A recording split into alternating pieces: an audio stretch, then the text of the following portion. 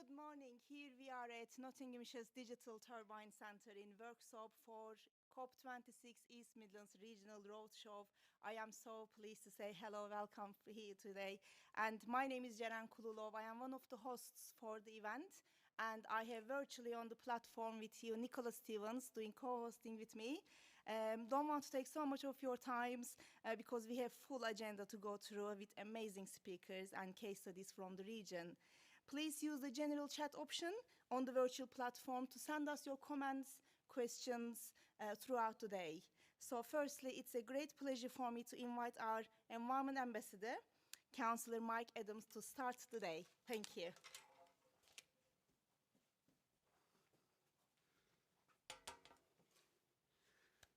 Thank you very much, Sharon. Welcome to all delegates, elected officials and viewers locally, nationally and from around the world to the Innovation Centre here at the Worksop Turbine in Nottinghamshire. I'm Councillor Mike Adams, I'm the Environment Ambassador for Nottinghamshire County Council, and it's a great honour for me to open today and for us as a council to host the virtual roadshow event here in the East Midlands. Thank you to our partners, Her Majesty's Government, the Midlands Energy Hub, Midlands Engine, Midlands Energy Investment Fund, SCAPE, the Worksop Turbine, Environment Agency, CoLab, Innovation Nottinghamshire, 5G Connected Forest, ARC Partnership, Greater Lincolnshire LEP, the LLEP, D2N2, East Midlands Chamber and others. It's great to have you all with us today.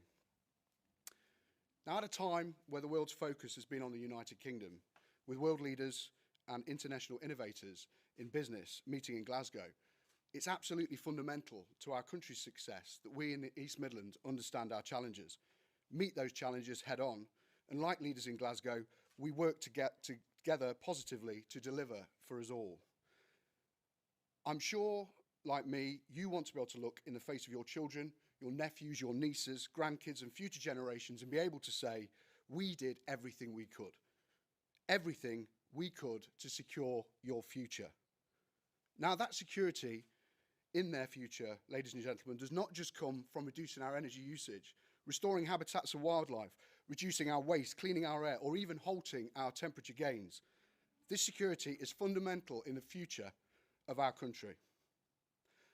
We want to be the innovators here in the East Midlands. I want to see an East Midlands at the centre of the clean energy revolution, whether it's the STEP programme for nuclear fusion, miniature nuclear plants, nuclear fission, our incredible hydrogen industries, our wind turbines, solar panels, heat pumps, or deep mine heating potential. We need to bring our energy security back here to the UK.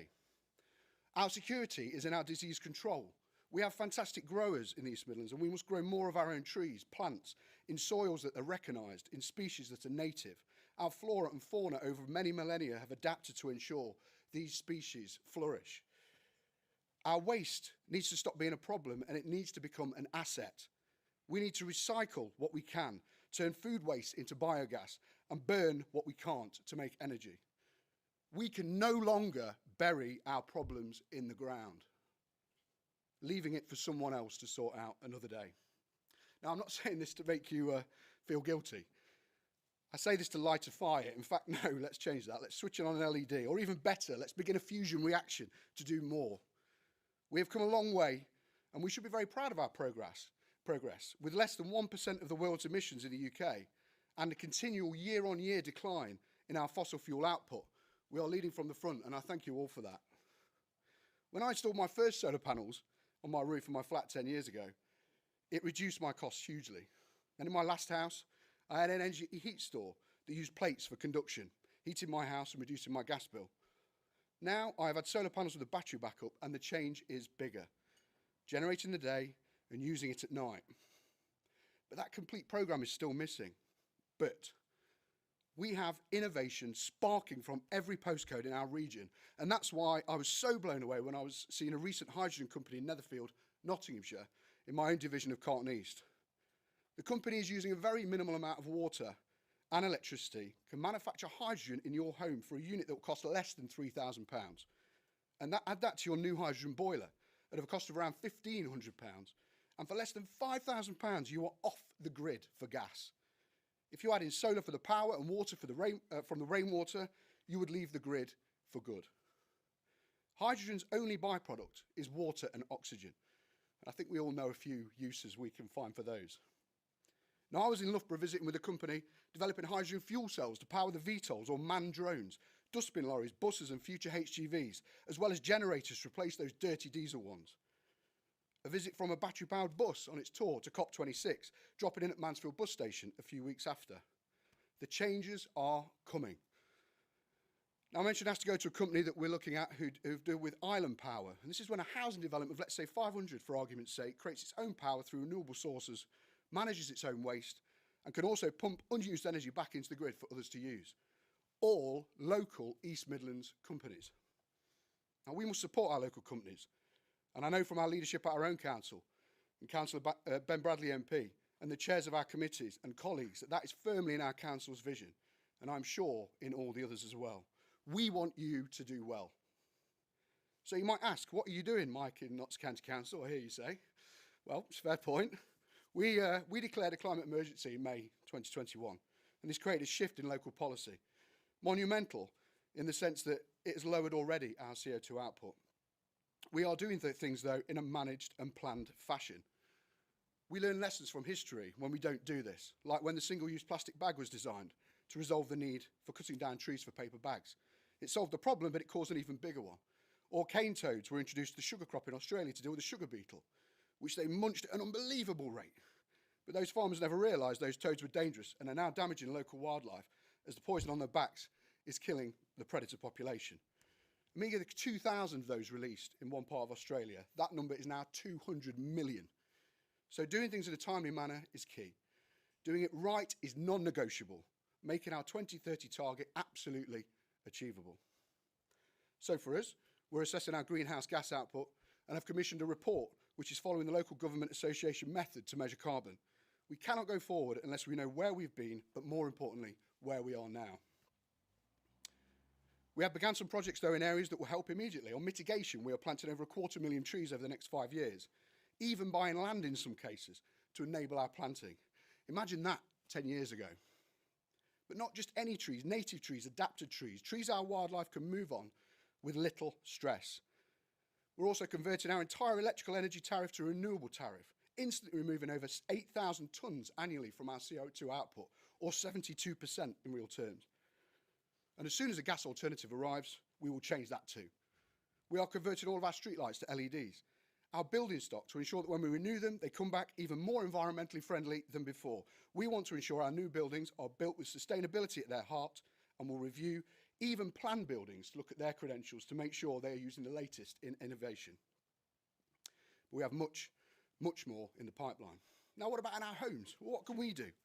I was only discussing this last week on the radio about small things we can do to help improve our carbon output and bring costs down in home. It frustrates me how commentators talk of accelerating our costs when actually it becomes quite the opposite. What about our cars? We're working on a programme to support colleagues and councillors' transition to EVs. Now, I want to wrap up by saying how incredibly proud I am of this great region that we all live in. Our incredible businesses, innovators, and extend a warm, very warm hand out to you and offer help in achieving your goals wherever is possible. And working with you to develop our future plans for the Shire. We have to do it. Who else is there? We can have a powerful economy, strong in jobs and growth, built on reducing our negative impact on the world, with innovation in our hearts and support from our local leaders. I wish you all the best, ladies and gentlemen, for today's event. Thank you very much for attending and enjoy the rest of the roadshow. Thank you very much for listening. Thank you so much, Councillor Adams. Now it is a great pleasure for me to introduce Peter Ware for his keynote speech. Peter is the chair of Midlands Engine Green Growth Board and also the head of Government Sector Brown Jacobson. Thank you, Peter.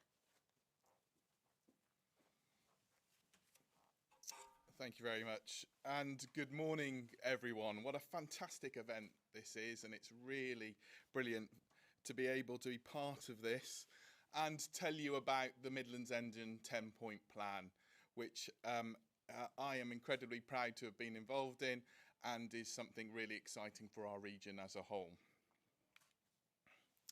So what is it? So this 10-point plan for green growth for the Midlands Engine is the result of 18 months' work. We've spoken to over 300 different people and bodies across the Midlands and various other major bodies and people across the nation. The plan sets out the region's priority, actions and opportunities, and how we will support the government on levelling up, net zero, nature's recovery, post-COVID and post-Brexit economic growth. But what's the impact? So we've done a lot of work in looking at what this Green Growth Plan should achieve if we achieve all of the aims. Well, by 2041, we are hoping that there will be 196,000 new jobs, a 36% reduction in CO2, an increase of 24.2 billion in GVA. But critically, and what's been shown to me over the last 18 months on working on the Green Growth Plan, is that this can only really be achieved by partnership and collaboration. And so really, I'm imploring everyone around the Midlands and indeed everyone listening to get involved and really try and push this forward.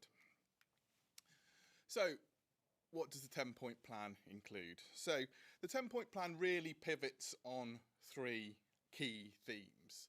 The first is places, where we're looking at green buildings, net zero transport, nature's recovery, and blue-green places, some of those things that we live, work and play in. Secondly, energy, looking at low carbon hydrogen, clean energy and smart energy. And then finally, what are those enablers? What are those things that will allow us to do those greater things that we want to achieve? So focusing in on green innovation, the workforce and the skills around getting the right people with the right skills in the right places to achieve what we want to do. And then, of course, green finance. So I'm going to look at some of those in a little bit more detail. So firstly, and really exciting, is the Green Growth Digital Map, and it's one of our notable early achievements. The Green Growth Digital Map was launched in July this year and is a brilliant tool developed by the Midlands Engine Observatory. They've worked with partners to ensure that we have a collective picture of our green assets across the region. The interactive map allows users to drill down into each of the thematic areas and to identify some of those flagship projects, case studies, facilities and key industry projects to actually see what's happening across our region. But really, most importantly, it's a live tool with functionality to add and amend and put new projects into the digital map as they emerge and as people let us know. So really, quite importantly, please go onto this digital growth map. It's fantastic. It's a really usable thing to do and see where those projects are. And clearly, if there are new projects coming online that we don't know about or which aren't on the map, please do let us know. And there's an email address at the end of this session. Next notable achievement is really around low carbon hydrogen, and of course there has been lots talked about how important hydrogen is to the green economic recovery, and we've already seen a great deal of progress in the Midlands Engine area. Firstly, for instance, we have the H2GV MIDS project launched back in July and is delivering a feasibility study into a hydrogen fueled 44-ton HGV, including a plan for hydrogen refuelling station distribution, an evaluation of the skills required to underpin H2 freight programmes, and a Green Book ready business case for a demonstrator. And that really is hugely exciting, isn't it? Actually trying to do something which shows what can be achieved if we put our minds to it. And then next in low carbon hydrogen was our partnership response to the government's Net Zero Hydrogen Fund consultation. Drawing on feedback from across our partnership, we put forward the Midlands big picture to government, emphasising why it is important that this fund is fit for purpose to enable hydrogen opportunities and capabilities across the Midlands to be realised and capitalised on. Finally, drawing on our significant hydrogen experience and potential across the partnership, our Midlands Engine Hydrogen Technology Strategy is due for publication shortly. This strategy is hugely exciting. It will put forth our Midlands Engine Hydrogen Technologies Valley proposition, which will capitalise on the strength and capabilities across the Midlands in hydrogen and its associated technologies.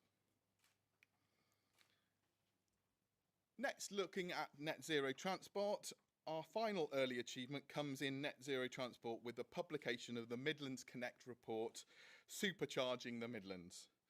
This report highlights the challenges the Midlands face to meet the expected demand for EV charging infrastructure, as well as potential solutions to these challenges. For instance, those with access to off-street parking are 3 times more likely to switch to an electric vehicle than those reliant on street parking. Given 32% of Midlands households are reliant on on-street parking, it's vital that public electric vehicle charging and infrastructure is made more readily available. Midlands Connect is developing an EV infrastructure plan to help local authorities identify the best solutions for public charging infrastructure. So what's next for the Midlands Engine? Natural Capital Monitor. We are really pleased to be launching later today the Natural Capital Monitor launch. This follows months of work by the Midlands Engine Observatory in partnership with a whole host of partners, and a number of whom are taking part in the event today. The Natural Capital Monitor reveals that the Midlands environment is worth a staggering 330 billion in services. It provides such provision as clean air, carbon capture, and other necessities that we just obviously take for granted on a day-to-day basis. You're going to hear a little bit more about this exciting piece of work following this speech by Professor Delma Dwight, who is the director of the Midlands Engine Observatory. Nextly, coming up over the next few months will be the mobilisation of a series of 10-point plan SME workshops. These workshops are running from November to March and are really important for you all to get involved in. So if you get the opportunity, please take part, and those are on your slide. Finally, on the highlights, so second to last on highlights is our Green Finance theme, and there's some work going on with the British Business Bank, having commissioned a report identifying the current green finance landscape in the Midlands, and the publication of a report which is coming shortly. The Midlands Engine is also working with partners across the region to pull together a refreshed Midlands investment portfolio for 2022, which will highlight those opportunities, both capital and FDI, that have a strong green growth opportunity and component.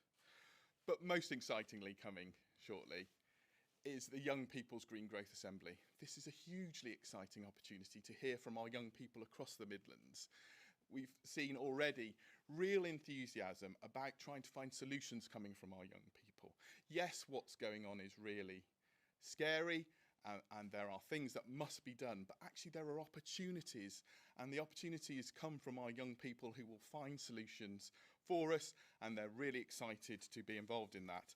And the Young People's Youth Assembly is happening early next month, and I personally am really excited to hear what's going to happen and hear their ideas coming from that. So with that, I will finish this short speech, and I really look forward to listening to some of the other things that are going to go on today, and I wish you well with all of the things that are happening. Thank you very much.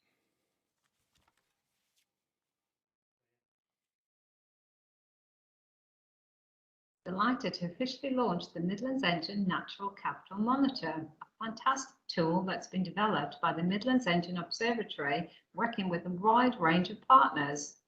Natural Capital Monitor is a great thing for our climate-first approach to placemaking. We have finally put an economic value on our green and blue assets and the services they provide. There is a need for environmental interventions at scale in order for them to have a really positive impact on our journey to net zero and preventing and mitigating the impact of climate change. A climate-first approach will not only put our environment at the heart of what we do, but will also value and impact on our economy, people and places, providing prosperity for our communities. We invite you to interact with the content and think about how you can collaborate to achieve environmental changes at scale to have a really positive impact on our journey to net zero. To find out more, please go to the Midlands Engine website or come visit us at the Midlands Engine Virtual Trade Stand.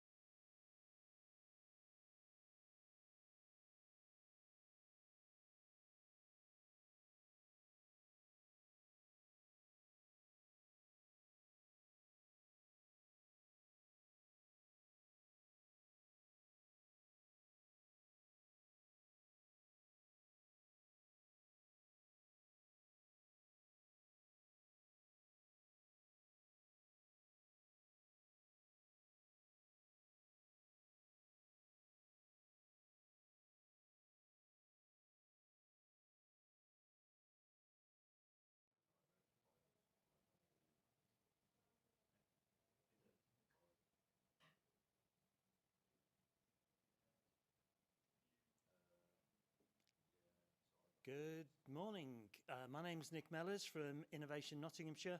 I lead the Digital Innovation Centre here in Worksop Turbine, and I'm delighted to link up with Steph Wright, who's the Chief Executive of the Gusto Group, who is live in Glasgow as we speak. Steph, good morning. It looks sunny there, mate.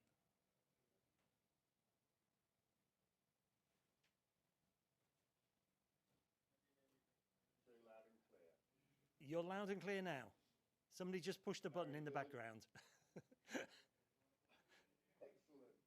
Well, I am coming here live from Glasgow, so if I just stand out way, you'll see actually quite a nice sunny morning here in Glasgow, and we're looking down on the buildings that the conferences have been taking place in.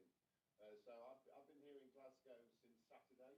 Came up here just at the finish of the the mass walk that took place. I think it was about 100,000 people that marched through Glasgow on Saturday, and there was marches on Friday.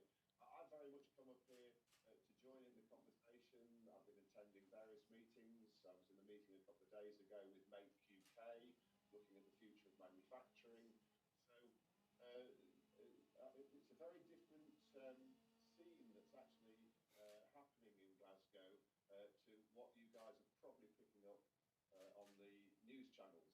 So when you go on the news channels, it seems to be just protesters or politicians, but actually what's going on behind closed doors here is lots and lots of conversations from lots of innovative organisations and companies and groups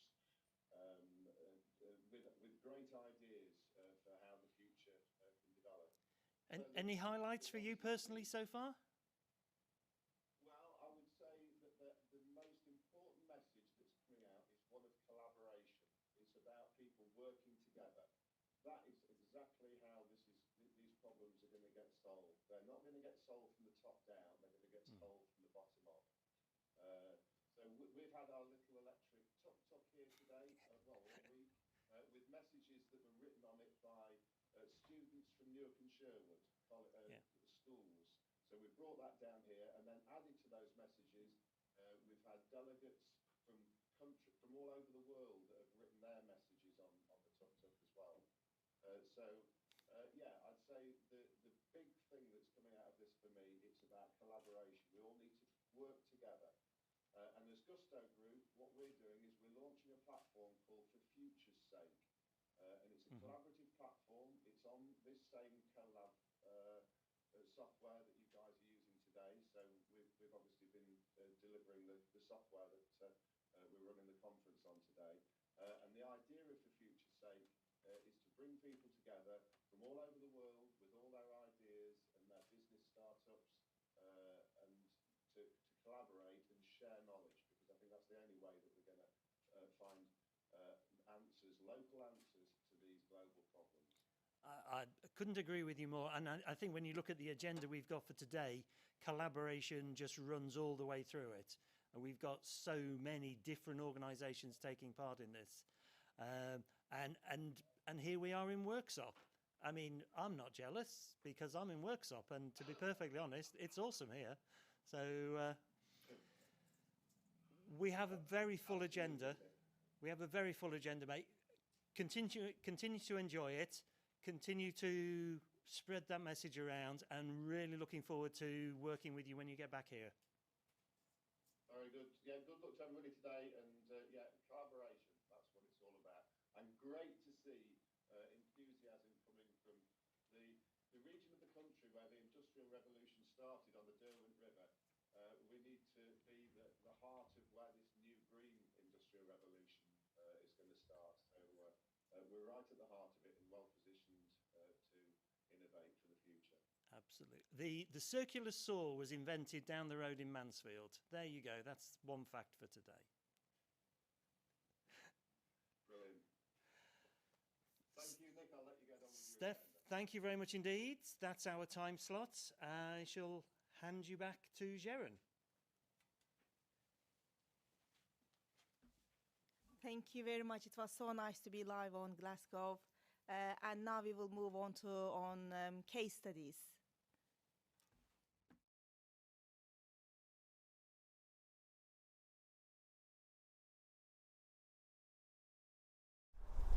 A couple of years ago we agreed to sign up to a climate change emergency.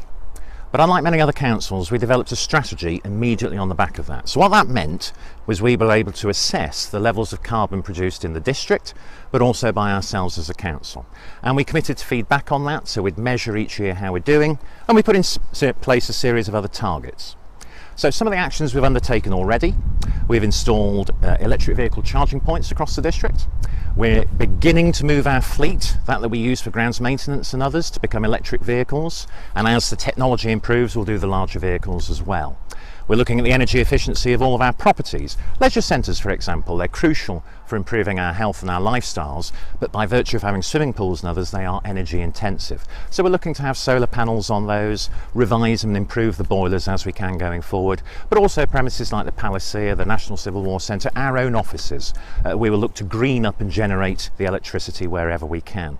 In addition, we're putting in place new planning policies for new homes and properties, that they must have provision for cycling, looking to reduce parking spaces, but also high levels of energy efficiency so that they too contribute going forward.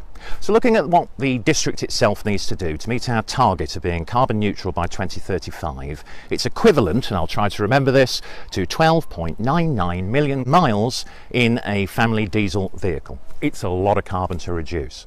But as a district council, our contribution to the district, we are simply 1% of the carbon produced in Newark and Sherwood, and if we add in our own housing stock, 2%. So we're working on those properties as well to do our bit, but it's vital we work with our communities to do more. So, our tree planting scheme, we committed to plant 10,000 trees by just 2023, and already we've planted near 6,000, 5,997 to be precise. And we've done that working with parishes, giving trees to people to plant in their own gardens, but also some larger schemes, and with your help recycling Christmas trees. So we're well underway on that. And you know what? When we reach 10,000, we won't stop. I want to see more done on that under the National Tree Strategy, and also we ensure again that all new developments include trees and hedgerows, because this isn't just about absorbing carbon, it's about enhancing biodiversity and the nature in our district.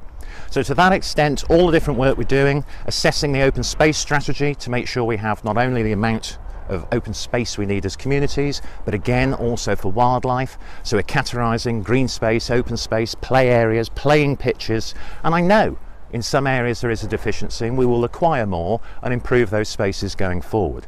So 2 years into delivering the strategy, 6,000 trees planted already, increasing the electric fleet, doing what we can on those properties, and vitally, at little commitment to the council tax. We set aside around about £800,000 for this, but every grant that is being made available, I'm after them.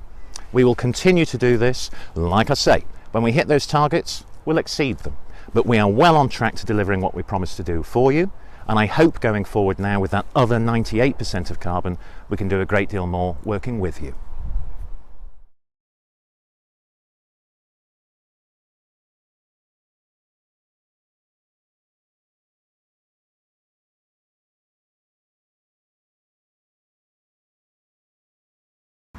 Hi, I'm Matt Craighead, the Climate Change Officer from Bassett Law District Council.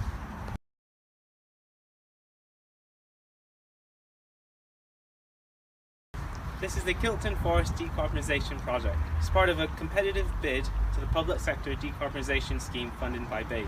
Whilst not the council's largest source of carbon emissions, it's the most carbon intensive heating system the council used to employ.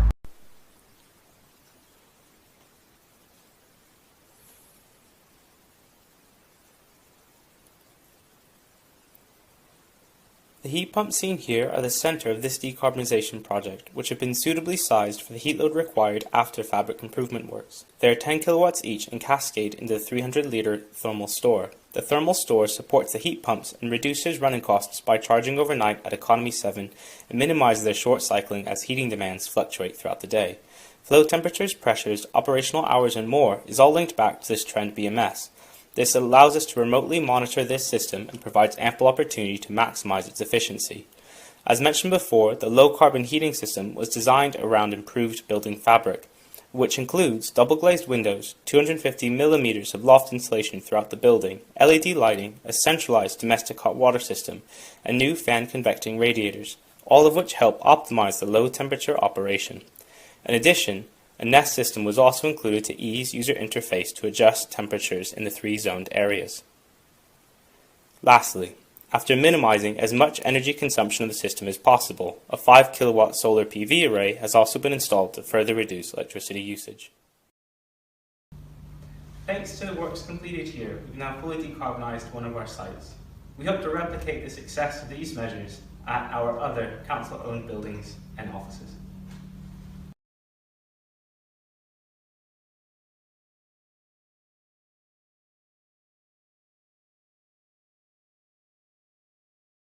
Derbyshire Dales District Council are rightly proud of this project, which we believe demonstrates a real commitment to protecting some of our wonderful heritage assets in the form of these almshouses, while still being able to sympathetically upgrade them with modern energy efficiency standards in mind. The almshouses were built back in the 1890s and they provide much needed affordable accommodation for people in the Matlock area. They're a much loved part of the town. The council was pleased to be involved in this partnership, which enabled us to not only do a full fabric first refurbishment of the buildings to bring them up to a real modern living standard for the residents, but also include energy efficiency measures such as wall insulation, loft insulation, floor insulation, triple glazed windows, and even solar panels on the roof to reduce electricity demand. This represents a carbon saving per year of 6 tonnes. For the 6 buildings, that's 36 tonnes, which is a significant amount. Most importantly, what it does is it protects these assets for the trustees and for the future residents, and ensures their longevity for the community. Prior to the works taking place, the EPC ratings of the properties were F and G, which meant that residents were struggling to keep them warm. Following the programme of improvements, the EPC ratings on the properties assessed so far have improved to B, which not only represents a carbon saving, but also will reduce the fuel bills for the residents and give them warm, comfortable, affordable homes for the future. Tackling hard-to-treat stone-built properties, such as the almshouses, is a priority for us as a council. In the Derbyshire Dales, over 30% of our housing stock was built before 1918. This represents a real challenge as we move towards retrofitting in order to reach our net zero targets.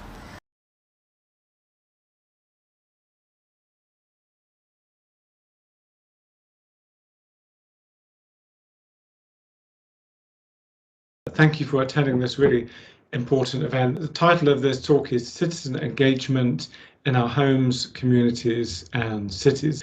Glamorgan was a Horizon 2020 Lighthouse funded project where Nottingham was one of the flagship cities in Europe. I was an expert advisor on the citizen engagement strategies of that project, which is what I'm talking to you about today. We know how important homes and the built environment is to our carbon reduction strategy. Buildings accounting for approximately 40% of the energy consumption in our cities and country, and homes around 20%. So if we can crack that retrofit options for our homes there, then we're going to really get somewhere near net zero. So crucial to our carbon reduction strategies. So these homes that you're going to hear about in this short video had a significant impact. The 10 that you will hear about in the Energy Sprung project saw energy savings of up to 70%, and not just energy savings, but significant benefits in terms of health and well-being for those occupants. But what we're interested in is the sort of uniqueness of the citizen engagement side of it and the replicability of that. So there's a short video now that you can watch, which talks about some of that citizen engagement that happened in those homes.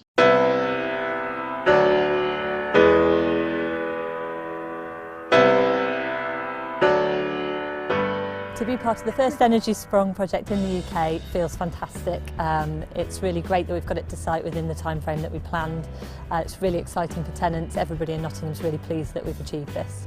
So the homes that we've picked for the first Energy Sprung pilot in the UK are 10 homes on West Walk.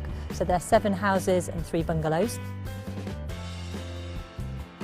Energy Sprung is radically different to other projects I've worked on. Most other projects, in fact all other projects, focus on a theoretical outcome, a design outcome, whereas Energy Sprung is about real outcomes that are measured and they're over the long term.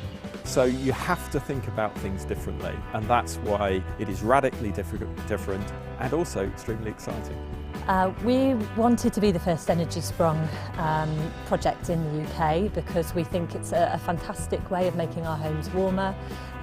We want to save money for tenants, but we also want to make the homes more comfortable, improve health. We've got some really poor quality cold homes out there, which you saw today, and these are going to significantly improve people's lives. So what's made me really excited about this project and about Energy Sprong is the tenants' reaction to it. They have had ownership of the project from the start, so we engaged them really early on, and then they were part of the tender process and they felt like they'd selected the contractor as well. The process was really good. They've been involved throughout the bid process as we were developing the designs. So they've been engaged from the very beginning and they've seen their ideas come forward in the ultimate design. The fact that they're so excited about how warm they are when even the front panels have gone onto the wall, and that's absolutely fantastic to see. That's what we set out to achieve. The fact that they're really keen for it to be rolled out to other people so that other people feel the benefit as well. I think that's a testament to how well it's already working. Energy Sprong is very much about people. People are the most interesting part about this, but of course we have to bring the performance and the technologies forward in a way that works for real humans. This is real life, and that's why it's exciting, that's why it's interesting, and that's why it's a challenge.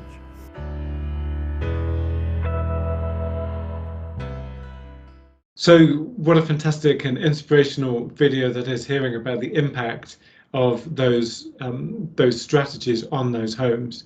And you'll notice that it talked about the tenant ownership, even in terms of selecting contractors and having a real stake in what they were doing. And that's so key to what we're talking about with sustainability transitions, how citizens have that stake and ownership in what they're doing. We've been involved in projects in Sheffield, in Nottingham and in Sweden, connecting people through literally walking the district heating lines of their cities, connecting people and raising awareness and showing how their homes are connected to the district heating schemes in those cities, and drawing those connections between what happens to their waste and how their homes are heated and lit and so on. Really quite profound how people start to experience those connections and how that leads to behaviour change, potentially long-term change that we know is what's needed if this sustainability transition is going to happen. It won't just happen through technical interventions. People, us, have to get on board and we have to be engaged.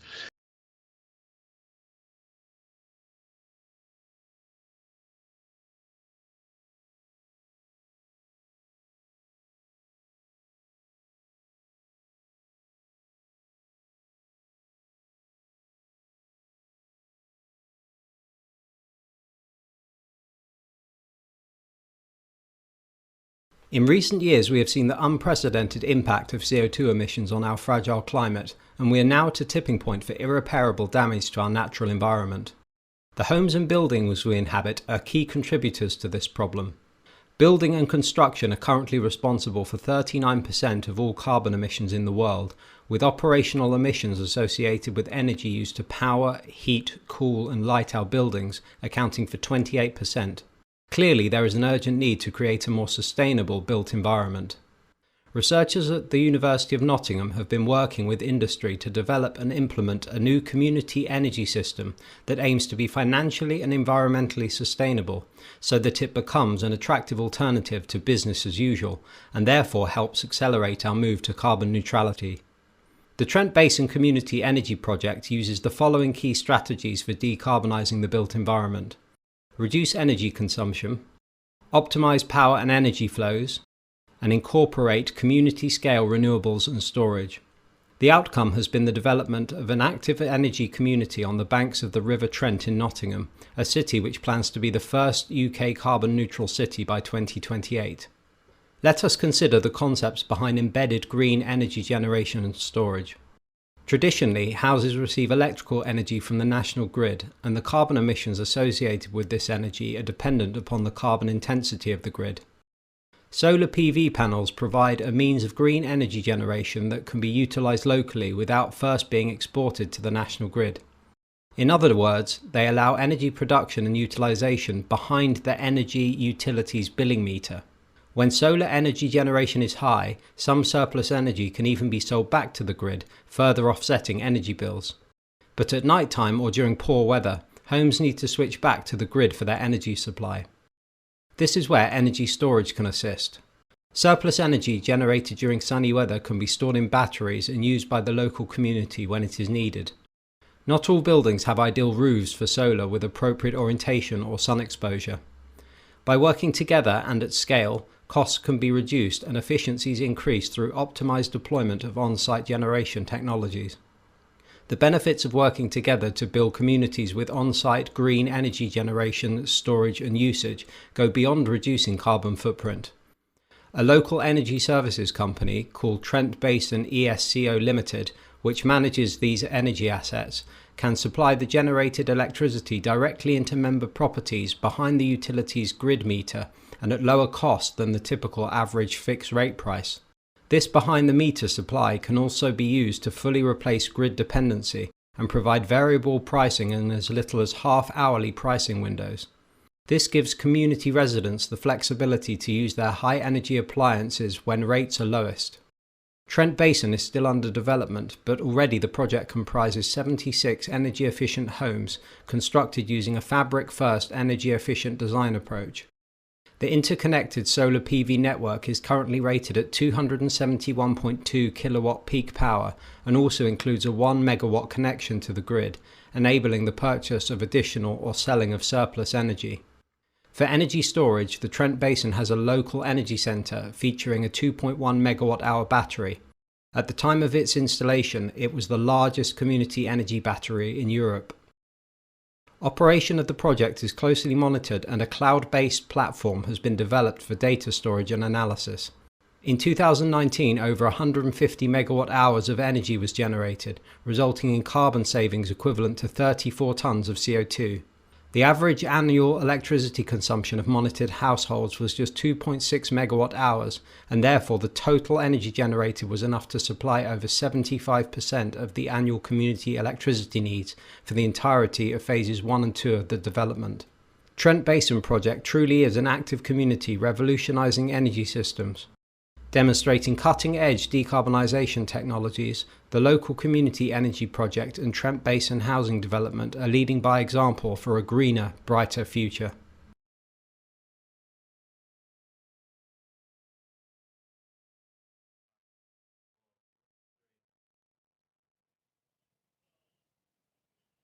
It is amazing to see all these achievements happening in our region. So I have Will Morledge here with us today from DTN2 Lab, and he is the interim chief exec.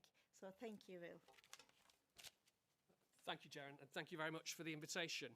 Good morning, everyone. I'm here to talk to you about the notion of partnerships and the journey to net zero. So, as Jaren said, I'm the interim chief exec at D2N2. We're one of 3 local enterprise partnerships covering the East Midlands, together with our colleagues in Greater Lincolnshire and Leicester and Leicestershire. And in a nutshell, we're here to help make sure that the public and private sector, the education sector and the voluntary sector make decisions around economic growth that are based on the best evidence of what's needed and what works. Next slide, please. Then he remembers he's got a clicker. So every partnership needs a strategy, and ours is based around 3 big principles. One's around productivity, so skills and business support. One's around connectivity and inclusion, which I guess these days we would call levelling up. But our first priority is around low carbon. It's around low carbon growth that balances the economy with the needs of the planet and its people. And within that low carbon strategy, we have 3 key delivery aims. It's around low carbon leadership, it's around enabling key sites to come forward for low carbon growth, development sites, and it's around ensuring that wherever possible we can take the carbon out of all of our growth investments.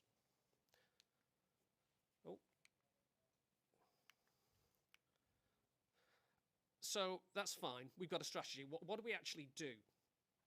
Well, in our region, and I think our colleagues in Greater Lincolnshire and Leicestershire and Leicester have done very similar things, we have delivered quite a bit in the low carbon space already, and we aim to do more.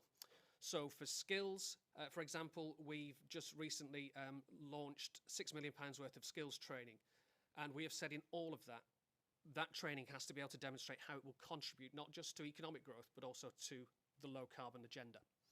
In terms of business support, I'm speaking to you today from the Turbine Centre in Worksop, which is a fantastic facility. I'm proud to say we're a co-investor here, helping them to improve their 5G services for businesses.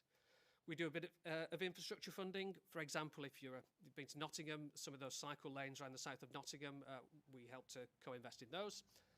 On the careers space, we're really keen to inspire the next generation to ensure that they're aware of the fantastic opportunities that are out there now and will be out there in the future in low carbon jobs. And on innovation, we do things like supporting SMEs to decarbonise their businesses through the adoption of new technologies and new processes. If you've not heard it already today, you'll hear it at some point. This is a really complicated landscape. Loads of great ideas coming out through different funding streams. And our low carbon group asked us to look into specifically, how can we demystify that for people? How can we try and simplify the funding landscape? Well, this is our first stab. It's not perfect and it will keep improving, but you'll see on this slide and on our website a funding tracker. It just aggregates the zillions of funding streams that are out there on various government websites into one easy to read catalogue. We've put low carbon as a predefined filter, so the only thing you need to do when you click on that page is click the low carbon button, and it will generate a list of the latest low carbon funding available from the UK government that's live and out there now. We will improve it. We'll improve the range of government agencies it looks at, but feedback's been great so far, and I would just love to think that one business in the East Midlands uses that tracker to secure a low carbon investment that it wouldn't have otherwise seen. And if we do that, it'll have paid for itself. In terms of the partners that we work with, I've mentioned that we work with the public, private and education and voluntary sector. We work with a lot of partners across the Midlands. There's an awful lot of brain power being spent through organisations like Midlands Engine and Midlands Connect, thinking about how to decarbonise business and transport on a wider strategic Midlands scale. I'm really excited about the River Trent partnership that the Environment Agency is leading, about the ability to use our natural assets much more effectively to both grow the economy and help reduce carbon. There are some fantastic opportunities in the East Midlands. We hope we'll have a free port announced very shortly. We've got a development corporation which is almost unique in the UK, and we've got fantastic support from the Department for International Trade to lever in a lot of institutional investment into our patch for low carbon developments. And we're working with people like Homes England and the Midlands Energy Hub, co-organisers of today, and our colleagues managing things like the vehicle fleets in our local authorities to make sure that we seize the opportunities, we share the best practice, and we make sure that as far as we can, all the decisions we make about economic growth are about low carbon economic growth. Now, the partnership I'm most excited about at the minute is our Hydrogen Task Force. So colleagues in Derby City Council, thank you very much for kicking that off. They launched a fantastic report lately showing the potential of our region to adopt hydrogen for fuel, for heating and for industry. And a key partner in that is going to be East Coast Hydrogen. So I'm going to leave you with a video from our colleagues in East Coast Hydrogen just flagging up the potential of hydrogen to help us decarbonise our economy. And then it's followed by a 15-minute session, a table networking session. I really want you to think as part of that, what can we do as a region to demonstrate to government and to other investors that this region is ready for low carbon growth, it deserves low carbon growth, and how can we as a business and public sector and voluntary sector community demonstrate that willingness and readiness to government. Thank you.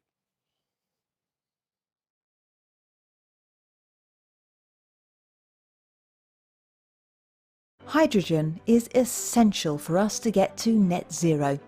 East Coast Hydrogen is a collaboration between Cadent, Northern Gas Networks and National Grid. Our vision is to bring a hydrogen gas supply to millions of homes and businesses across the east of England by connecting supply and demand, making a vital contribution to the UK's net zero target. We'll do this through developing a cost-efficient hydrogen network by repurposing existing infrastructure that is today used to transport natural gas and building new hydrogen pipelines when needed. Our project will start in Humberside and Teesside, supporting the UK government's ambition for hydrogen production in the industrial clusters. East Coast Hydrogen will connect the two industrial clusters and interconnect with multiple storage facilities to build resilience. In parallel, we will develop gas networks across the east of England, taking hydrogen from the industrial clusters and into the surrounding regions.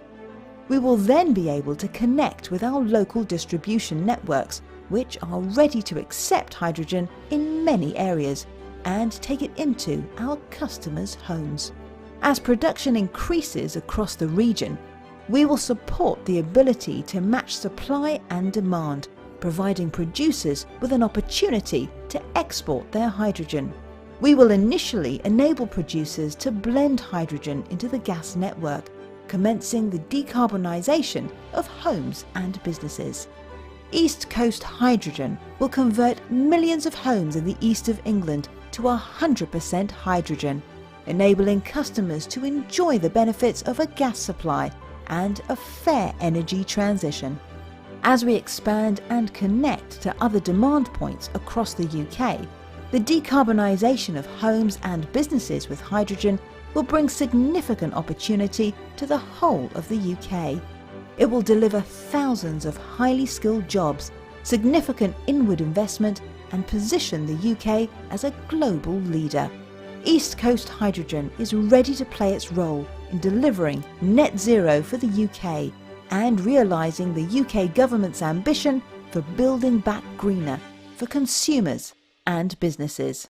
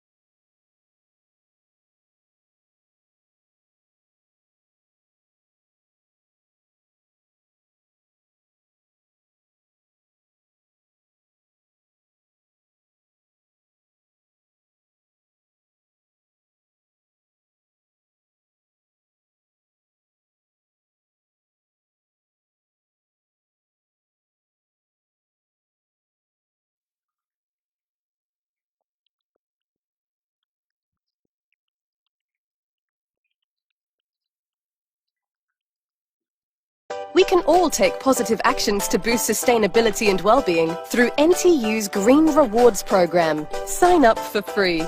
And with every positive action you make, you will help contribute to a more sustainable environment. There are over 30 activities to take part in and earn points for. Each month, the top points earners will win vouchers. You'll also get to vote for your favourite charity, and each term, NTU will donate to the chosen charity. Every time you recycle, choose reusable cups or bottles. You can earn points. Have fun preparing a tasty vegetarian meal or upcycle your old clothes. We know good health and well-being is important for sustainability, so we'll even reward you for positive actions like mindfulness and exercise. Start earning today. Go to ntu.greenrewards.co.uk or download the NTU Green Rewards app to take part in new challenges and act on climate change.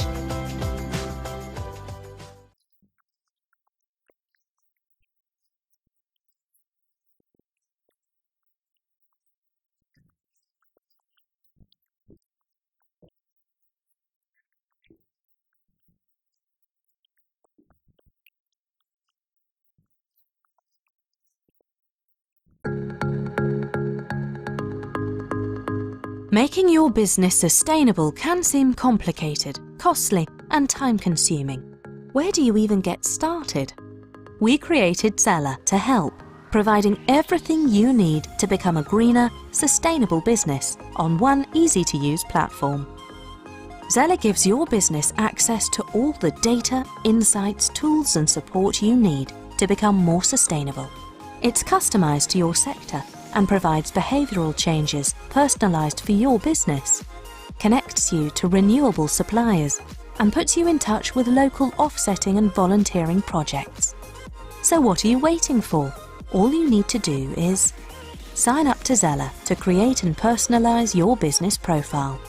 For just one simple annual payment that's as little as £5 per week with no hidden costs.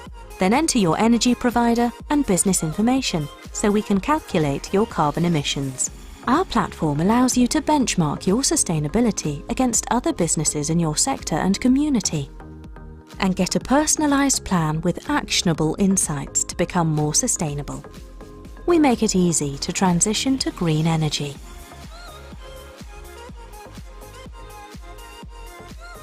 And put you in touch with local carbon offsetting projects and volunteering projects to help you reach your sustainability goal.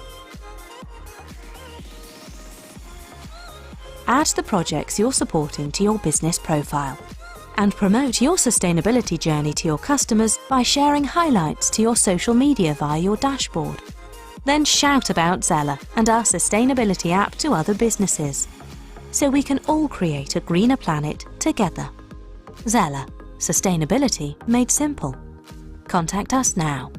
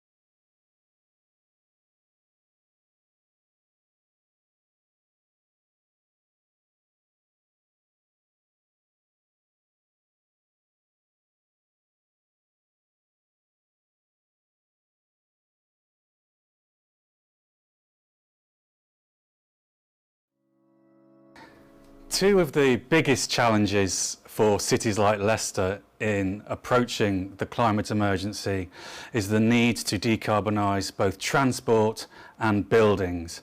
And in developing what we believe to be the UK's first net zero bus station, we're also enabling ourselves to combat those two challenges. So by introducing air source heat pumps, solar panels, and the technology that will enable us to charge electric buses at the new St Margaret's bus station, we're really setting ourselves onto a path to net zero in the quickest time possible. I'm Neil McGee, a LEP board director and a low carbon champion for the LEP. Our role as local enterprise partnership is to lead and drive economic prosperity across Leicester and Leicestershire, and we achieve this through a range of funding streams, partnerships and initiatives. Our Getting Building Fund is a pot of government money for shovel-ready infrastructure projects to create jobs and support economic recovery across the county.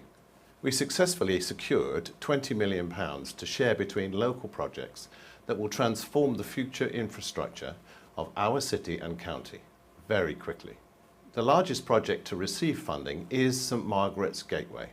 This regeneration project will build a striking new carbon-neutral bus station and refurbish the surrounding streets to create a more attractive route for low-carbon access, including pedestrians and cyclists.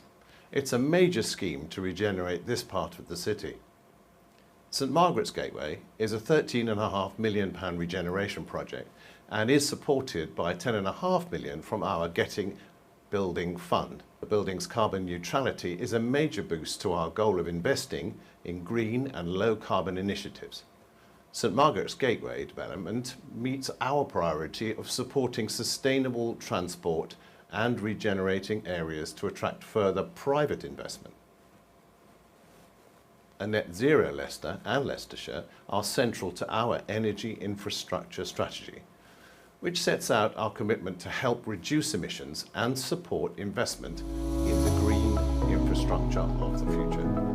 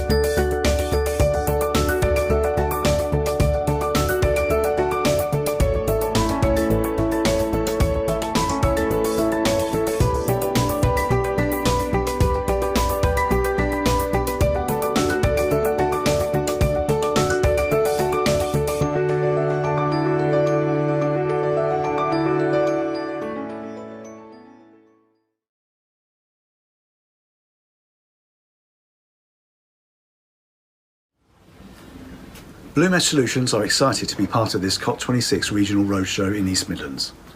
Our focus at Blue Mesh is on the development of cutting-edge IoT devices with a powerful emphasis on sustainability. The solutions we create have the potential to deliver flexibility, enhanced connectivity and significant savings to both individuals, businesses and local authorities. Sustainability is at the heart of what we do, and we share Cop26's goal of reaching global net zero by the middle of next decade. We want people everywhere to benefit from genuinely eco-friendly technology that makes a significant difference to the quality of their life. Road traffic is a major contributor to this country's carbon emissions, which is damaging our global climate. Things have to change, and our focus is entirely on reducing these carbon emissions. With that in mind, Blue Mesh have developed a unique and innovative smart parking solution, Park Here Now. Park Here Now allows drivers to view available parking spaces in real time and directs them to those vacant spaces, and so cutting out any idling time spent looking for parking, thereby reducing their own carbon emissions. The app is built in Google Maps, so it's easy to use. Drivers simply type in their destination and the app shows them what spaces are available and how many are available in that vicinity. As you approach your destination, the app will automatically update you with how many spaces there are available and redirect you to the nearest available space if necessary. Park Here Now can be used to promote the use of electric vehicles and work with other assets such as air quality sensors to direct high polluting vehicles away from areas such as schools. All this to help improve our environment. Our case studies have shown that if 100 sensors are used twice a day, this will potentially save over 8 tonnes of carbon in a year. That's equivalent to 13 flights from London to New York. Our mission is to make parking smarter, less stressful, but certainly greener.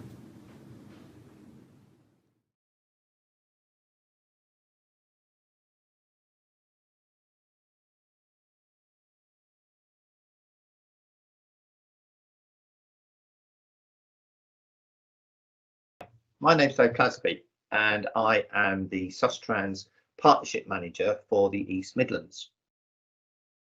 Sustrans are best known as the custodians of the National Cycle Network. However, we also deliver infrastructure, behaviour change and community engagement programmes. Active travel is recognised by both local and central government as being critical in achieving a zero carbon future. First case study I'd like to highlight is a collaboration between the Department for Transport and Sustrans. The document is called A Moment of Change and is 60 pages of practical advice and case studies on supporting employees and businesses to travel actively both to and whilst at work. We have workplace officers in Nottingham, Derby and Leicester if you would like to speak to them.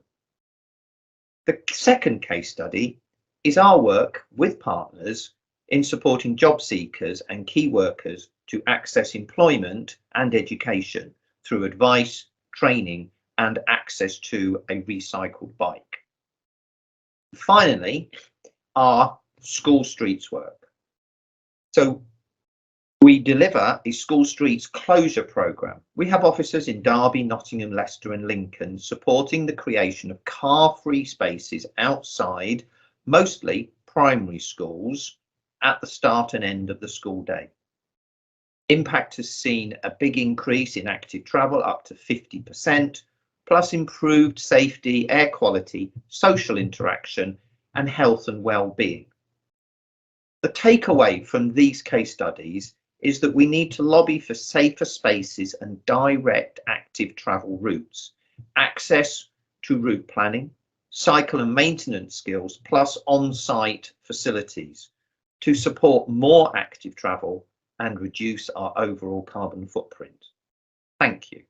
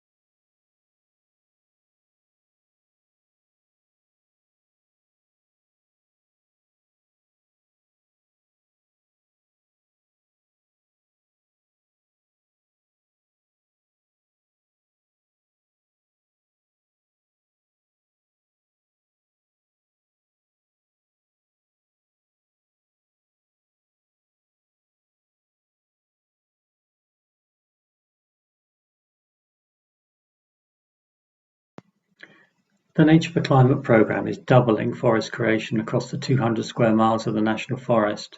That's parts of Derbyshire, Leicestershire and Staffordshire. And it demonstrates how we can use nature-based solutions to mitigate and adapt to climate change, whilst also shifting to a low-carbon economy and providing wider environmental and social benefits. In just 30 years, the National Forest has transformed forest cover here from 6% in 1991 to more than 21% today, and that's planting around 9 million trees. So the Nature for Climate programme is now increasing forest creation annually from 100 to 200 hectares, and that in turn is increasing the carbon storage of the National Forest by over 150,000 tonnes each year. It works because it's a partnership of private, public, voluntary and community sectors led by the National Forest Company. And we're using grant mechanisms, innovative planning policies and targeted land acquisition to support new forest creation. With good mapping and careful species choice, we can ensure that trees are planted in the right place and they provide a wide range of benefits: accessible woodlands to improve well-being, connected habitats for wildlife, buffers to reduce pollution and erosion, and the setting to grow a sustainable tourism economy. So the project gives us the inspiration that land use transformation through tree planting can be achieved rapidly and can be replicated elsewhere. It's a real success story for the Midlands.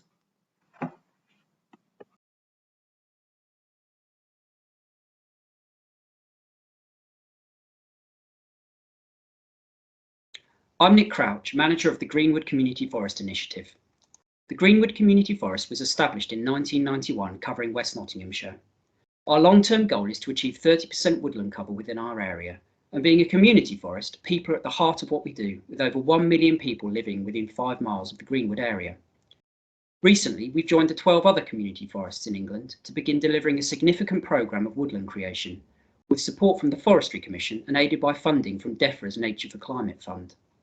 This programme, called Trees for Climate, aims to create over 6,000 hectares of new woodland across the community forests, and in Greenwood, we will create 250 hectares of woodland during the 5-year programme. These new woods will store large quantities of carbon, around 2 million tonnes in total, playing an important role in our national mission of achieving net zero carbon emissions by 2050. The woods will also see many additional benefits, supporting jobs, delivering natural flood management, improving air quality, creating new wildlife habitats, and giving communities better access to nature, boosting health and well-being. This year, we're establishing around 60 hectares of new woodland in Greenwood, including 30 hectares at Bestwood Country Park on the north side of Nottingham. And here in particular, community involvement has been key in helping us to refine our plans. We hope that a wide range of organisations and communities will be involved in the Trees for Climate programme as it scales up in future years, and we would encourage anyone who is interested in creating new woodlands in Nottinghamshire to look at our landowners information pack, which can be obtained by emailing greenwood@notcc.gov.uk.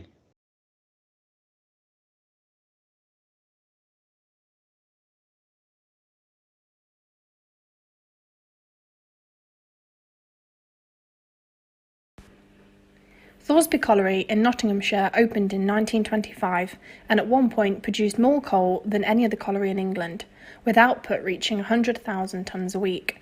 Thoresby was Nottinghamshire's last operational coal mine, and its closure in 2015 ended a 750-year history of mining in the county. Following the closure, the colliery was purchased by Harworth Group for restoration and development. The site was named Thoresby Vale, Edwinstowe, to maintain the link with its heritage and its neighbouring village. In 2019, Harworth received planning permission to transform the site into a sustainably new community, comprising 800 new homes, a retirement village and up to 250,000 square feet of commercial space, which are expected to create around 1,000 jobs.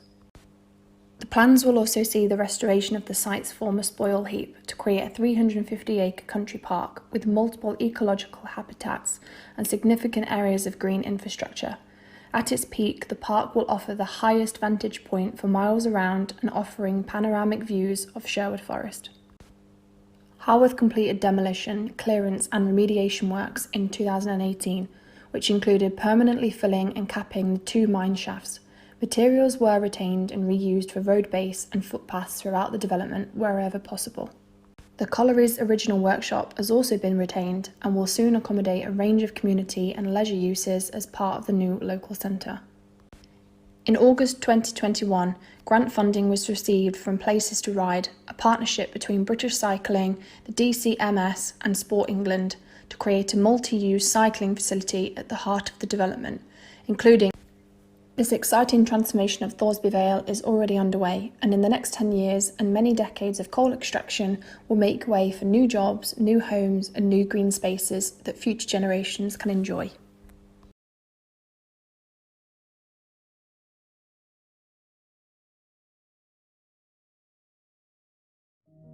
The world is changing. The economy is adapting to a low-carbon future and society to a healthier way of life, more focused on personal well-being and respect for nature. Cop26 is gathering the world's countries to further their commitments to this endeavour. In the heartland of the UK is the country's original national park, with 550 square miles of preserved landscape and 1,600 miles of free-to-access trails. 20 million people live within an hour of the boundary. The park already attracts 13 million visits each year, and 83% come by car. Interest is growing exponentially, and the park is becoming a victim of its own success. The National Park Authority has now adopted principles to manage and limit car parking and only encourage facilities supporting a sustainable visitor economy. The Peak Gateway Resort has been consented on 300 acres of fully reclaimed land, situated just outside the park's eastern boundary in Chesterfield, to the south of Sheffield, the UK's outdoor city.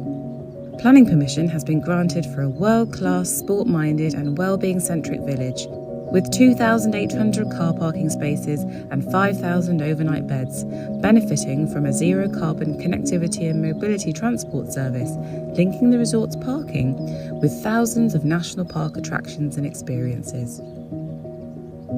The Gateway Resort has the potential to remove over 500,000 car trips from the national park each year and sustain over 2,000 jobs. The resort will be constructed and operated on a smart campus infrastructure with a live carbon clock constantly informing the resort's carbon performance, and visitors will be able to download an app to manage their own performance. The resource estate has been acquired, the planning permission granted, the development team selected, and strategic partnerships secured. The Peak Resort is underway and will open in spring 2024.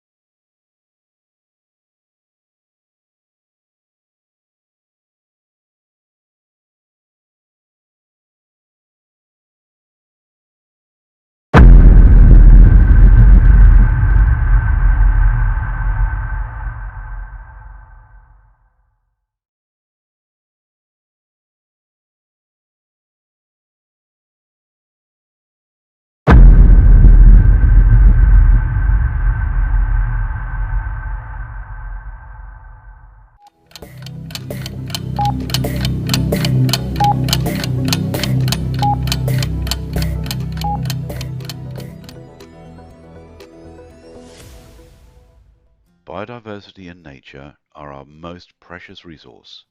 So are our communities. The United Nations 2030 Sustainable Development Goals are an immediate call for us all to act now to stop the clock before it is too late. So how can joined-up communities all over the world support ambitious carbon emissions, environmental and health and well-being targets?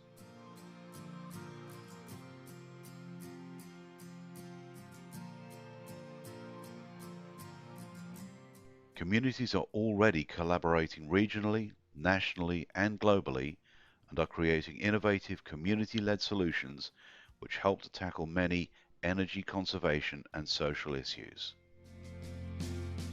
The Midland Energy Hub, through RCEF, Rural Community Energy Funding, have been supporting one such UK community group with future ambitions to create a £1 million world-leading off-grid visitor centre and community hub.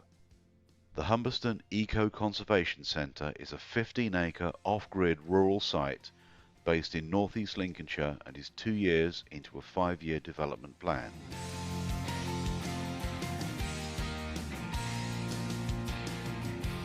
The site will use and showcase a mixture of traditional and cutting-edge renewable energy technologies.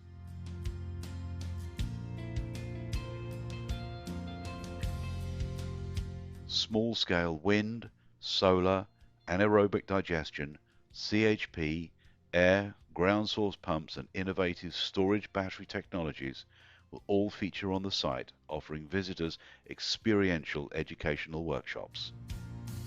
Conservation projects are key, and working with the Woodland Trust, volunteers have planted over 400 new tree saplings, installed over 20 bird boxes and built bug hotels. Grimsby beekeepers are developing a new apiary featuring innovative insect technologies with our partners AgriSound. The project will offer live and pre-recorded media-based conservation outreach workshops through social internet platforms, allowing a wider audience to connect nature with an aim to promote positive behavioural change.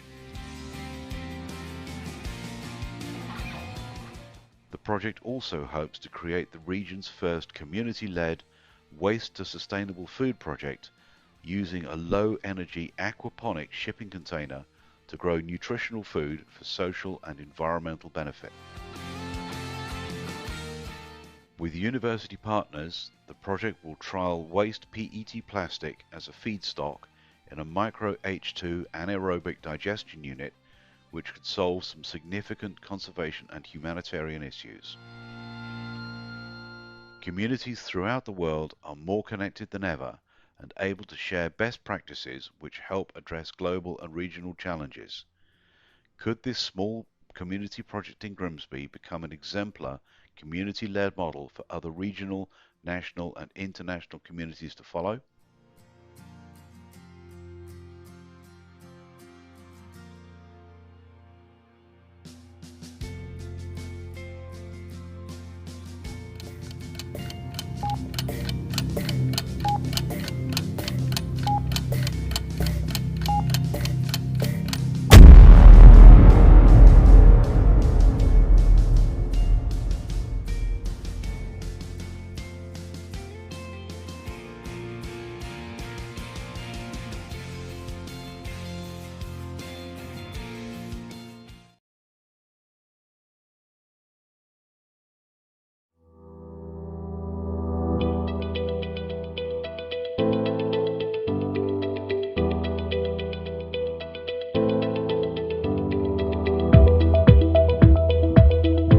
Well, pretty much it's about bringing technology into a forest which is the first in the world as far as we're aware.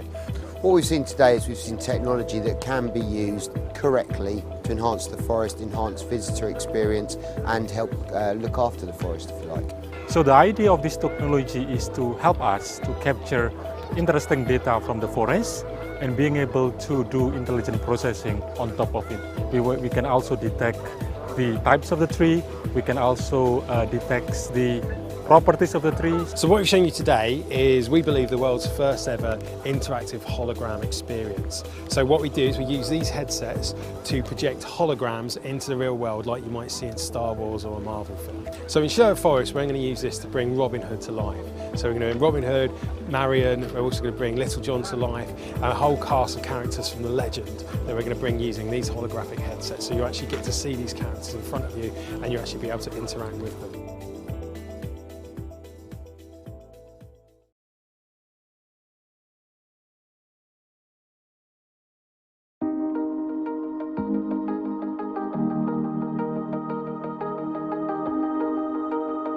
Hi, it's Ceren Kululo from Nottinghamshire County Council and I am the Digital Connectivity Manager. As human beings, we all depend on healthy forests to supply our food, wood, our oxygen and regulating climate. And now with 5G connected forests, we have the opportunity to make an impact on how to sustain our environment, because we all know digitalization offers a new solution for tackling climate change and protecting the environment. Unfortunately, global forest health is declining due to climate change, air pollution, and especially increased human activities. The youngest tree in Sherwood Forest is 350 years old, and we have our major oak tree, which is just over 1,000 years old. Therefore, there are a lot of restrictions to deliver this network into the forest to ensure the maintaining health of the forest, supporting the overall environmental protection and sustainability of ecosystems. This is where 5G comes into play and offers capability of gathering massive data from the forest. We need to merge that with low latency and enhanced broadband capability. Then 5G can assist in gathering a huge volume of data more rapidly, which is critical in the context of an emergency situation, any disasters like fires that will impact the health status of the forest. It has been 18 months since the launch of the 5G Connected Forest project, and the consortium have made excellent progress. That includes an assessment of the hardware and software available, and also releasing the first robot dog of UK to maintain the health of the forest, and flying drones in support of the environmental protection. Deployment of robots and drones will enable entry to inaccessible or restricted areas of the forest, so that we can ensure maintaining health of the forest and supporting the overall environmental protection and sustainability of ecosystems. 5G will enable us to use air quality, water quality sensors within our street furniture, street lights assets, so that we can control the sustainability and then take relevant actions. We are looking at how we can collaborate and work closely with our neighboring counties and also across the country. This is all the reason why there is 5G testbed and trial project. It's always a collaboration, it's always sharing lessons learned, ensuring the benefits of innovation stay in tune with their environments.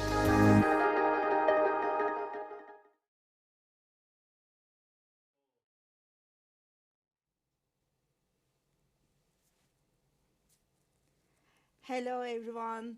It has been amazing so far. Hope you feel the same. And I think those videos just explain actually what we are working on with 5G Connected Forest. But I am accompanied with one of my project partners, Nick Mellers, here today. So we would like to get your questions, your comments about what you heard so far. If you can put your questions about 5G Connected Forest, please on the Q&A, we will try to answer here. So what are we doing with 5G Connected Forest? Why we are doing it? The project is a research project. The project will enable us, A, to find out whether the technology works in that kind of a setting. There are issues with 5G because it's very low powered, and therefore there are challenges to get it working in a woodland area, for example. That's part of the project, to actually work out technologically if it's possible. But for me, the more exciting stuff is what we do with this stuff. Absolutely. And so we're looking at use cases around the visitor economy here in Nottinghamshire. The north and east of our county has got a rich heritage. Excuse me, it's it's a popular area for visitors, and can we use this technology to enhance that? And when the population increases, this is where the environmental management and environmental protection comes into place. And then we need to find that balance.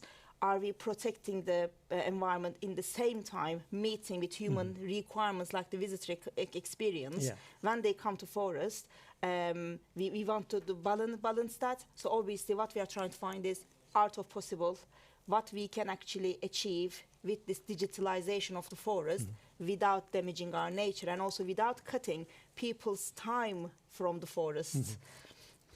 No, absolutely. And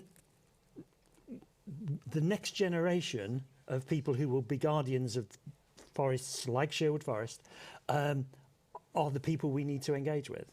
And so being able to use things like augmented reality to bring the experience of the forest to life, enabled by 5G or not in some cases, is going to be important. We're not where we were in the 1950s when I was born. The world has changed. The people we need to engage to be guardians of the forest have totally different ways of engaging with the world. And there's some really exciting stuff that we're looking at in the project around augmented reality. But then the other half of the project, as you touched on, is how can we use this technology to protect and manage areas of natural beauty? That's the robot dog and the drones that we will be using. It's not only using 5G in environment management, but also how are we using it? So we will be using in two ways. One of them is using with drones for the accessible parts of the forest, and also robots for the inaccessible parts of the forest, so that we can reach out to those places to identify any diseases, identify some tree types, also detection of any human had an accident or any animals. Also we can detect with the data we collect. This is the power of 5G. With the data we can collect, we can reach out to those information and then share those information with the relevant stakeholders. No, absolutely. And I think it's important to remember that this doesn't mean putting masts up in the middle of Sherwood Forest or indeed any other woodland area. This is, again, as you say, looking at the art of the possible. Not all of it may be possible. But the robotic dog, for example, is I mean, it's really cute. You caught a bit of it on the video to start with. But actually, the dog isn't the thing. What you can put on that dog is the important thing. So you can put real-time data, you can collect real-time data. What does that mean, Nicholas? That means you can capture video, transmit it live back to a control center. That means you can collect data, transfer it immediately to a computer somewhere that can work on that data and through machine learning recognize what it's looking at. That is where I want to come through now, because those data comes into a computer. Someone needs to analyze that data. This is where we are always saying, none of those will work without the relevant skills available. And Nick, within our project, working on the first 5G career skills programs. Do you want to talk about that? No, absolutely. I think that if I can, there's two pieces of skills. The first piece, particularly around environment management, is this will change the way we do environment management. So people working in the environment management sector will develop new skills to use this technology and to manage the data. But more generally, here in Nottinghamshire, we've developed the first 5G careers programme, which we piloted it with some students in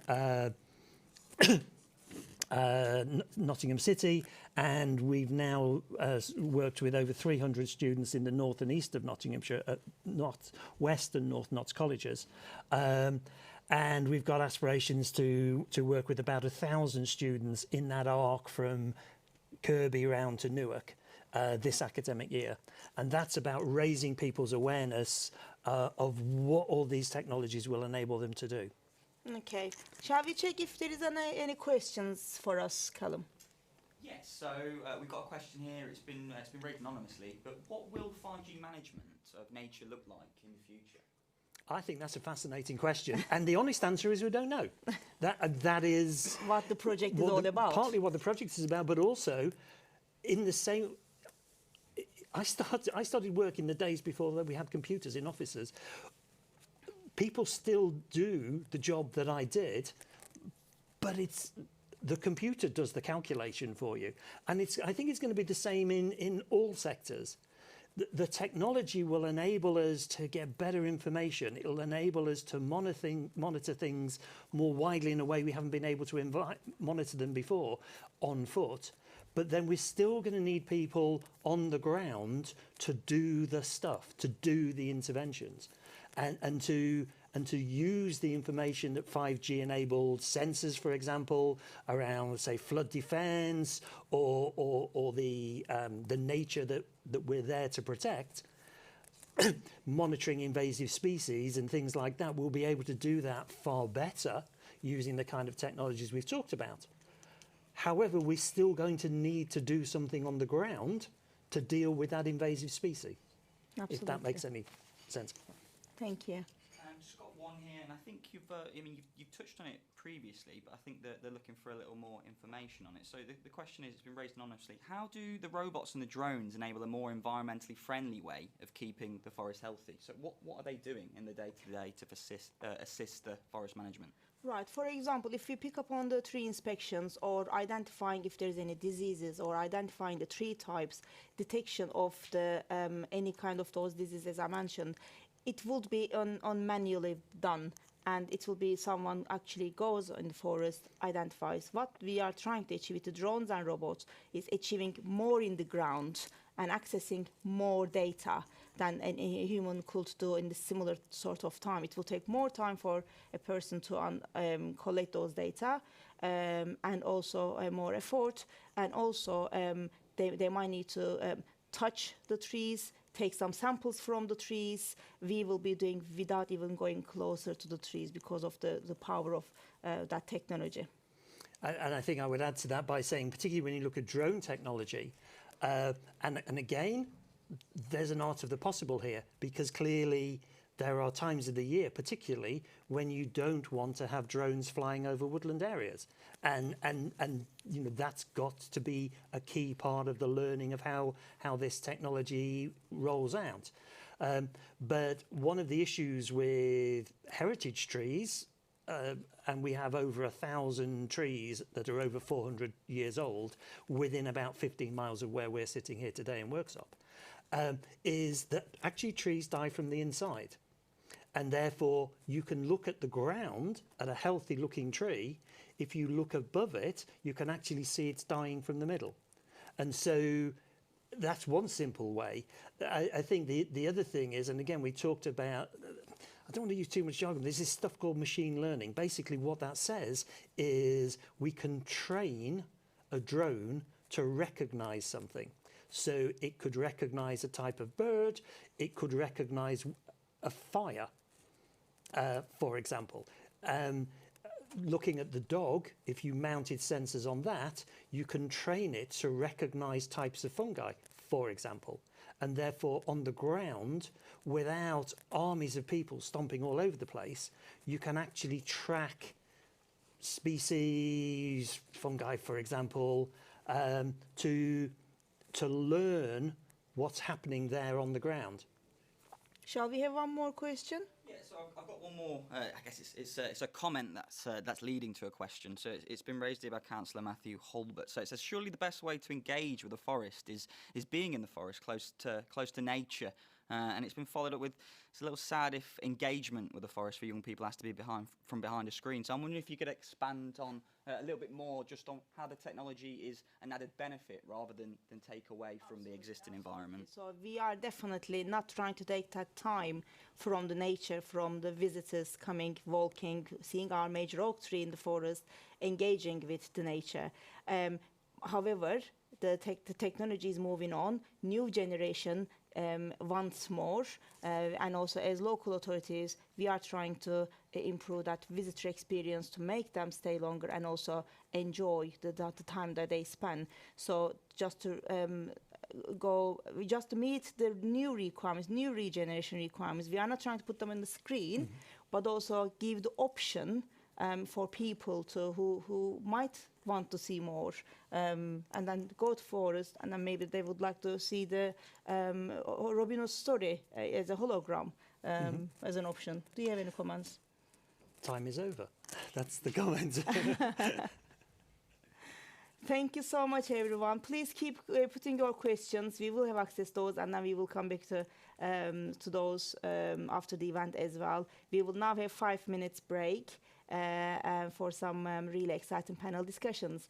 Thank you so much for listening.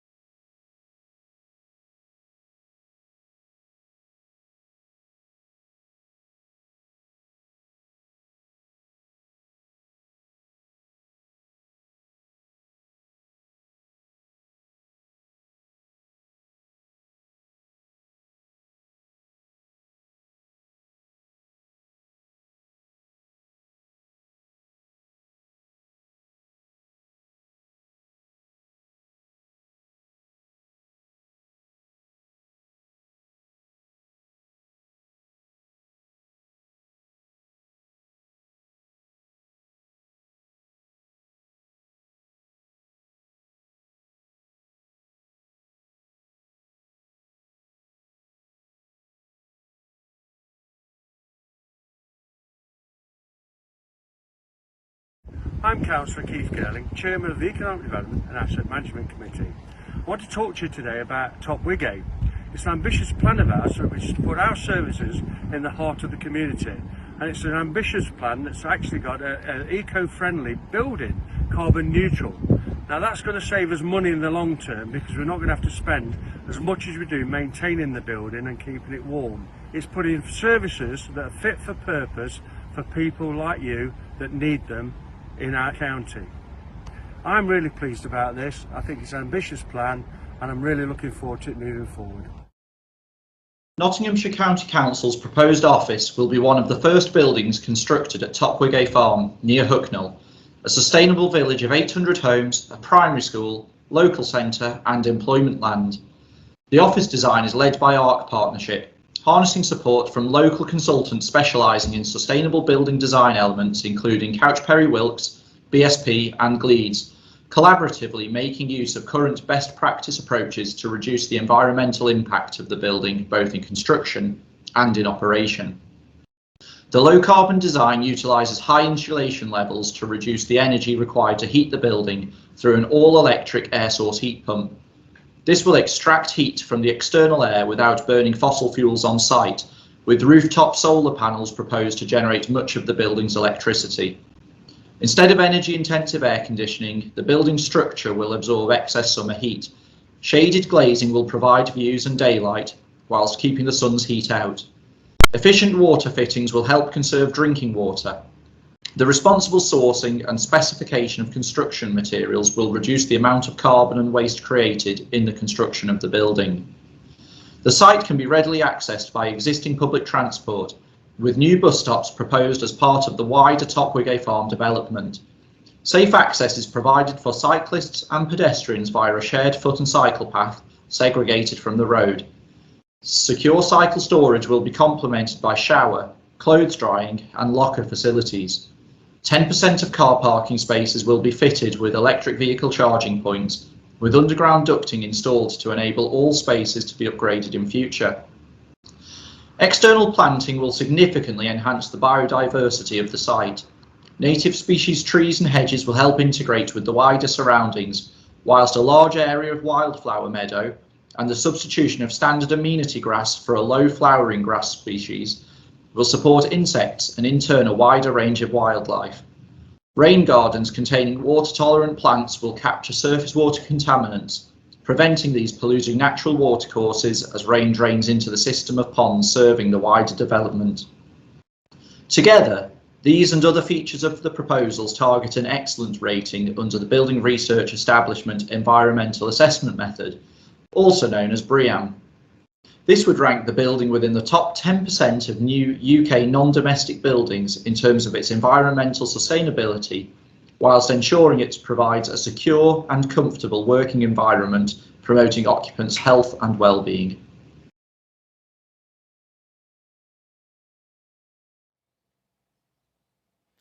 So let's move on. We have our first panel discussion here today, and Andrew Bannister will be chairing it for Net Zero Development Design and Practice. Thank you. Thank you very much. Yes, it's an absolute pleasure to be here today as part of these marvellous events, and particularly it's a pleasure to be here in the site of the former Shire Oaks Colliery, which clearly has now been repurposed as an innovation centre looking towards modern technologies. And I think that forms a small metaphor for perhaps the very large effort and transition we're going to have to make in our economy over the next decades if we're to get anywhere near keeping temperature rises down to 1.5 Celsius by the middle of the century.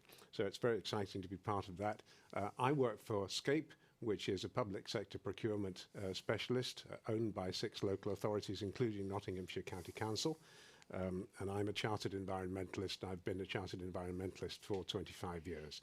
But I'm not going to go on about me because we're joined by 3 terrific panellists today. Caitlin from ARC, Tim from Morgan Sindall, and Paul from the National Trust. And can I ask you to introduce yourselves? Perhaps Caitlin, would you care to go first? So I'm Caitlin Allen. I'm currently an architectural assistant at ARC Partnership. However, I have recently completed my final professional exams. So I'll be joining the Architects Register shortly. I'm really excited to form part of the next generation of architects that will be working with the challenges posed by the climate crisis, and hoping to develop solutions for how we can move forward, and work with things as they begin to change and we develop. Through my education and experience so far at ARC, I've started to develop a specialism in energy efficient and sustainable design, and I try to implement this in everything that I do, and the wider ARC team hopes to implement this on all their projects as we move forward. At the moment, since I've joined ARC, I've worked on a range of projects, so from commercial through to residential and leisure, and also a range of stages from inception through to completion. In particularly, I have worked on the Top Wigate office project that was just shown in the video prior to this panel. And it's a really exciting project to be involved with, as the County Council is hoping to use it as a flagship project for their future standards and specifications, hoping to achieve their sustainability targets and decarbonisation targets. So, yeah. Thank you very much. Tim, over to you. Thank you, Andrew, and thanks for having me here today on this discussion. My name's Tim Clement. I'm the Head of Carbon and Environment for Morgan Sindall's construction business. So we've spent a few years developing our approach to decarbonising the built environment and also the communities where we work. So we were early adopters of science-based targets. That really focused our attention on the embodied carbon of the buildings we deliver. So that's the materials over the whole life of the building, the emissions associated with those materials. So there are now emerging standards around net zero, such as from the Science Based Targets Initiative and UK Green Building Council. So right now, somewhere in Glasgow, the UK Green Building Council are launching their whole life carbon roadmap to net zero.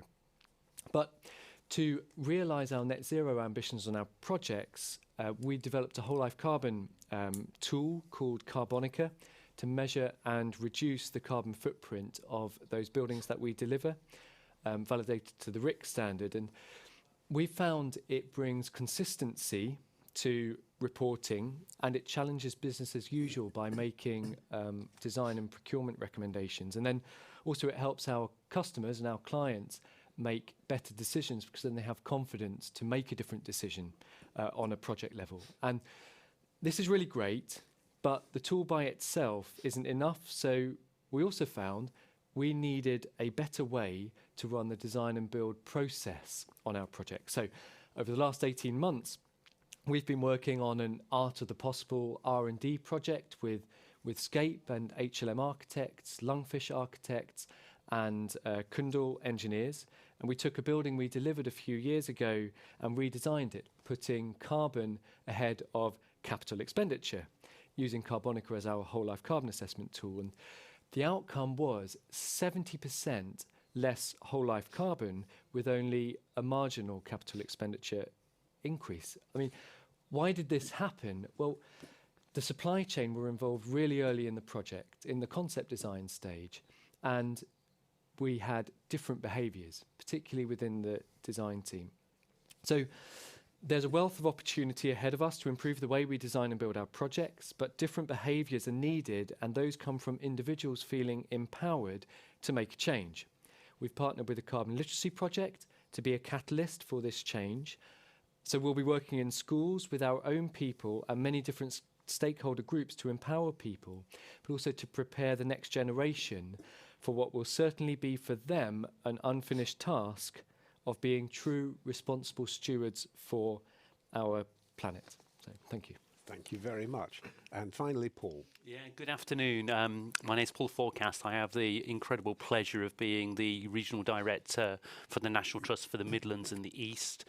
I've worked in the conservation sector for 30 years, initially working with local authorities before moving to the RSPB and lastly to the National Trust. The National Trust has got an incredible scope of work, so we look after places that are of historic value, archaeology, landscape and nature. And we are the largest conservation charity in Europe. We own around 250,000 hectares of land, 750 miles of coastline, 300 mansions. But I think pertinent to this discussion is we also, believe it or not, run businesses. So we are a big tourism business. We have more people visiting than any other sort of tourist sector. We run commercial activity. We're the second largest private landlord in the country. We own 28,000 houses and properties, of which we rent out 5,000 of those. And we also, as part of our sort of work, are also a developer. So many of the things that that businesses and builders are going through, we go through as well. So I have the great joy of leading the work in the Midlands and the East. But if that's not enough, my other thing that I've been asked to do is to decarbonise the National Trust. So annually, if you took all of our carbon put together, we emit 850,000 tonnes of carbon. And we've set ourselves a challenge of being net zero by 2030, partly through energy reduction, partly through where we source our energy from in terms of renewables, but also using our land and estates to sequester the carbon that we do use. And I'd just like to sort of finish by saying that, as said before, I worked in conservation for 30 years. I think what's really great about today is that sort of sense of all aspects of society, whether that's business, public sector, private sector, charity sector, all coming together with one common purpose. So excited to hear the questions. That's absolutely fantastic. Thank you all very much indeed. So what we've heard already is that there is real potential. We've heard that there are technologies, there are opportunities, there are desires to get to a circular economy and to get the carbon out of that economy, whether it's at the design stage or in the operation of a large estate. That's great. Currently, we're not doing that, despite having some abilities to do it. So what I'm interested to hear is, what do you think in our Midlands built environment sector are the barriers to that? And perhaps I could ask you, Tim, first to think about that. Okay, thanks, Andrew. So when it comes to the circular economy, I think there are a number of barriers, and I'll just pick on one perhaps, and that's making it more accessible. So linking the circular economy explicitly to climate change and the carbon agenda, I think it's quite important to bring people into the debate. So that means in practice quantifying the carbon benefits of the circular economy, of keeping materials in use for longer. Because then we avoid what could happen where we end up with a circular economy that's actually a high energy circular economy, because we haven't made that link. Products such as plastics can have quite a high energy consumption to recycle them, sometimes even more than the virgin plastics being created. Okay, thank you. Caitlin, how are you addressing that kind of thing in the design work you're looking at? So in terms of the design work, for instance, at Top Brigade, we're looking at the materials we're using. On the facade itself, we've been looking at the orientation of the materials that we're using on the facades, trying to reduce the waste as much as possible. We're using it as a design feature, so that's what's informing the design at the end of the day, the desire to reduce the waste and to use these efficient materials that have a longevity to them, but when they come to the end of their lifetime, there is opportunities there as well for reuse or recycling. Yeah, okay, thank you, that's great. Part of what we need clearly is expertise, and we need to embed this kind of thing in our economy rather than having it as a peripheral or a nice to have activity. I'm just thinking in terms of a major employer like the National Trust, Paul, what are the opportunities for creating those green jobs in your view? I think they're really high. So I think the first thing to say is that we can already see that the economy is moving over in this direction. So there's very specific areas of work that are devoted to what I would say is a pure green economy, whether that's flood management, ecosystem services, green tourism. But increasingly, I think we're starting to see that there's a kind of green element to people's jobs. So some people might not call themselves a green employees, but as part of their work, they need to think about their own impact. So if you're in building, you probably still classified yourself as a developer, but in actual fact, kind of thinking about those elements, I think, are really important. So I think there's a couple of things I'd say in terms of what we need to get to. I think the first of which is that I think if we're going to attract the best talent going forward, and particularly the young generation, we know that they are going to be a much more values-based group of people, and the environment is going to be important to them. So if you are an employer, if you want the best graduates that are kind of leaving university today, you are going to need to be kind of on your mettle in this kind of area. And then the second thing is, I think it's about continual learning. So what I find interesting with the work that we're doing in the National Trust is that we've been on this for a little while, and we use the technologies, let's say for renewables 10 years ago, and they were really cutting edge and really exciting. Fast forward 10 years, they're both cheaper, different, you know, better at sort of more kind of energy efficient. So I think this sector, the green sector, is going to be constantly evolving and changing, both in terms of the type of people, but also the technology. So I think that will be key. Okay, really exciting. So coming to you, Tim, Morgan Sindall, clearly another large employer, and not just a large employer directly, but also very much engaged with supply chain. How can you take part in building the green jobs? So, yeah, from our point of view, just building on what Paul said, the future skills are really important. 40% of global greenhouse gas emissions are from the built environment, and that message needs to filter down to schools and further education, that this is a sector where individuals who are purpose-driven can make a difference in their career. I think that's really important, but also to think about there is perhaps a danger that we over-rely on technological solutions to climate change. Technology changes at a very fast rate, but nature changes at a much slow. It responds much at a slower rate. So nature-based solutions are also key, I think, to our future. So I think it's easy to see in the future that we might have a more booming forestry industry, for example. So yes, we're focused on the technological aspects, but also nature-based solutions. Okay, so that feeds back into the conversation about the high cost of recycling some of these items like plastics compared with the use of timber, which is really interesting. I'm wondering about the role of regulation in this and clients' response to it, and thinking, Caitlin, in terms of, you know, developing designs in the architectural setting. Do we have to wait for regulation, or can we persuade clients to go along with this before it comes? So I think that's a really interesting point. Obviously, things like the building regulations, they're very slow to change. There's a lot of consultation that goes into them, and it will be a long time before current technology and advances are indicated there.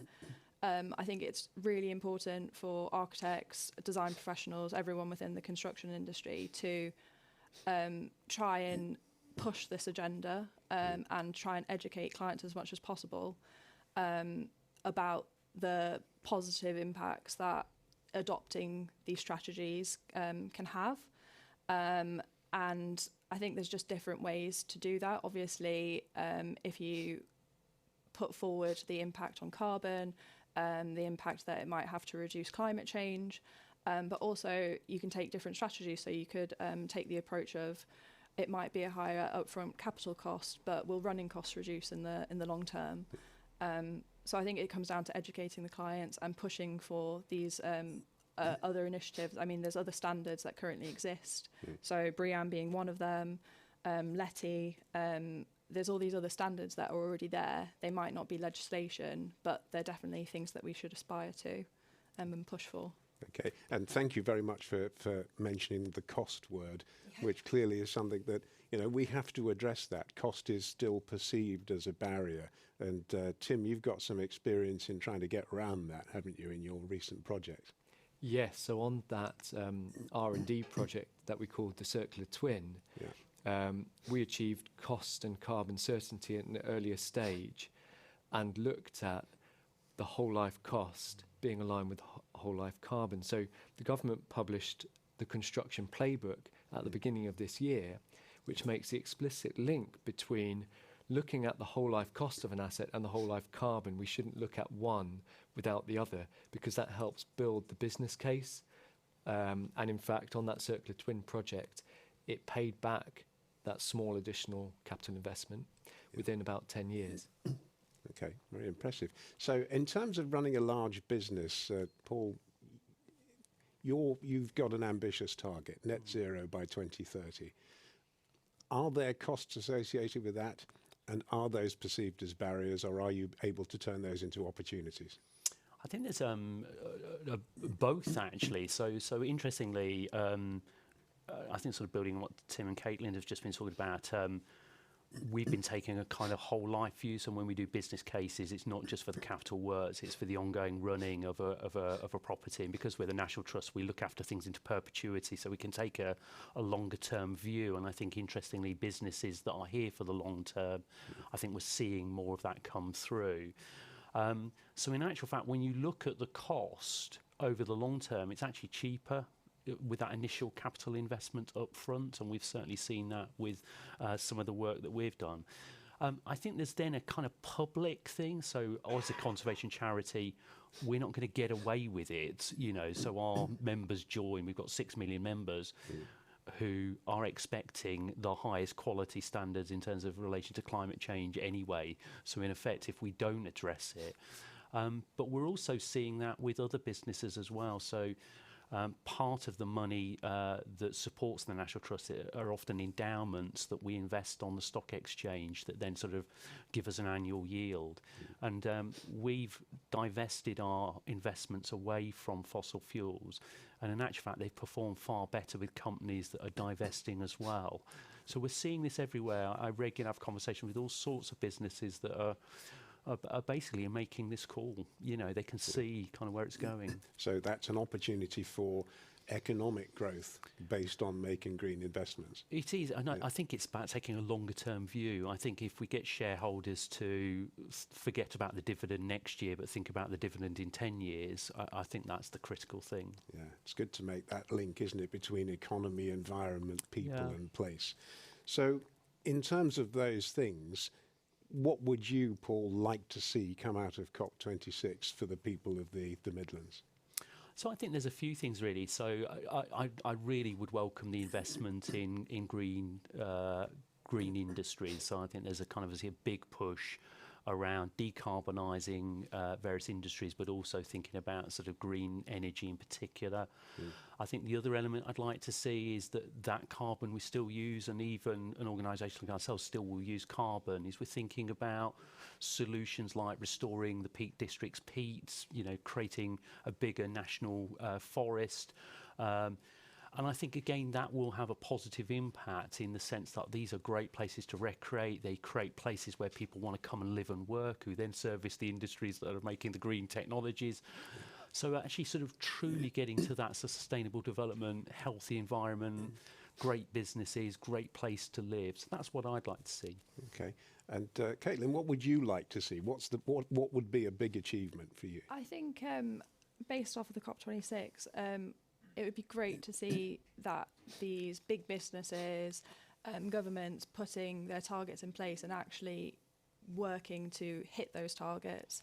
I think in terms of how that would affect the Midlands, I think mirroring what Paul's just said, it comes back to the community, it comes down to how people are living, how that's going to affect the local environment.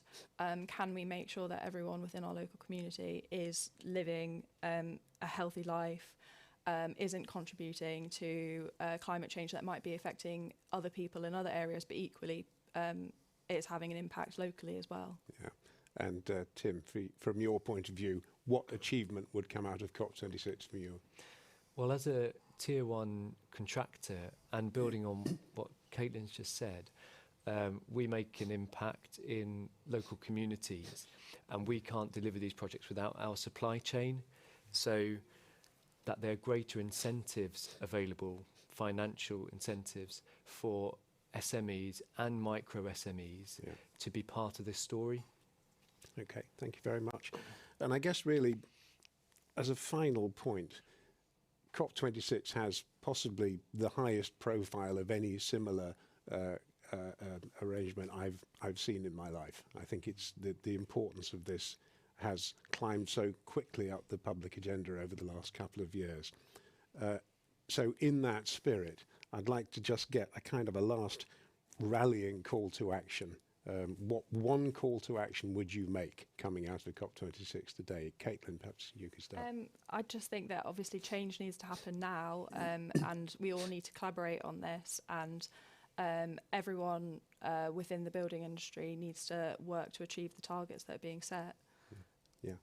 Paul, how about you? I think the one I'd come out with is belief. I think belief it can be done. I think there are the practical ways for us to get to net zero, and belief actually that it will be beneficial to business, to communities, to the environment, and that's good for us all. Great. Tim? Well, my call to action would be to stop and think about this question: what can you do in your role to make a greater contribution to mitigating climate change, and who can help you to achieve that? Because together we can make a difference. Brilliant. Thank you all very much. So we've had some questions come in. Yeah, so the first question for you, and it's had a bit of support as well from other participants. It's from Jade Mellors.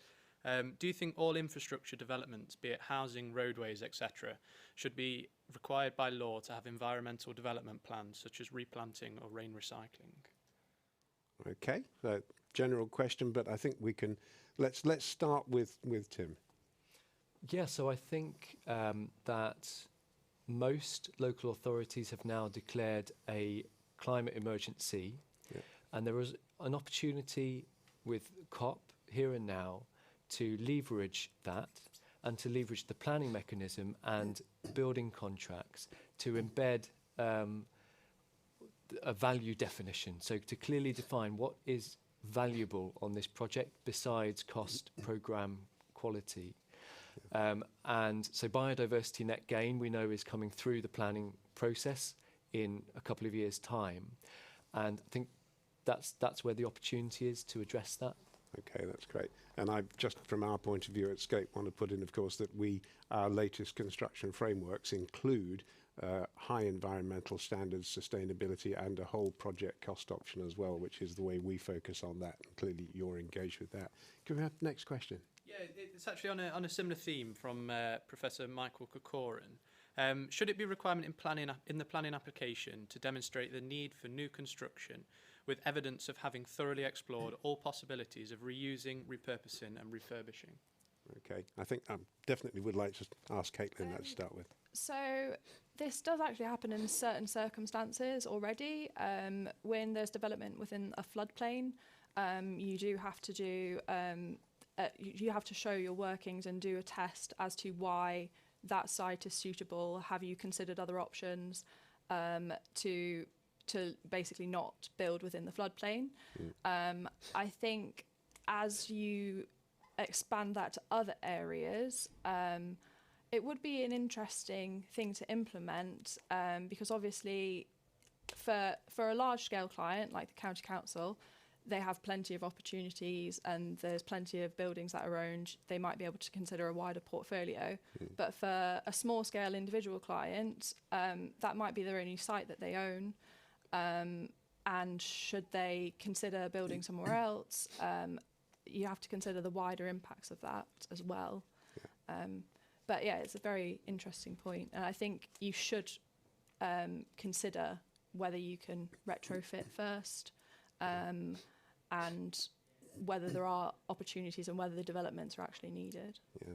And Paul, as a large landlord, I guess the National Trust is facing that same kind of decision point? We are, and equally as a developer. So interesting, we're just about to start on a project on the Lincolnshire coast, and we've taken over an old golf course, and it's got a kind of golf clubhouse, which ordinarily we would flatten and then sort of create a brand new visitor infrastructure and stuff like that, but we've taken the view that the embedded carbon within it is that we will adapt it. So we're making quite big changes. I think the other thing is we've done a lot to make historic buildings more carbon friendly. So I think there's often been a perception that that's not possible, that you can't adapt them and change them. And I would say, you know, I would question why we are building houses and building, you know, factories and shopping outlets and stuff like that when there isn't a demand and high streets are empty. But I think that's much more of a spatial planning question rather than, as Caitlin said, for an individual developer to think about. Yeah, so that's an interaction between the place and people and the economy, really. Tim, you're working on some projects in that space at the moment, aren't you? Yes, indeed. So retrofit specifically is one of those early interventions that has the greatest carbon impact. It's right at the beginning to choose to retrofit or not, but we've seen the Great London Authority have also used the planning mechanism to adopt a circular economy approach. So something local authorities can do is learn from each other what's been effective, because I believe that's been quite well thought through and effective in that area. That's great. Thank you very much. Do you have another question? Yeah, so another one we've had from Helen Mitcham. It's we had it earlier in the day, actually. It's, can developers be encouraged to add money into Section 106 or another fund for community development and environmental engagement officers for businesses, homeowners in new developments? Okay, I'm going to put that straight to you, Tim, I think. Yeah, could you just elaborate a little more on that? Sorry. Sorry, just the question was related to can the developers be encouraged to add money to the Section 106 or another fund for community development, environmental engagement? So this feels like a question about whether it can be topped up by a developer. Yeah, sure. So I think developers find themselves in the place of maybe, let's call it a pressure sandwich. So there's pressure to deliver in this climate and to add greater value, which often costs more. So to reach net zero, even with our circular twin project, we know there's greater capital expenditure, but to also support the local economy in a greater way. So I find it a difficult one to answer because I guess it's just about investing more in the local community, but we could look at things like offsetting. So if we take a pot of money available to offset a scheme to reach net zero, could that money be invested in the local community, in insulating homes or making other improvements to improve the climate performance of that local area, rather than offsetting schemes further away, perhaps? Okay, yeah, but Paul. Yeah, I think the other element I would say about 106 agreements, and I think particularly thinking about the big environmental issues of today, is very often they're allocated to quite small schemes of activity in the local community. And I wonder whether there is a need to sort of think much more holistically about pooling them. So I think if you thought about restoring biodiversity, generally speaking, that is far better achieved if your nature reserves are bigger, you know, more connected to other things rather than little pocket parks kind of here, there and everywhere. And I think ditto with a response to kind of climate change. So I wonder whether there's a challenge to county councils and district councils to think how they might sort of get more benefit from that sum of money, but also again thinking about how they might partner up. So very often conservation charities like ourselves and the Woodland Trust are looking to use some of our funds, and actually that leveraging effect I think could be really powerful. Yeah, and this feeds back into the point you made earlier on about the higher value relatively of green investments compared with grey investments. Thank you. We have time for another? Yeah, we can go for one more. So we've had this question from Nick King, and it's, does the panel think that schools, colleges and universities are on track to deliver the new skills required for a net zero economy, or does there need to be an overhaul of the education system? Well, that's definitely a question for the whole panel, so Caitlin, can we begin with you? So actually having recently finished with my architectural education, over the last 9 years that I've been in education, I have seen a big change already. So when I first started, yes, we talked about sustainability and environmental design, but even then in 2012, it sort of felt like a bit of we need to teach you this, so here's your little pocket of information. As the years have gone on, it's definitely more important and more integral. And even within my most recent courses, I'm marked on sustainability, and you have to bring that to the fore. So I think universities are adapting, and they are bringing it to the fore, and they're making it something that you need to know about. And it's definitely a lot of pressure is put on. Is this design sustainable? Have you considered retrofitting? Even in your theoretical design projects, you get questions on these topics. So, yeah. Thank you. Paul, National Trust does a lot of outreach in education settings. Are you seeing this, and do you think there is a change? There's certainly a change in attitude. I mean, I've got a 7-year-old daughter, and I'm terrified what she knows about environmental issues. She's kind of way ahead of me. So I think that culture of interest in the environment and a more holistic view of the world, I think, is coming through. What I'd probably observe as an employer is two things. I think one is that I think some of the people coming from universities and education, it's high on theory, it's not strong on practice, if I was honest, you know, so understand the theory of all of these things, but actually how's that put into practice against a sort of a project or something like that. So I think that's one thing. And then the second thing goes back to something I said earlier on, is I think this is going to continually change, and therefore we can't be reliant on the 21-year-olds who might have had the latest briefing on something to. So actually I think we're going to need to think about all of our workforce continually going through lifelong learning to keep up to speed with the changes that will come. Okay, and Tim, you've been nodding along with that as somebody very much involved in the practical implementation. Yeah, I certainly support what you've said on the practical side. I think perhaps there's always more to be done, particularly in the national curriculum, but in relation to practice, a lot of young people feel the weight on their shoulders of a global issue, but don't necessarily have the tools to respond to it in very specific ways. So that's where I think the practical application comes in. Okay, thank you very much. Do we have any more time for a question? Yeah, we've just been given the nod for one more. So, is a net zero building a useful or even sensible concept? The responsibility of a building owner is to minimise energy demand. It's the energy supply industry's responsibility to decarbonise. Okay. Well, let's start with somebody at the front end of net zero buildings, Caitlin. So yes, I think that's right. There is a need for energy suppliers to decarbonise, but equally, I think it's everyone's responsibility. It comes down to, is the building capable of being net zero? Particularly, there's a big change in the moment from gas boilers to other technologies such as air source heat pumps. You're right, that uses electricity, and if the national grid's being decarbonised, it's perfectly valid to say, oh, it's decarbonised heating, but is that heat just being released into the atmosphere and being lost? What's the point in doing that? You want to conserve as much energy as you can, regardless of whether it's come from renewables or not, because there is energy needed to make those renewables, and to for the national grid to function, there's energy required for that. So I think it's everyone's responsibility, not just the energy suppliers. So Tim, energy supplies versus net zero buildings.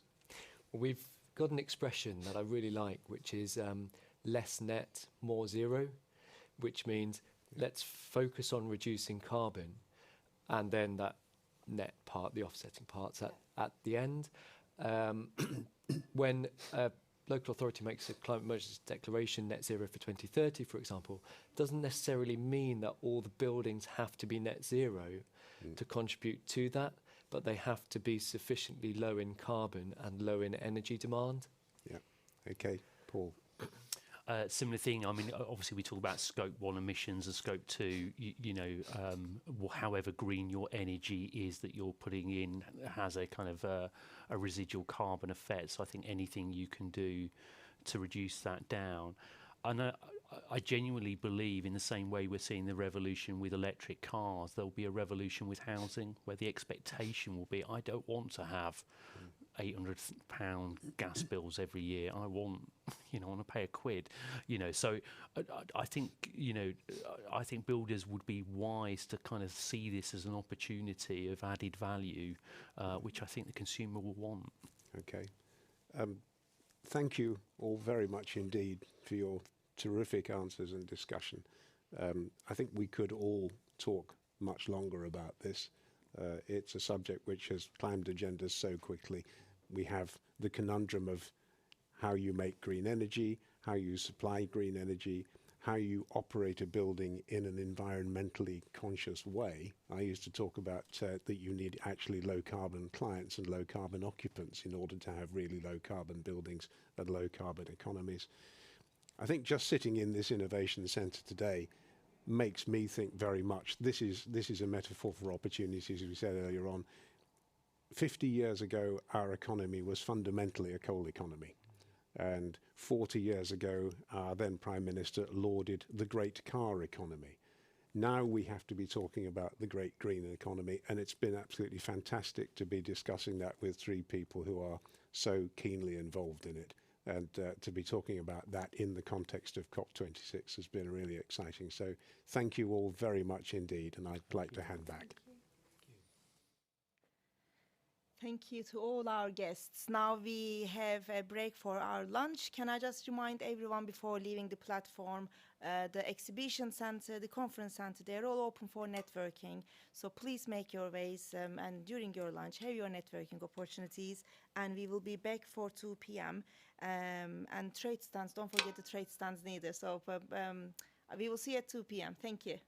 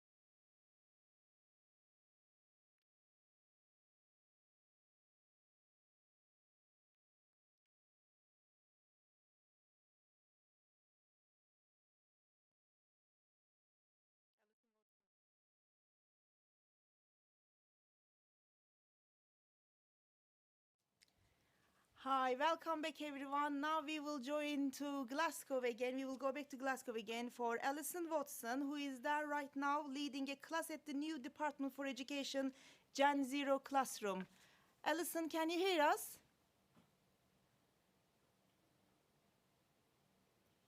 Hi, Alison. Hello, can you hear me? We can hear you perfectly. Amazing. It's like Eurovision Song Contest. This is amazing. Well, I'm not going to keep you. I'm taking my master. I'm here in Scotland. I'm at Cop26 in the Construction Scotland Innovation Centre. An amazing space for off-site manufacturing. There's incredible things going on here. And I'm delighted to be in the Department for Education's Gen Zero classroom here. You'll see it's all timber. It's all timber. And the children have been here all day designing their own eco classrooms. So I'm going to go around the table, and I say children, they're not actually children. They're actually architects, engineers, surveyors, landscape architects, they're company directors. Be careful, because they will tell you what's what. They're marketing and branding and sustainability officers, and they're all here for to design eco classrooms to make sure the local communities know how to be more sustainable. And here we have a young company director. What's your name? Kian, this is Kian, and Kian's been working really hard Hi, to control Kian. this company. So Kian, tell us what are you doing with your design today? We are doing an eco classroom. And who's it for? Students and stuff. Yeah, and the whole community. And let's go and have a look what we've been doing. So I don't know if you can see this, but at the moment we're doing lots and lots of designs. We've got the engineers working hard for all the sustainable, renewable energy that they're going to put into the eco classroom. We've got the landscape architects in Europe creating a beautiful environment.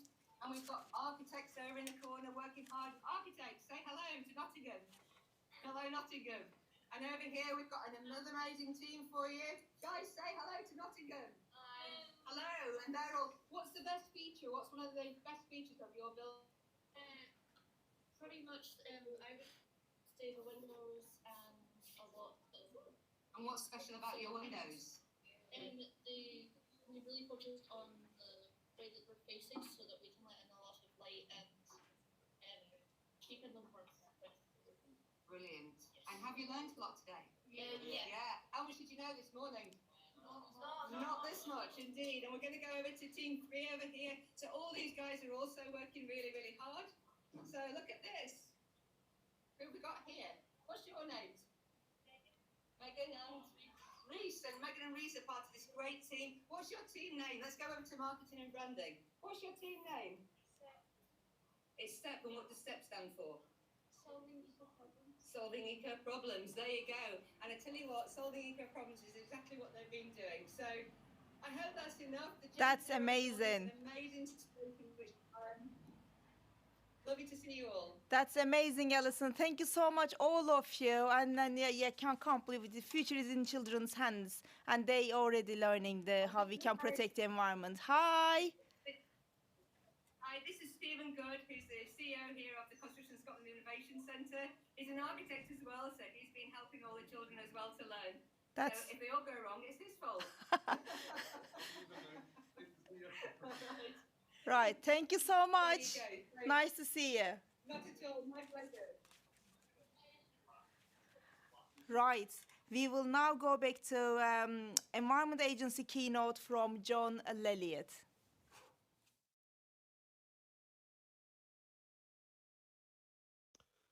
Good afternoon. My name is John Lelliot. I am the EA board member for the East Midlands. I joined the EA board in 2017 and have a finance background. Up until 2016, I was finance director at the Crown Estate. Sustainability and the impact of climate change on business has always been a passion of mine, and I continue to be involved in this area. I am a board member of the Capitals Coalition. I am chair of the Sustainability Committee of University Hospitals Dorset, and I also chair my professional body's Global Forum on Sustainability. And now for today. I have the pleasure over the next 2 minutes to introduce you to something that is exciting that is happening to the East and West Midlands. We, the EA, are working closely with partners to form a strategic partnership around people, place and the economy across the whole of the River Trent catchment area. The primary aim is to develop a common planning and delivery framework which links policies and programs through an environmental strategy to address climate change resilience, biodiversity, natural capital and water management. As well as strengthening focus on the environment, it should help attract funding to support delivery and investment into communities and address environmental and social inequality and green recovery. No organisation or indeed country can tackle climate and environmental issues on their own. Climate change does not respect borders of any kind. It is therefore only through collaborations that the challenges set by climate change can properly be addressed. This clearly feeds into the Cop26 global partnership approach and creates the links to local placemaking. Over the next half an hour, we will explore the economics and social and environmental value of regional partnerships, work including climate change resilience, natural flood management, and natural capital. Thank you for your time, and I hope that you will have a very enjoyable afternoon, and most importantly of all, be inspired. Thank you. Good afternoon, ladies and gentlemen. My name is Mark Holmes, and I work for MACE Strategic Advisory, and I'm joined today by my colleague, Zoe Carwadine. Collectively, we have a shared set of challenges to meet the climate emergency. Cop26 sees the global community coming together to meet this challenge. We need to replicate this across our region with a partnering approach to deliver on our responsibilities. Partnerships are a collaborative effort to accomplish common goals.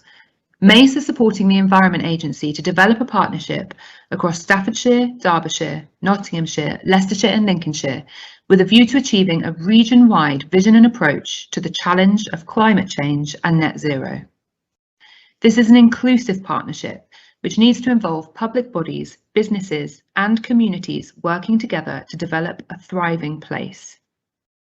The partnership will provide regional leadership to navigate green recovery, ensure collaborative initiatives are underpinned by common environmental drivers, develop programmes at scale to maximise impact, share and develop best practice, and blend funding across multiple sources for efficient delivery. All of this will lead to pathways to net zero, maximising return on investments whilst enabling natural recovery and promoting the value we place on our environment. Together, we are developing a partnership framework which links projects and programmes through a coordinated environmental, economic and ecological strategy to enable responsible change. Through this, we have to ensure that our region remains a thriving place.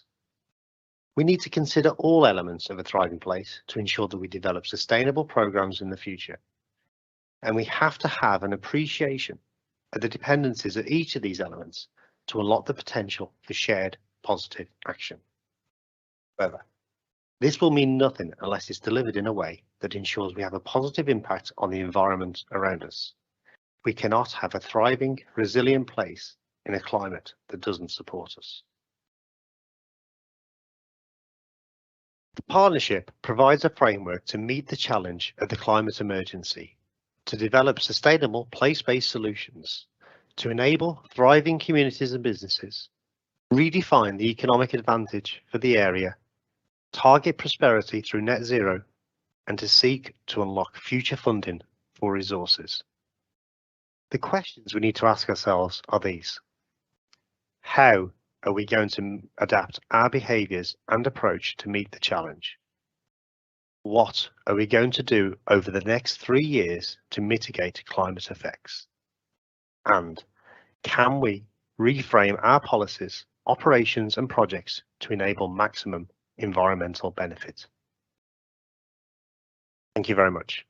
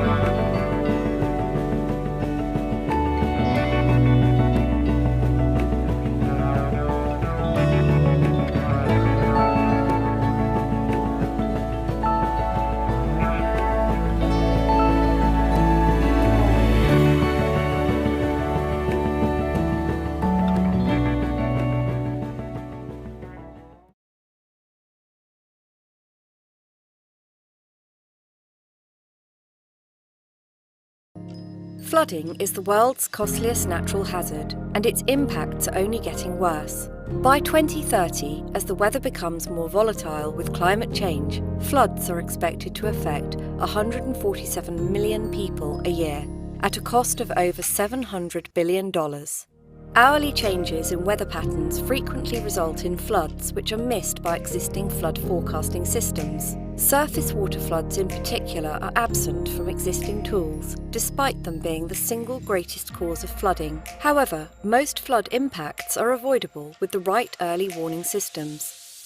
Provisoco's state-of-the-art real-time forecasting technology was developed over 2 decades at Loughborough University.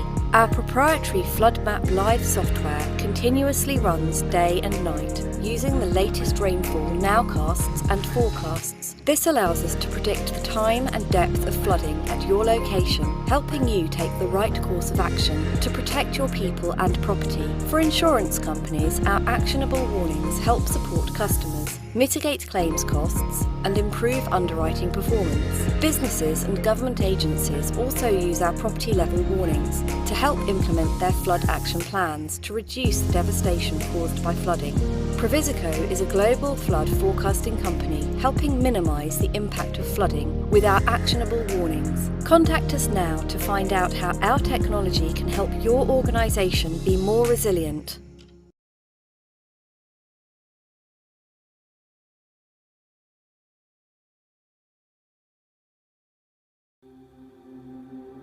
At Loughborough, our commitment to sustainability is embedded in the way we run our campuses, as well as in our teaching and research. But it's our industry partnerships that will drive real change, so that how we live and work, make and move become greener and safer all around the world.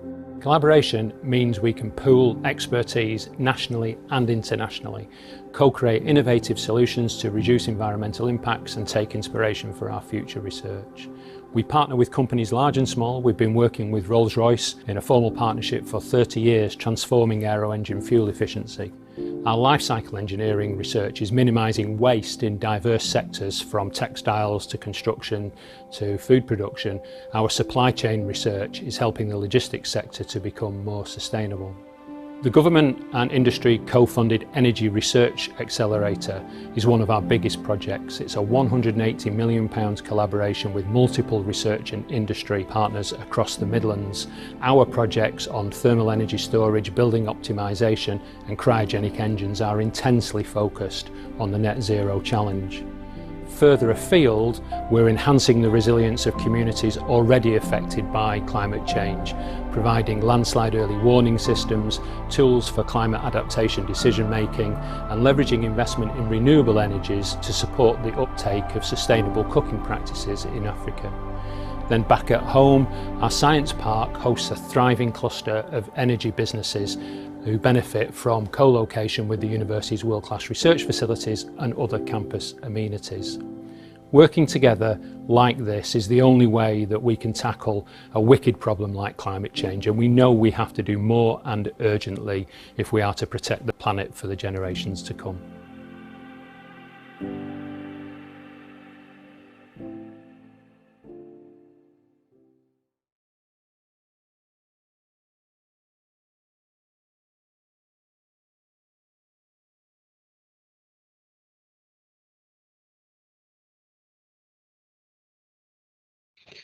Hi, my name is Giles Golshetti, and I wanted to say a few words about social value and place shaping.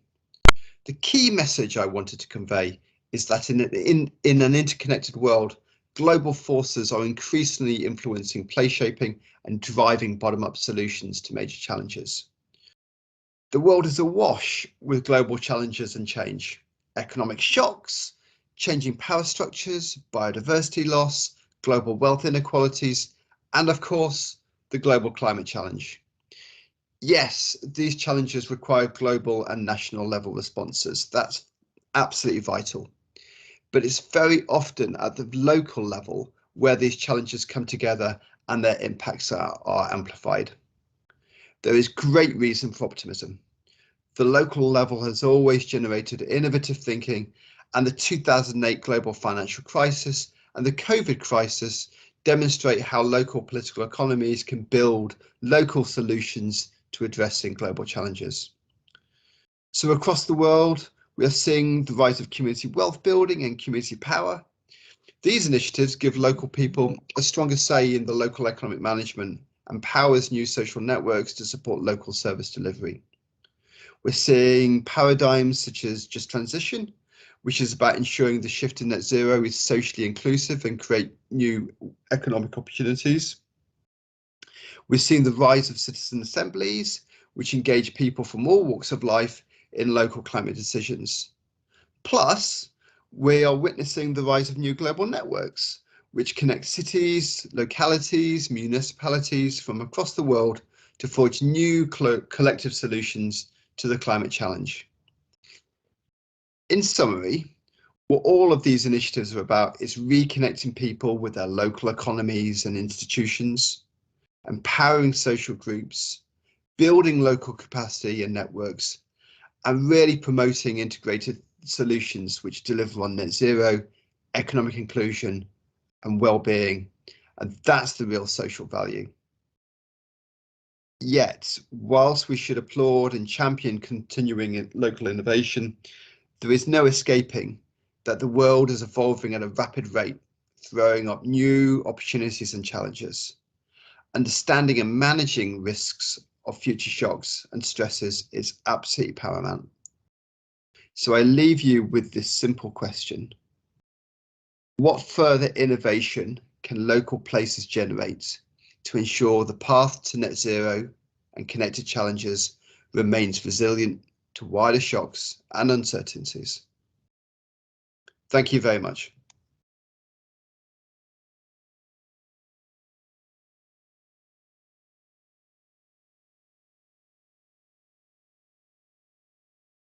Understanding the benefits nature provides is at the heart of the government's 25-year environment plan, and it can help maximise the opportunities from key environmental policies and strategies, such as net zero carbon, green growth, biodiversity net gain, and the Nature Recovery Network. We've seen that nature recovery is crucial to create resilient and thriving places. So how can a natural capital approach help? A natural capital approach is about understanding that nature is an asset that underpins our health, wealth, well-being, and culture. We must protect, enhance, and invest in our natural capital so that these assets can continue to deliver wider benefits for our environment and society.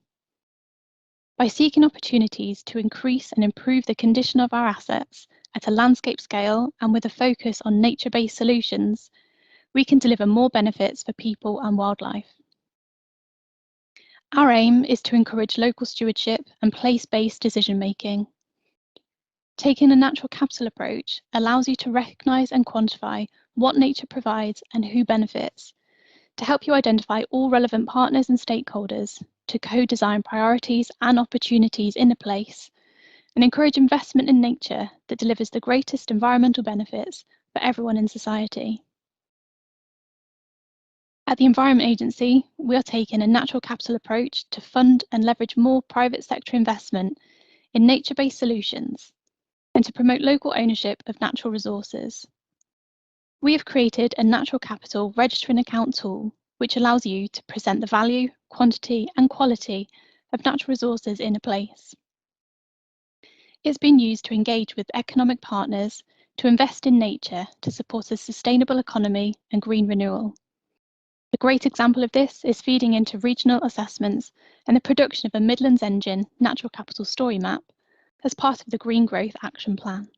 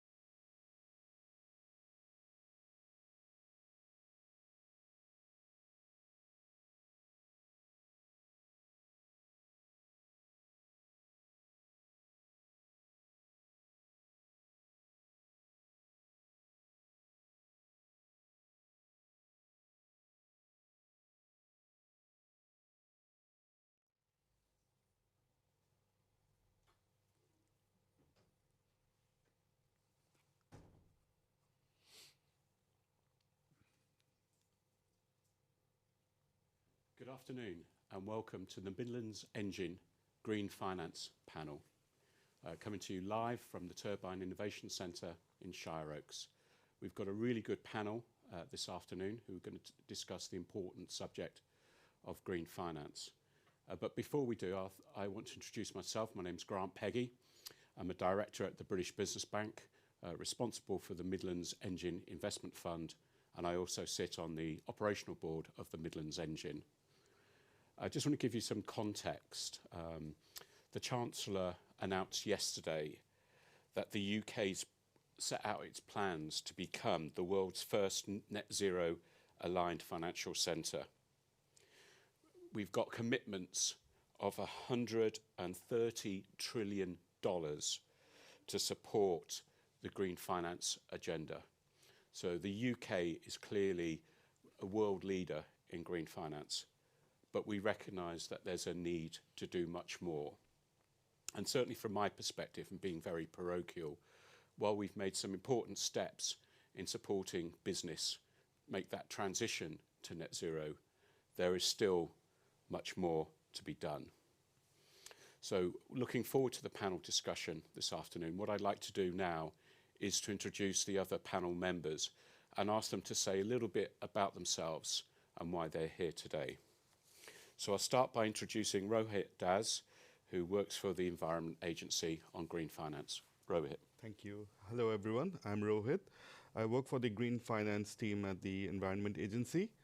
And within the environment, for those of who you are not aware of the Environment Agency, we are a non-departmental public body sponsored by DEFRA.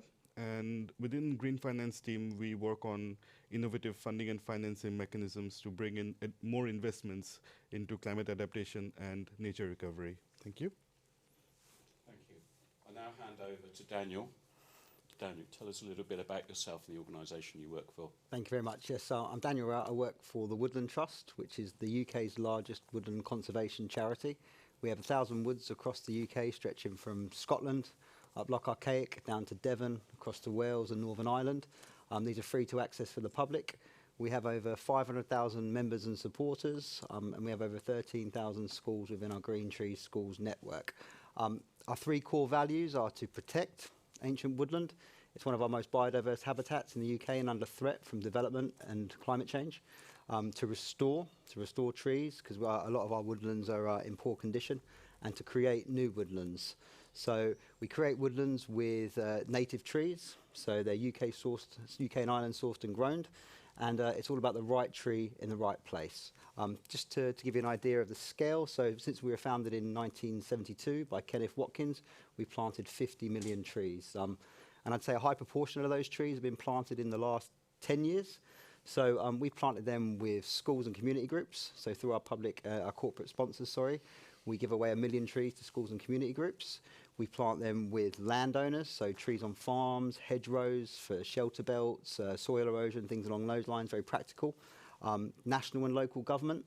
So we have a marquee project called the Northern Forest, which is a £500 million project, which is 30 years, we're looking to plant 50 million trees.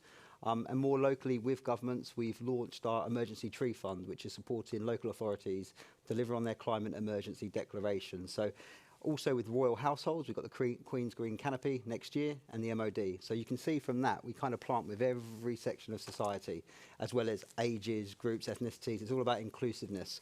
The landscape's changed so much, so quickly, even in the last 5-6 years. So politically, in 2019, you had the government declare net zero by 2050, which is enshrined in law, which was the first country to do so in the world, which is a really big commitment. We now have to deliver on that. What that means for woods and trees is we need to plant around 1.5 billion trees over that period, which is huge. To put into context, that's 30,000 hectares per year. And we're only planting roughly 6,000 hectares at the moment. So we really have to scale up our delivery. We also plant with the corporate world, and there's been lots of developments around the ESG agenda. So 5-6 years ago, it was quite philanthropic to support the environment. We've now noticed that it's embedded centrally in business strategy. And C-suite, chairmen, CEOs, they're accountable to their shareholders, and their shareholders want to see that they're doing the right thing for the environment. So that's really positive. And again, across society, I mentioned the children. I've been up at Glasgow at Cop26, and I got caught up in the Young People's March. and you can just hear the noise, the anger, I'd say, rightly so, and they want action. And these young kids are the ones that we're going to pass this crisis on to. So it's really important to include everybody across all demographics, all ages. To put into context what that means for the Woodland Trust, over the next 5 years, we have an ambition to plant 50 million more additional trees, which is huge, with all the groups that I've mentioned, but also collaboratively with all the different NGOs across the conservation sector. We can't do what we need to do at landscape scale in isolation, so it's really important as part of the Lawton principles that we create bigger, more joined up, more connected landscapes. It's integral to what we need to do. But it's much more about than just planting a tree. It's about creating those mosaic of habitats and really kind of joining in connectivity. So whether it's for flood risk reduction, whether it's for food security, water, all the things that we need to do that the climate and nature crisis threatens, basically. And then, like I mentioned earlier, the UK and Ireland sourced and grown trees. The reason we do that is around biosecurity. We don't want to import pests and diseases. You might have heard of ash dieback, which is a real worrying problem for our landscapes. We're set to lose millions of ash trees over the next 10, 15 years. And just to paint a picture, if you were to think of the Peak District, that's predominantly ash trees, so that landscape's going to completely change. So not only do we need to plant loads more trees, we need to protect the ones that we've got, which is really important. Before I talk about my role in the team at the Woodland Trust, I thought it'd be really interesting and pertinent to the debate around net zero and carbon, just to talk a little bit about the Woodland Carbon Code. So in the UK, we operate a high integrity kind of market in the woodland carbon. Basically, what that means, it's well regulated, it's a voluntary market which focuses on nature-based solutions. So it has to be high standards for the buyer, but also for the seller. So in terms of the seller, the Woodland Trust, all our woodland creation is driven by our conservation principles, right tree, right place. And what we do through the Woodland Carbon Code and our Woodland Carbon Offer is the additionality comes from the investment. So without that investment, we wouldn't be able to create extra woodlands. We register our sites through the code. There is an independent validation and verification process that takes in place. But what's really important, and I know there's a lot of talk around integrity around carbon markets, is these trees are put in perpetuity for the next 100 years, which is vital. So people know that they've invested in these trees are going to do what we need them to do, clean our air, etc. How that works is pending issuance units are then allocated on a market register to people that invested in them, and in time they turn into woodland carbon units. So that's kind of where we are from that. From a buyer's perspective, I think what's really important is it can't be greenwash. I know from the Woodland Trust perspective, we have a really rigid and robust due diligence process. So any company coming to us looking to invest and to offset, we need to know they've got a reduction strategy in place first. That's really, really key. And what they're looking to offset is their kind of residual emissions. They're unavoidable, that they can't reduce through energy consumption and things along those lines. So that's what's really, really important. Because like I said, there is a lot of talk about the integrity of the global carbon markets. When you look at Article 6, which is being heavily discussed at COP at the moment, it's around double counting and things along those lines. But we know within the UK, these trees are grown here, they're planted here, they develop here, and then they retire here. So we know that's that closed loop. So there's no opportunity for double counting, etc. And then finally, a bit about my role within the corporate partnerships team. So I create strategic environmental partnerships at scale with corporate businesses. Now this is driven by policy, this is driven by the ESG that I mentioned earlier, and the science. So it's really interesting. We have a due diligence process when we work with partners. To give you a few examples of our partnerships. So with Sainsbury's, we've been working with for over 10 years now. They've planted over 4 million trees. But what they've done is really, really interesting is they planted with farmers in their supply chains. So introducing trees to the landscape, hedgerows to increase productivity and for the things I spoke about earlier. And also just before lockdown, we signed a £30 million deal with Lloyds Banking Group. And what that is to do is to plant 10 million trees over the next 10 years, but very much agricultural focus as well. And that there is to support their customers that bank with them to help reduce their emissions. So that's really important. And another one which I quite like is the DFS group. We signed with them, and that's very much around the ESG agenda and the Woodland Carbon Code and how can they reduce their emissions. So with that one, that's the business need, but they've also gone one step further and they're funding our community tree packs. So for every sofa they sell, they plant a tree, and that's a nice consumer message. And with that, it's about also changing behaviours. So through our due diligence process, we looked at their supply chain, so we know that they're sourcing FSC materials. So it's really important not just to take investment for nature, but also behaviour change. And then finally, from a kind of professional and personal perspective, I'm really interested into gender. So I've just finished my master's project, which is about ESG investment from the insurance sector for nature-based solutions to reduce flood risk, which fits quite well with what you do there, Rohit. Yes. Yeah, indeed. Some fascinating insight, and looking at the blended finance model, how we structure and engineer a model so that we can create ecosystem service payments, so for flood risk reduction, carbon and things along those lines. So that's a little bit about what we do. Brilliant, thank you for that, Daniel. And one of the real challenges we have is around small businesses in the UK. Small businesses are responsible for about 50% of the UK's carbon emissions. So one of the key things we need to do to support small businesses here in the Midlands, but also across the whole of the UK.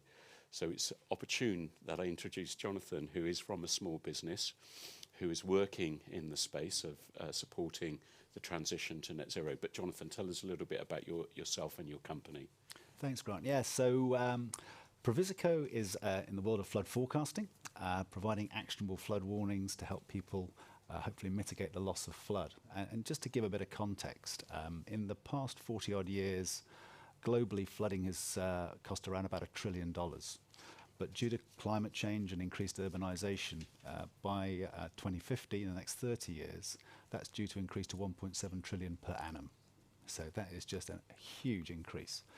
And what we have to remember is that this isn't a problem for other countries, it's a problem we have here in the UK. In terms of natural hazards, flood is the #1 natural hazard that we face as a country. The people of Worksop have sadly experienced that back in 2019. And so what Provisico is really focusing on is how we can help the world mitigate the majority of flood losses. Now that sounds like a massive ambition, but we know it's achievable. And the reason why I know it's achievable is because there's been countless studies done that demonstrate when you're able to provide timely and accurate flood warnings combined with flood resilience measures, you can reduce the majority of flood losses. And so that's our mission, is to get out there and make sure that we can help the world fight this problem. You know, we have a very clear remit. You know, I'm an entrepreneur by background, and I've been used to building commercial businesses, and this is again another commercial business, but it's a commercial business which also has a very clear statement which says we're doing this not just for the financial success, it's actually to help humanity as well, because this is something that is, as I say, it affects everybody, no matter where you come from, no matter what your income group, etc. Everybody's affected. And so for us, the more we can get out there, the more we can have that impact, the better. We come from an interesting background. Grant was mentioning about, hearing about the Woodland Trust being created back in '72. We're not quite that old, but we certainly have come from a bit of a different background, in as much that Professor Yu at Loughborough University has developed a flood model since the year 2000. And back in 2016, the Environment Agency, the Met Office, and the Cabinet Office approached the university and said, look, you know, we know flood warnings work, and the Environment Agency does a great job in providing main river and coastal flood warnings. But when it came to surface water, the only flood warning that's provided was by the Met Office, and it's just rather coarse, and they recognised that it just wasn't the same quality and standard as the river and coastal flood warnings. And so the challenge was given to Depung, Professor Yu, and he worked with the various organisations and was able to produce the next generation of flood forecasting, which is basically a live flood forecast, bringing in real-time weather forecasts, processing it through the model to then produce every 3 hours a new flood prediction, which predicts up to 48 hours ahead, but down to an individual property level or 25-metre resolution. So really a real game changer, and particularly because of surface water. Because there is this gap, as I say, in the current flood forecasting systems with surface water. And the big problem with surface water is it is now the #1 risk in the UK. And where we are is that I think the Environment Agency did their research back in 2008-9, which was sort of saying about 1 in 12 English properties was at risk of surface water flood. Aviva just came out with some stats this summer, which said that actually that is now 1 in 5. And indeed, the Environment Agency also says that actually every single place in the UK is at some risk of surface water flooding. So it's a massive problem. And Just perhaps to help anybody who doesn't want to understand what surface water flooding is, it is simply the case where the volume of rain falling is greater than the ground's capacity to absorb the water. So flash flooding is an example of it, but it's not by any means the only case of surface water flooding.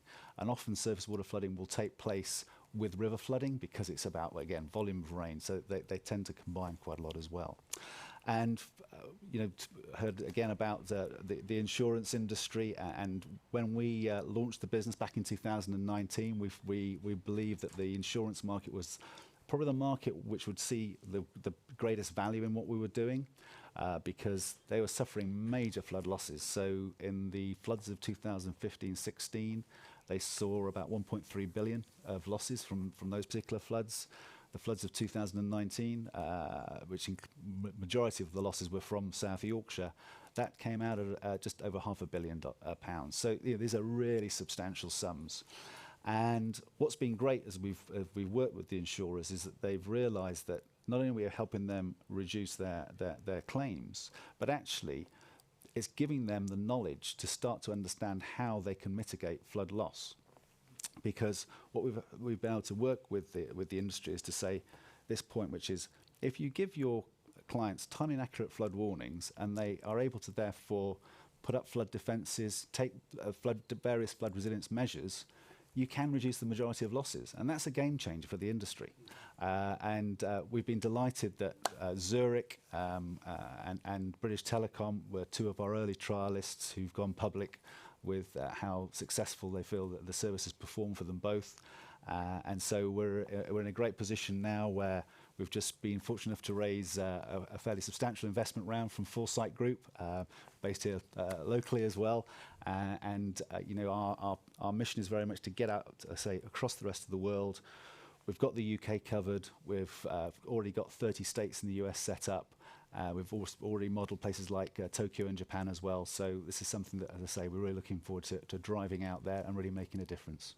Great, it's great to hear. And I should say, it's not just the money from Foresight; it's also from the Midlands Engine Investment Fund. Yes. I've got to give it a plug. Start to tell your thunder. Sorry. So what I want to do is to open up the sort of panel discussion a bit and look at some of the issues that we're facing. And we know that the transition to net zero is going to be complicated. It's not easy. It's not straightforward. And there are some specific issues for specific businesses, or particularly in geographical or in certain sectors. But what I'm quite interested, bear in mind the expertise we have today, is to get your perspective on what the barriers are likely to be as we move to a net zero economy, but also what are some of the potential solutions as well. I'll start with you, Rohit. Thank you. So with respect to small and medium enterprises, the key barrier is access to finance and managing the risks, the transition risks. So the access to finance, now the cost of capital is sometimes quite high because these institutions, these enterprises don't have the scale, and lenders often tend to look for scale. So that is a key barrier. And the second aspect is lack of, I think, coherent knowledge. They don't know which technologies are going to come. There is a lack of knowledge management. And in this instance, I think local governments, local councils, local enterprise partnerships, they can provide this missing link in terms of giving access to small businesses that want to transition out of high carbon. So does it make good business sense? Absolutely. If there is, if I draw a parallel, does it make good business sense to install CCTV cameras? Yes, it does.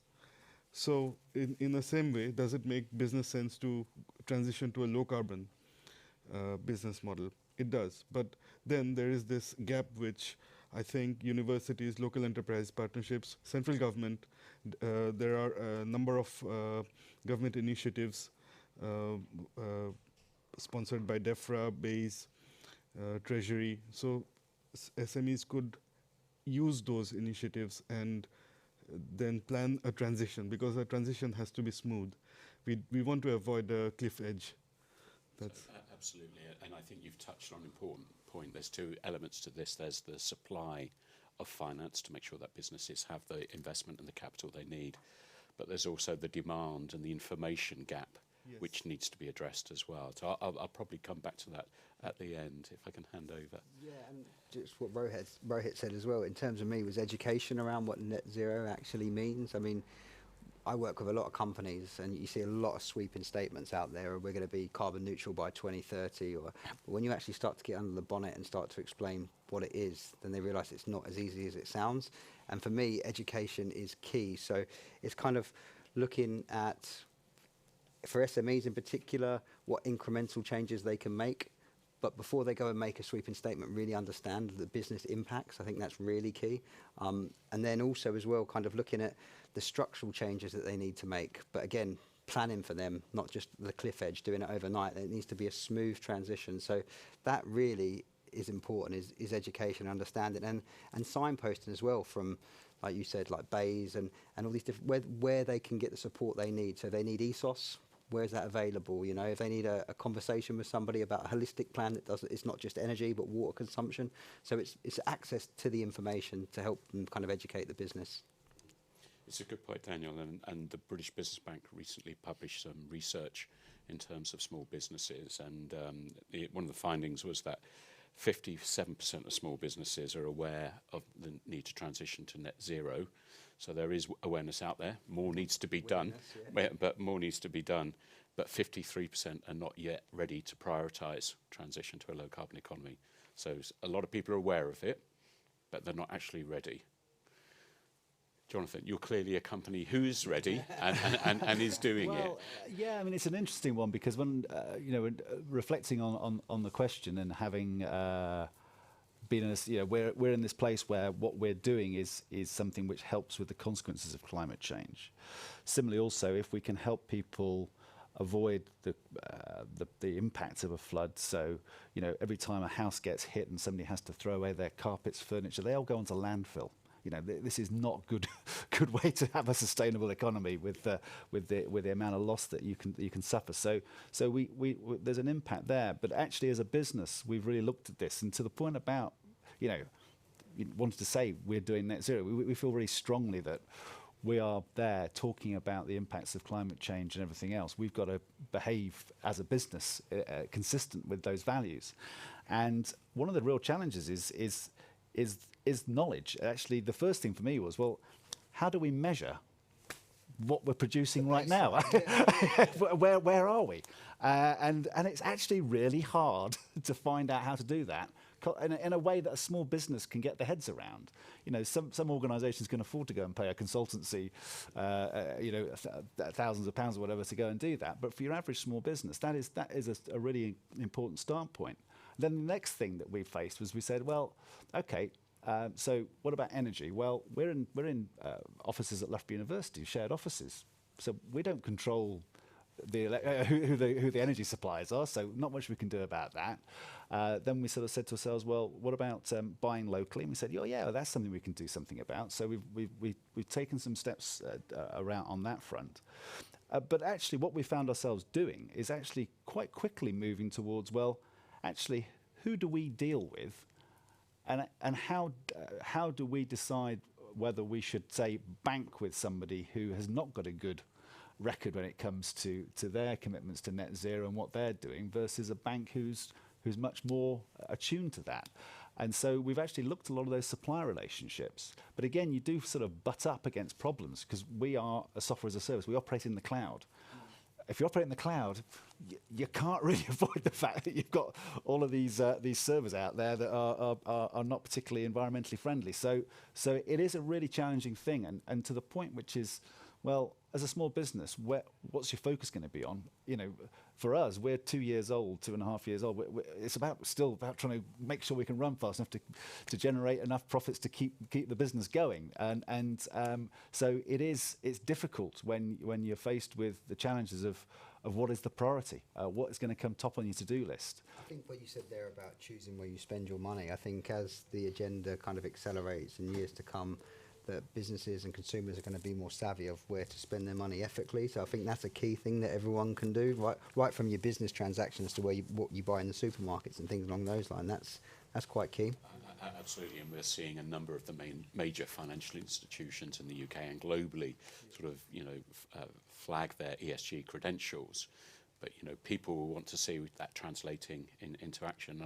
I guess that takes me on to the next point. We've talked a little bit about, the public sector can do this, the public sector should do that, whether it's the Environment Agency, whether it's, local councils.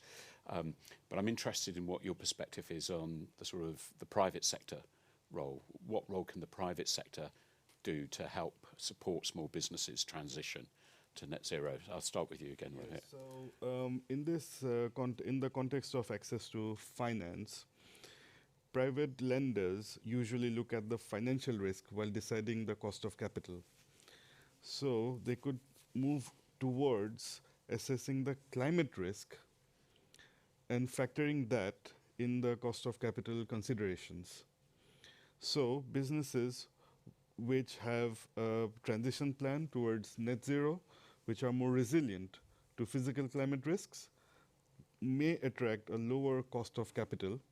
Hence, there is a ready and it makes financial sense, because if a lender is even if it is a mortgage, no lender would give a loan for a house that is built in a flood zone 3 without any property flood resilience measures. That would be absolutely suicidal. Lenders would not like to lend to businesses, small businesses, who do not have insurance, properties that are not insured. So these are already there. These risks are taken into consideration, albeit in a patchwork system. But if lenders have this facility whereby they lend the money as well as give technical assistance, not very different from how some of the multilateral development banks operate in the model of, say, the World Bank or the European Investment Bank or the upcoming UK Investment Bank, is the technical assistance facility, which will also monitor and evaluate the performance of a business against the financial considerations as well as the climate considerations. Okay, thank you. I'm going to go to Jonathan first, then I'll come back to Daniel. Jonathan, you've obviously raised finance, a mixture of public and private money. What's your thoughts on the role the private sector can play in terms of financing small businesses in transition to a net zero economy?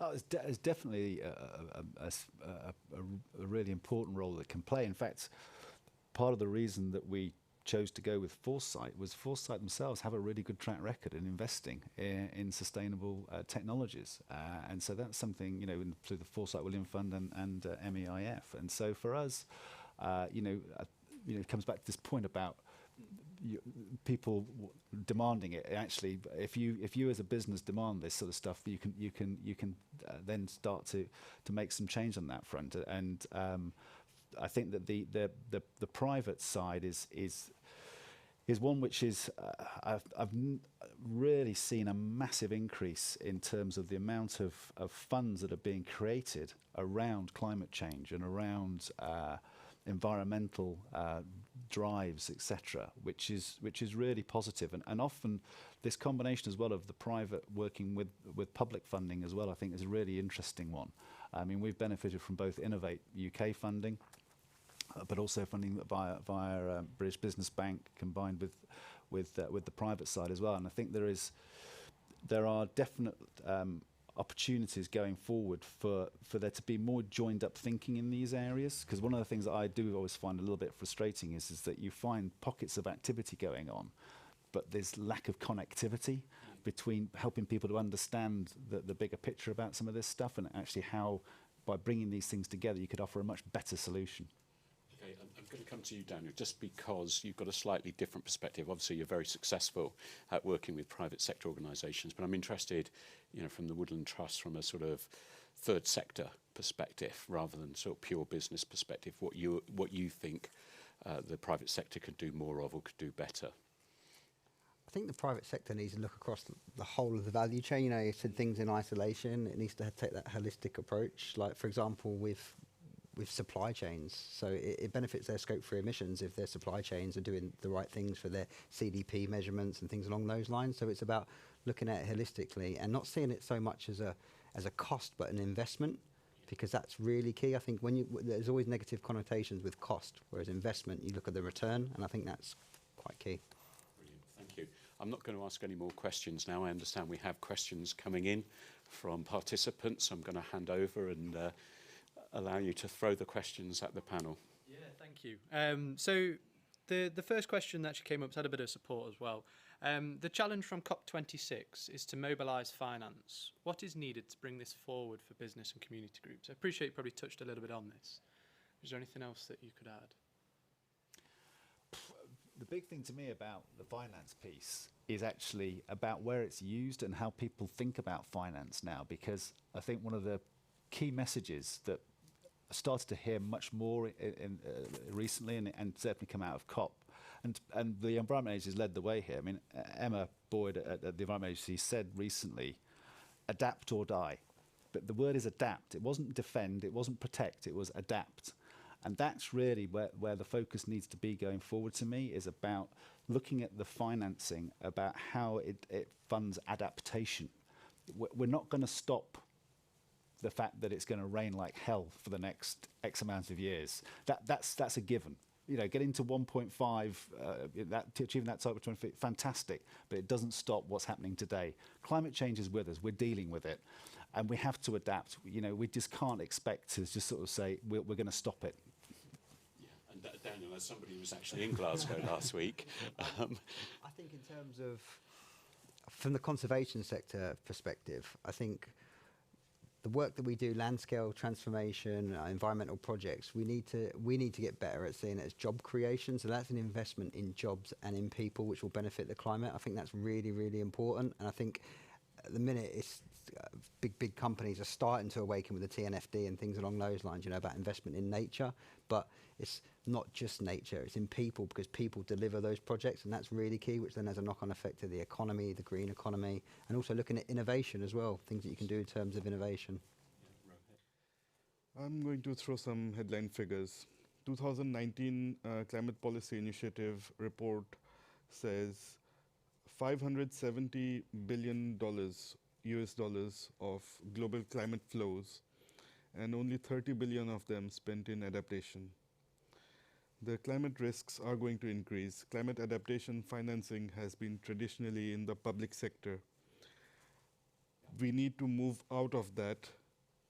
We need to start looking at the risks of not investing, of not building resilience, and how that might impact our future.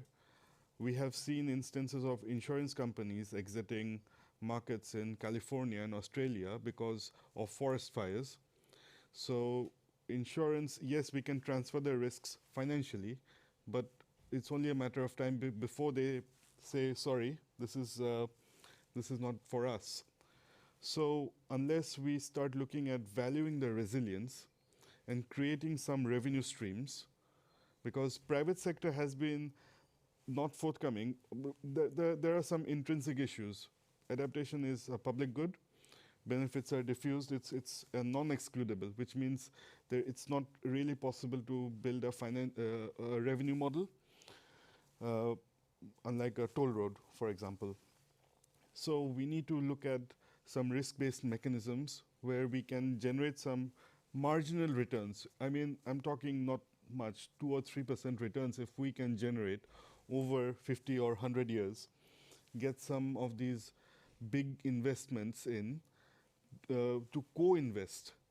Environment Agency, we have a co-investment model. We call it the partnership funding mechanism. So co-invest with the government to build resilience in the society, because ultimately, what's the point of building infrastructure that or assets that are essentially net zero if everything gets washed away in a big flood?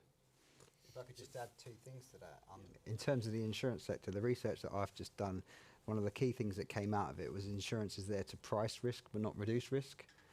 And when you look at the insurance sector in the UK, an investment in nature-based solutions will have flood alleviation and flood risk benefits, but they're not keen to do so because it doesn't fit within a metric.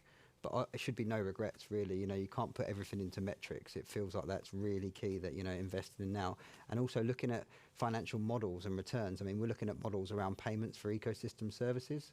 What we need is we need a portfolio of projects to pull together to make it big enough for investors to come in and for the return to be 3 or 4%. But you're also looking at the nature benefits for people in climate. So it's kind of how do you stack those benefits? Absolutely. It's the wider societal benefits as well as the financial returns, which, you know, a lot of organisations will be looking at. And just, you know, being quite parochial, within the British Business Bank, we've taken on a new objective, which is to support the small business community transition to net zero. And certainly from a Midlands Engine perspective, we are very much focused on this agenda. We're meeting with the main banks tomorrow and other investors to look at what more can be done to support the transition in the Midlands. So it's taking the big picture, the global stuff that's happening at Cop26 and saying, what does this mean for us in the Midlands and how can we support that transition and bring it to life? I think that's the critical thing. It's not just words, it's got to make a difference on the ground. And when you look at the UK Infrastructure Bank as well, yeah, that really needs a natural capital mandate. Yeah. It's all well and good talking about pouring more cement and doing things like that, but it needs to have nature within that aligned, because otherwise it just gets washed away. Yeah, yeah, absolutely. Next question. Yeah, I'm going to pull a couple together here, just thinking about time. So this question asks about tree planting and things in rural landscapes, but what actually is there in terms of support for urban areas, particularly with focus on floods and pollution? And then as well, what sort of investment do you expect to see over the next 5 years with regard to flood finance and flash flooding? Gosh, it sounds like we're going to kick off with you, Daniel, on that one, but I'm then going to hand it over to the other two panel members. In terms of urban tree planting, it's a lot more expensive to plant trees in cities, but the benefits they provide, you know, the shading, the cooling, things along those lines, and it's something that we need to take a holistic approach, maybe not just one city, but a group of cities together and what they can do. I know you've got Cities for Trees, I mean, the Woodland Trust is working there, but it's one of those areas where it's a lot of concrete in cities. So it's how do you find space for nature? I think that's one of the problems. That's kind of on that point there. I should just confess here that I live in Sheffield, which has just been voted as the greenest city in the UK. Rohit, on the point about flooding and what can we do? Yes, so again, going back to surface water flooding. So we are working with the Greater Manchester Combined Authority on something called as Ignition, where we are looking to create a revenue model based on savings on by retrofitting SUDS, sustainable urban drainage systems within, say, public buildings, and then looking at the surface water drainage charges that would have gone to United Utilities as a means. So this investor comes along, puts in some money, and then a third-party contractor builds these measures, you know, soakways, trees to reduce the surface water attenuation, to increase the attenuation and reduce the flows, and based on the surface water charges, so that becomes a revenue. Yes. The stuff that would have been paid to United Utilities or the water company would then go to the investor, and they make a nominal return. So we are examining such measures because, again, surface water is it's a killer for businesses. I'll come to that in a while. Did you want to add anything, Jonathan? Yeah, I just think, you know, that creativity is what's required here, and it's you know, I think being one of the things that I've been really impressed with when you look around and see actually what various organisations people are doing. I mean, to the point about the insurers insure risk, and unfortunately, if they don't understand that risk, they're not going to insure it. So what you find therefore is actually in Wales on Tuesday and chat with a pretty large manufacturing plant. Got wiped out by flood in 2020, and what he's done is he's now put all his significant investment, six-figure sum, into various resilience measures in his factory, non-return valves, bilge pumps, and everything else. And he now puts every year into effectively his own self-insurance fund. So he's self-insuring based upon the fact that he's taken all these measures. And just to give you a bit of an idea about how much these resilience measures can impact you. So there's the bad stat is 40% of businesses never reopen after being flooded. 40%. It is huge. So, but there is businesses, there's a lovely case of a bookshop in Hebden Bridge who got closed down for 6 months when they got hit with the flood. Put in resilience measures, 2 days, they reopened. And that's one of the goals that people have is flooded on a Friday, open on a Monday. That's what's possible. Wow. That's it. So I think we're coming to an end. If I could just ask you 30 seconds, what would be your call for action, Rohit? What do we need to do? With regards to small and medium enterprises, from the Environment Agency perspective, we are limited by the government guidelines on partnership funding. So government priority is to protect homes over everything else. And my call to action would be for local authorities, businesses to come forward to fund, co-finance projects that are essentially part of the 60%. So 30% of the projects will always get funded. It's a majority. Some of the projects that struggle to get funding. So that would be my call to action, that come together, let's invest in adaptation. 2 key drivers out of COP would be obviously to divert from fossil fuels, look at clean energy, green hydrogen, things along those lines, and invest in nature for adaptation at scale. Don't see it as a cost, see it as an investment for people, air quality, all the things that we need to survive. Work together. To me, we are not a solution by ourselves. In terms of flood warnings, we need people to have resilience measures. We need people to have flood plans. Similarly, what we also need is to work closer with the Environment Agency in terms of we need to work closer in terms of knowing that there are natural solutions and actually helping those people who are affected by flood to understand these things, because at the moment it's all done in a very sort of dispersed way, and I always feel that just pulling things together a bit more, trying to take a more holistic approach to some of this stuff will make a big difference. Brilliant. Thank you ever so much, and I failed miserably as your chair because I've slightly overrun, but I just wanted to say thank you. I'm sure if we had a room of delegates, we'd all applaud. And I just want to thank people who joined virtually, and I hope you enjoyed the session. So thank you very much.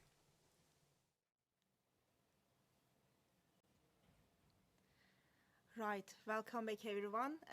We will have Simon Hayes joining us. If we can invite him to the stage, please. Simon is founder and managing director of Next Gen Communications. Simon, can you hear us?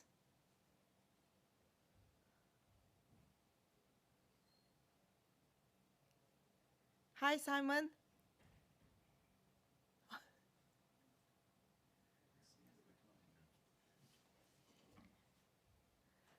Beautiful.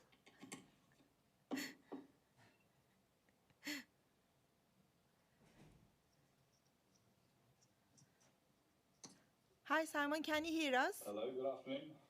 Hello. Now, yes. Perfect. Welcome. So you heard your panelists, our panelists.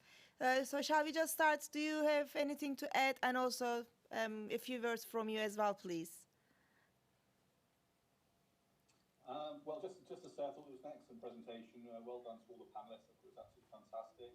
I've been working closely with Jonathan at the Business Show now for 2.5 years, just trying to raise awareness of what they're doing in the marketplace, and really helping people to save lives and livelihoods worldwide. We're just playing a tiny little role. I'm basically a communications man. I help with the communication, getting the message across. But there seems to be some good traction. A lot of people now are coming to Provizico. Provizico is very at the heart of the market and making things happen. And I think hopefully you saw that from Jonathan. He really knows his stuff. He knows the stats, and the company's really sort of making things happen. So I've nothing really more to add than that at the moment. I have one question for you, Simon. How do you think we can make companies, businesses ready for that transition, for this low carbon economy? How can we evidence these benefits and engage with them to make that change of approach?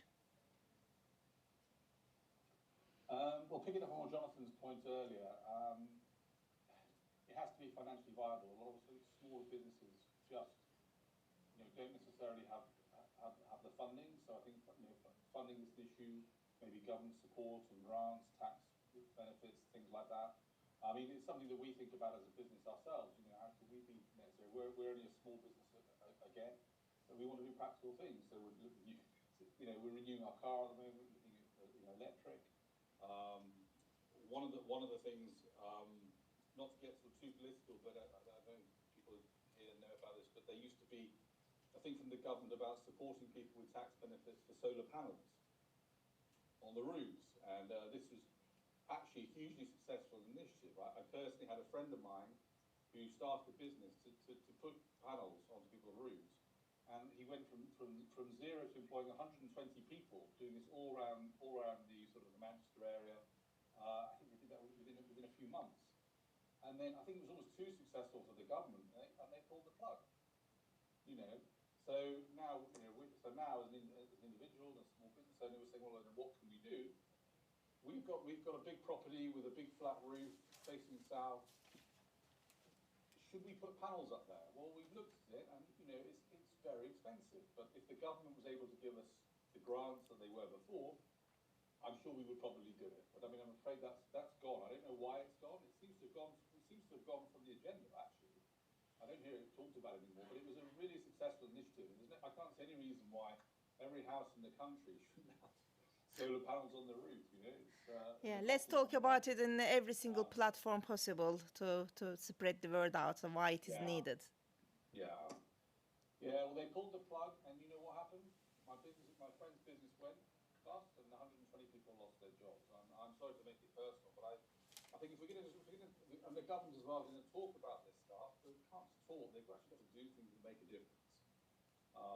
So I feel quite strongly about that. Perfectly right. I don't know what I can add, but we're trying to we're paperless. Does that help? Yes, that's right. We've been here 5 years. We've never printed a piece of paper. I don't know if that helps. That's perfect. Thank you so much for joining us, and thank you to all panelists. I really enjoyed it. Thank you very much, and we will have a quick break until 3:40. See you later.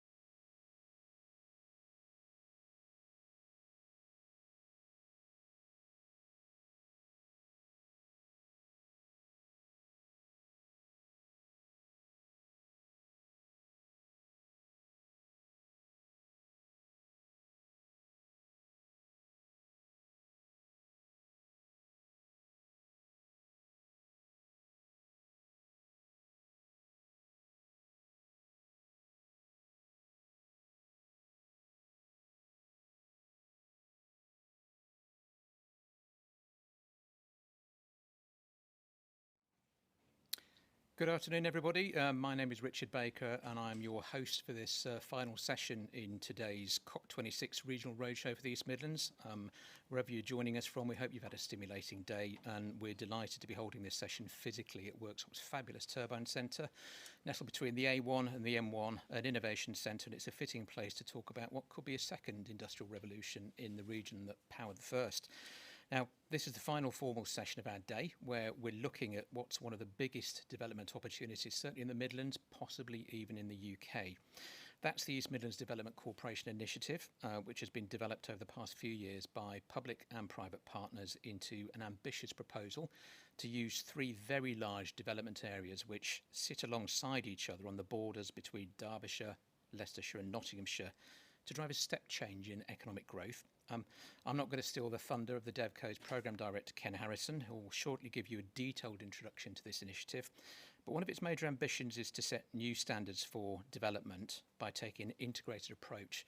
And that design's in progress so that the way that these sites are developed and connected is fit for a net zero future, which works for everybody, whether they're living, working, moving or making. It literally is about putting the future to work. We're also going to be looking at some of the steps that we can take on the road to a net zero future in a few minutes' time, and we'll be doing that through a panel discussion where we bring together experts in the issues connected with the future of development and infrastructure at scale.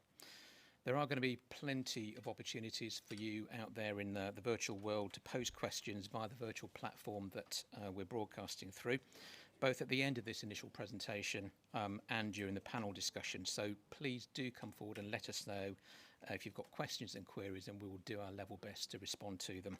And when our session's finished, which should probably be by roughly 5 o'clock, don't forget that the Cop26 East Midlands Roadshow platform is going to stay live for you to engage in any networking with the people that you've seen, met or heard from today.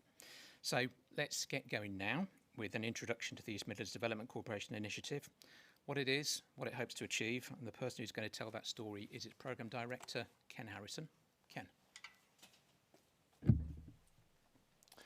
Thank you, Richard. Good afternoon, everybody. For the next 15 minutes or so, I'm just going to walk through and introduce a really exciting initiative that the East Midlands has been developing for the last few years. A little bit about the East Midlands first. Obviously in the Midlands of the UK, super connected on all the arteries of the UK in road, rail and air. We've got some really exciting plans. We're looking at an integrated approach to planning here, very much focused on mobility, connectivity, net zero carbon and natural capital net gains as some of our key working themes that we have. And we've got a number of experts, some of whom will be on the panel later, who we're working very closely with within the East Midlands. Ultimately, this programme is about creating new, clean, green jobs, 84,000 additional jobs for the region, 10,000 new homes in excess of. And ultimately, when the scheme matures in the 2040s, we're looking at GVA growth of 4.8 billion per annum GVA uplift. So a little bit about the scheme and where its origins start. It actually starts with high-speed rail as a catalyst for the region to think differently about the opportunities that are presented here in the East Midlands. And I'm starting with an introductory slide that shows the scale of that ambition.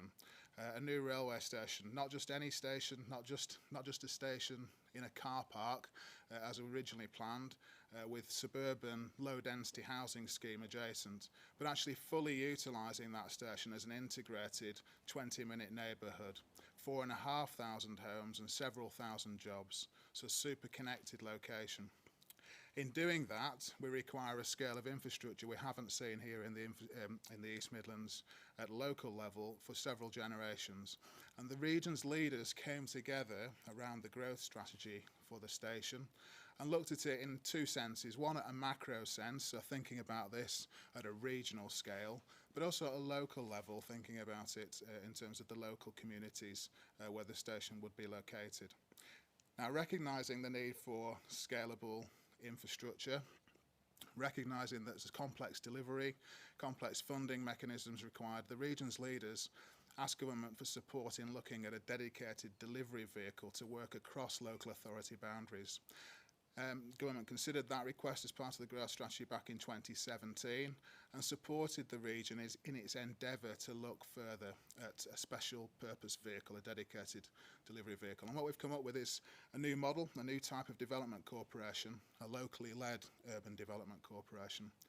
And the government said, when you look at this, yes, look at Towton and Chetwynd, the area immediately around the high-speed rail hub in the East Midlands, but also look just further afield, just to the south, Ratcliffe Power Station, likely to be the last major coal-fired power station in the UK, 300 hectares of land, due to be decommissioned now in 2024, was at the time in 2025. And also look at the area around East Midlands Airport, and I'll come on to discuss how important those economic assets are. And you can see all three of those economic assets and some of our really critical natural assets in context in this slide here, looking south from the Towton site. A little bit more about how important these sites are and how strategically located they are within our region. Three fantastic cities. These sites are between all three, so you can see Leicester, Derby and Nottingham. Three fantastic counties and some great infrastructure and natural assets that connect them. And in that context, we can see very particular and specific uses for each of these three sites and opportunities that they present as models for moving goods, but also moving people, connecting the communities of the East Midlands in terms of the villages, the towns, the cities, to the opportunities presented here and presented elsewhere. A model for living and working, so Towton's very much currently encased with a number of really important communities and towns. We have an opportunity to connect those communities together through a site that is a combination of brownfield and greenfield. Actually, in part of the site is a depot is an MOD barracks that's due to be decommissioned in 2024. So you need a passport to get through that part of the area, and you've got rail infrastructure currently in another part. So we've got severance, we've got an opportunity to connect communities. And before COVID, we were looking at this, and of course, COVID has supercharged a number of really critical trends. And one of those is how we create sustainable communities, integrated communities, 20-minute neighbourhoods. And we've got a real opportunity to do that in terms of the living and working model we can see there. And these are scalable demonstrators that are at the heart of our network of cities and communities. So we're talking at 200 hectares of land. At Ratcliffe Power Station, we can see here a model for making energy, storing energy, and also making products. 300 hectares of land on a current coal-fired power station site. So symbolically, really important moment from carbon to zero carbon as we look at new technologies, new ideas, new clean growth. Of course, there's a synergy between all three components in terms of moving, making, living and working that connects all three of those sites. We've also got a complementary set of initiatives here. So the DevCo is looking at three sites. Two of those sites are also in a complementary Freeport proposition, which is really exciting. The only inland Freeport in the UK, also brings in sites elsewhere in the region at Derby, South Derby. So we're layering quite a complex set of opportunities and incentives packages as part of our approach to an integrated and coherent and comprehensive plan. And I think the really important word to use in all of this is collaboration. Cooperation, as we're hearing in terms of the agreements between China and America, but here in the East Midlands we're also collaborating at that finer grain at the local level, bringing together our thinkers, our strategic thinkers, our agencies, our local authorities to deliver a concerted and real genuine step change in our approach.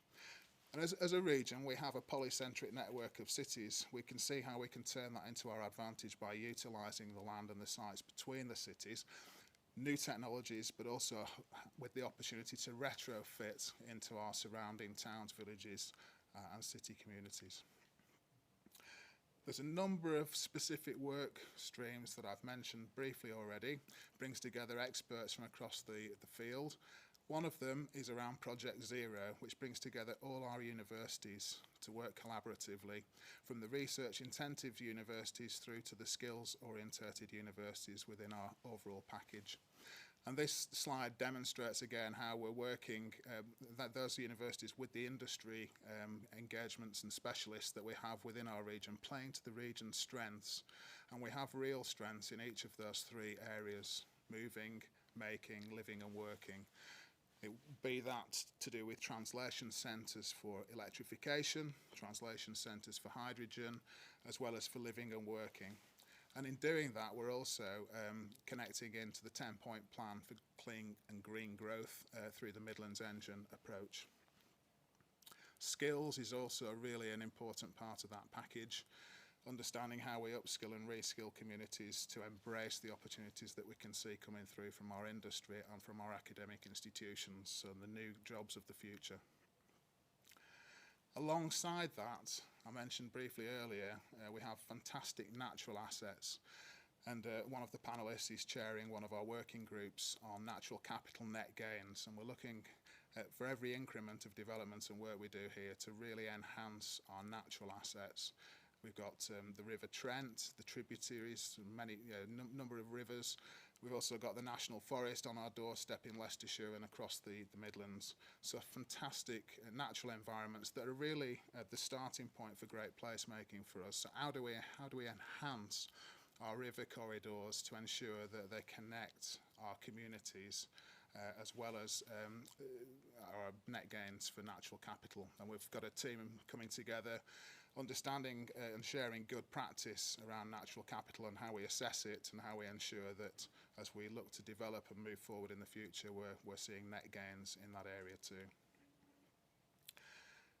We've also looked at new technology, and as a part of every increment of life, clearly technology is taken over. Today's experience is a good example, I think, of how we're collectively embracing new technologies. And that offers all sorts of opportunities for data and how we utilise data. And here you can see a consultation we've been running during COVID. We're actually live at the moment with it, where we're using virtual engagement platforms. And that's really opening up new avenues for us to communicate and to engage with the community. And I've certainly in my past experience stood and run exhibitions in village halls. And to be honest, you can be lucky to see a couple of hundred people in the time you can be doing those. What this platform has enabled us to do is engage with thousands of people who've seen the programme, understand the programme a little bit more. And you can see there as well the age profile that we're seeing, which again enables people to communicate and engage in much more richer ways than we've been used to. And that permeates through in terms of some of our thinking around the model for living and the model for living and working at a local level. And one of the panellists, Smart Lab panellist colleague Charles, who's on the panel in a second, he will certainly got a rich experience in terms of community energy and utilisation and the data and data twinning that's associated with that. So some really innovative moves in that area. I should also say that what EM DevCo is an interim vehicle. So having gone through plenty of research, I mentioned earlier that that research has essentially determined we're looking at a new type of development corporation, a locally led urban development corporation. In the meantime, EM DevCo is a company limited by guarantee, set up to drive forward and look at the detail behind the proposals for those 3 sites I mentioned earlier. And the region's leaders encouraged the 5 directly affected authorities to come together to form that company. And it's been formed in a way that mirrors a statutory local development corporation. So in this slide you can see we have an oversight authority. That oversight authority oversees the annual business plan and budget for the company. In a statutory future world, that would be oversees the business plan and budget for the development corporation. The day-to-day running of that entity is then rests with an independent skills-based board, a board of directors. And ultimately we'll see a number of joint ventures and special purpose vehicles spin from that. Just one final thing is to recognise that as we do our business, we continue to engage with the region. And you can see reference to the Alchemy Board, where the origins of this started, a much wider regional conversation that enables us to continue that story and to develop the proposition by engaging with the wider East Midlands region as we go to look at these 3 sites. So, We have a clear vision, we have a plan, we have a means of achieving this. We can see how we can bring forward significant GVA growth, 4.8 billion, more than 10,000 homes and 84,000 additional jobs. We're keen to ensure it's an inclusive growth agenda. It's about getting the future to work for everybody, both our people, our residents, our businesses, but also our natural environments as well. There's a short video that brings all of this together, and I'll just get that on now.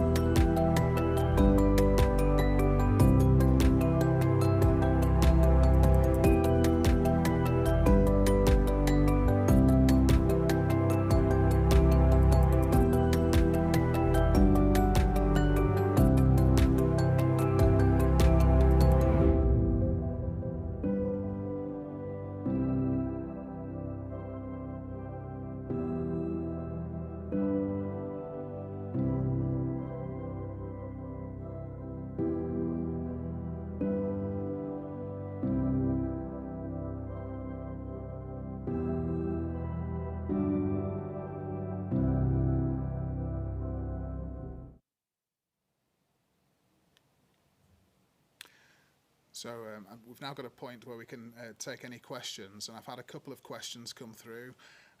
First of all,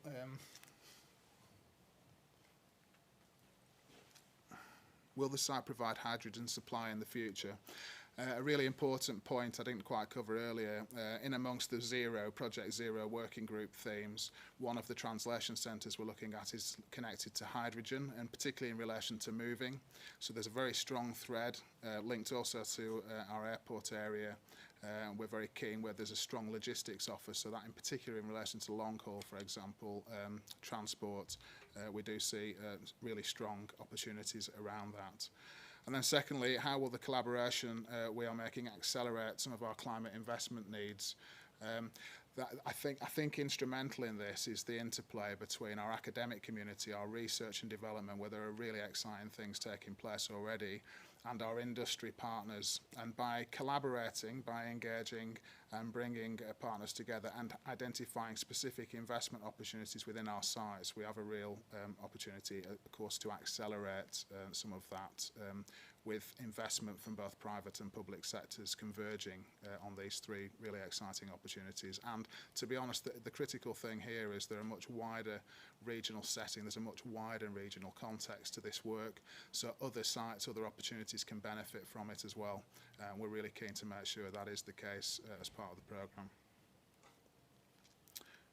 I don't think there are any other questions, in which case I think we've got one more video to play which introduces the region, and I'll hand over from there. Thank you very much.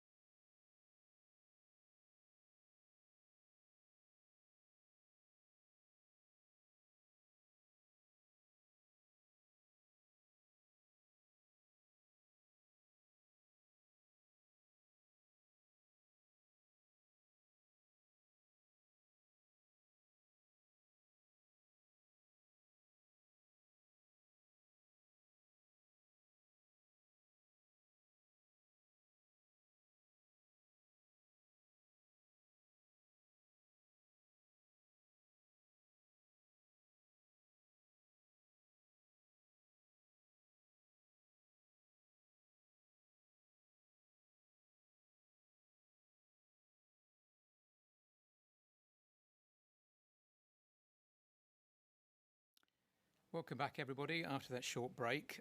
So we've had a detailed account there of the background of some potentially game-changing developments in the East Midlands delivered by Ken Harrison, the Programme Director of the East Midlands Development Company. Now, all of this comes up against the background of COP26, where the world's leaders have been discussing some potentially game-changing opportunities. But beneath those headline pledges and agreements, how do we make it happen at ground level? Where is our ambition and action? That's what this session is about. So we're now moving on to the panel discussion about how we can together take the steps necessary on the journey towards net zero in development and infrastructure.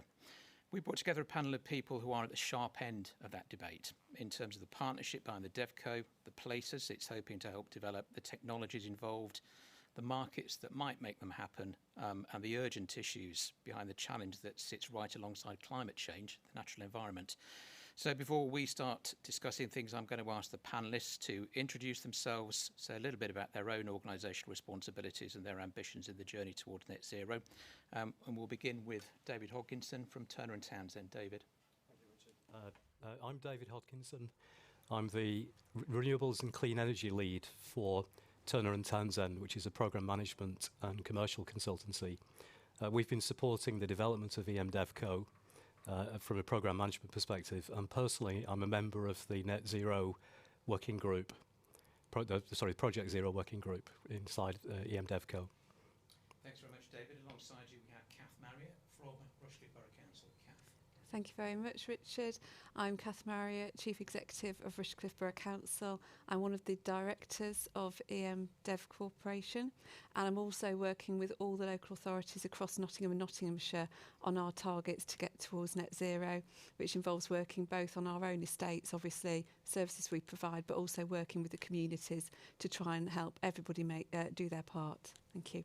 Thank you, Kath. Paul Wilkinson, Nottinghamshire Wildlife Trust. Thanks, Richard. Hi, everyone.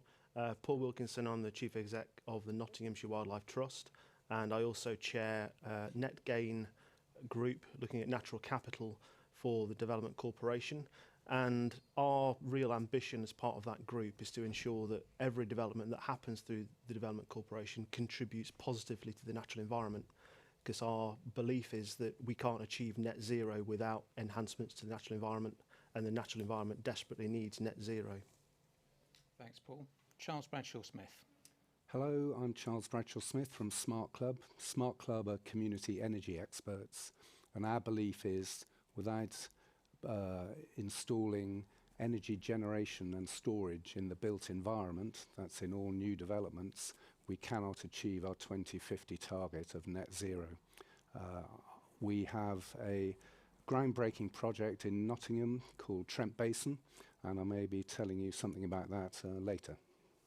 Thanks, Charles. And finally, our final panellist, Claire James. Hi, good afternoon, everybody. Claire James, I'm the Managing Director at East Midlands Airport. And to be frank, decarbonisation of aviation is critical to the future of our business. We want to build on the success that we've already had at EMA. We were the first carbon neutral airport in the UK, and we're passionate about our responsibility in this area. Thanks very much, Claire. So don't forget that you can ask the panel questions directly via our virtual platform. We'll pick those up, and we very much welcome your involvement. I'm going to get the discussion going with a question for the whole panel to debate. So our theme here centres on the whole issue of climate and resource. We've got potentially huge opportunities to grow in the East Midlands, important opportunities, ones that we have to pursue. But if we do it the way that we have until now, it's going to come at a potentially severe cost. So what do we think is the biggest step that the East Midlands as a region can take to build a future that goes hand in hand with the need to hit that net zero target? And is there an area in which the East Midlands might be able to lead the way? David. Yeah, I think my role is global, and we're a global consultancy business. We're seeing net zero activity taking place all over the world. And many areas have got advantages, coastal locations for offshore wind, maybe locations associated with the oil and gas industry for carbon capture and storage. So East Midlands, in our view, needs to play to its strengths. The land availability is very important. And also the role of the EMDevCo in coordinating, acting as a guiding hand for the development of net zero across the piece. So we're looking at the way people live and work, how they move around, how things are made and how energy is made. So they play to unique strengths for East Midlands. Big opportunities for the East Midlands, but it's got to do them differently. What's the best way to do that? Well, as Ken probably referred to in his earlier presentation, which I'm afraid I wasn't able to see, the East Midlands Development Corporation includes the site at Ratcliffe on Soar, the Uniper site, and this is one of the last coal-fired power stations in the country, which is going to be closing down in the next few years. What an opportunity to turn that site into a site of clean energy creation. And we've got great universities, we've got so much innovation in the East Midlands. There's opportunities to harness all of that for the creation of new sources of energy, different battery power, different hydrogen sources. But in the meantime, we need to take some small steps as well, both as organisations and as individuals. We can think about the types of houses that we build as councils. We can think about the types of vehicles that we run as individuals. But there's always lots of examples that we can share. And one that I would share from a local authority perspective is around how we can reimagine our fleet to collect people's bins and waste collection more in a more carbon neutral way. And Rushcliffe, which is a largely rural district, covers a big area. And with that large area to collect refuse in, things like electric vehicles are not always the easiest option. We don't have the range, we haven't quite got the technology that will work for us. So we're working with local businesses who use biodiesel to power their own freight, and we are charging up our vehicles through their premises and their network to pilot running our waste refuse vehicles on biodiesel. And this is something we'll do as a pilot. We hope it works well, and environmentally it's a tick. Also, financially it works because the cost, just to give some example of figures, the cost for a new refuse vehicle, an electric refuse vehicle, is £400,000, and a standard vehicle is about £200,000. The cost of biofuel is a few pence more per litre, but we can use a standard vehicle. So whilst the technology is being created and innovated, in the meantime we make some small steps that make a difference. So that's just one example that I wanted to share with the audience and with the panel today. But as a local authority, we want to do everything we can to encourage new development to be carbon neutral. Thanks, Kath. So the small steps, big changes approach. Paul, what about the big changes? What's the biggest thing we need to do in the East Midlands? Yeah, well, thanks, Richard. I think that just putting a different perspective in around the natural environment. So you mentioned at the beginning, we've got a climate crisis, which we're obviously all very focused on at the moment, but we're also facing an ecological crisis. The UK is one of the most nature-depleted countries in the world. We've actually kind of degraded an awful lot of our landscape and ecosystems. So what does that mean in terms of climate change? Well, it means that actually we are making ourselves less resilient and less adaptable to climate change. But it also presents a massive opportunity that actually some of those systems that have been degraded, such as our peatlands, such as the loss of our woodlands, the loss of meadows, etc. If we restore those peatlands, if we restore woodlands, if we create new meadows, that can help to suck the carbon out of the atmosphere and help to lock it in the future. So not only is there carbon benefit from addressing this ecological degradation, there's a massive climate advantage for letting nature help in the climate kind of agenda. And I think that for us is a really big opportunity within this development corporation geography, where we've got the River Trent, we've got the River Soar, we've got actually some really important, nationally important sites, such as the Attenborough Nature Reserve, right in the heart of the development corporation geography, that actually enhancement of that natural environment can really help us to sequester carbon, help reduce flood risk to local communities. It will also provide more wildlife for those local communities and recreational value, as well as we've discovered through COVID, that connection that people need with the natural environment. We've all been restricted in our movements over the last 2 years, and the number of people that have come to us as the Wildlife Trust to say they really value access to nature, actually building on that and saying post-COVID, every development that goes forward under the banner of the Development Corporation and its constituent parts should contribute positively to the restoration of nature. That is a massive opportunity, I think, because we've got some important sites like the power station site and others that we can really get some serious net gain for wildlife, but also for local communities and local individuals. Thanks, Paul. Charles, you operated at the sort of the white hot heat of innovation within the energy industry. You're now doing something different. So what's your perspective on a big step that the East Midlands could take to tackle this challenge? I think the East Midlands has got a fantastic opportunity. I've worked with many councils up and down the land, and what I love about working in the East Midlands is everybody likes to get their hands dirty. Actually, in innovating, you only really learn by doing. PowerPoint doesn't fix it, I'm afraid. And I think Cop26 is starting to understand that action is what helps progress things and move things forward. And all over Nottinghamshire and Derbyshire, there have been lots of projects with people getting their hands dirty. So I think the East Midlands Development Corporation has got the opportunity to bring that together. Because actually, what we're missing is there's nowhere in the country where we've actually built what 2050 looks like.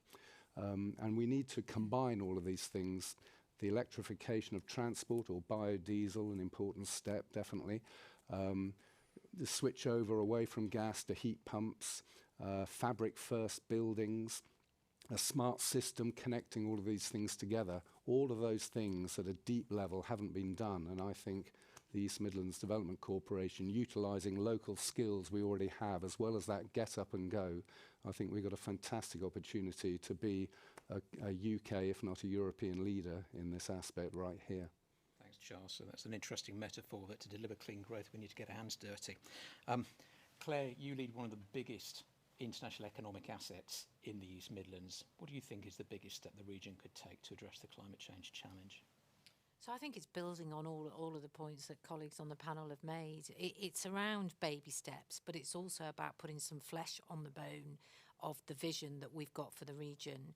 We're all coalescing now around the Development Corporation, the Freeport, all using the banner of innovation, let's make it green. Well, let's put some flesh on the bone now. Let's have a joined up plan with clear deliverables that we can start. And we can start ticking some of those off and give ourselves a bit of a pat on the back. Carbon neutral airport, biodiesel, sustainable aviation fuel. But at least, you know, if we start to actually map this out, give ourselves some hard near-term targets, I think that then encourages that momentum and it keeps things moving, which is what we're about. Thanks, Claire. So if it gets measured, it gets done. I'm going to bring in the first question that we've had submitted. It's an interesting one from Ian Hewitt. A lot of people might wonder about this.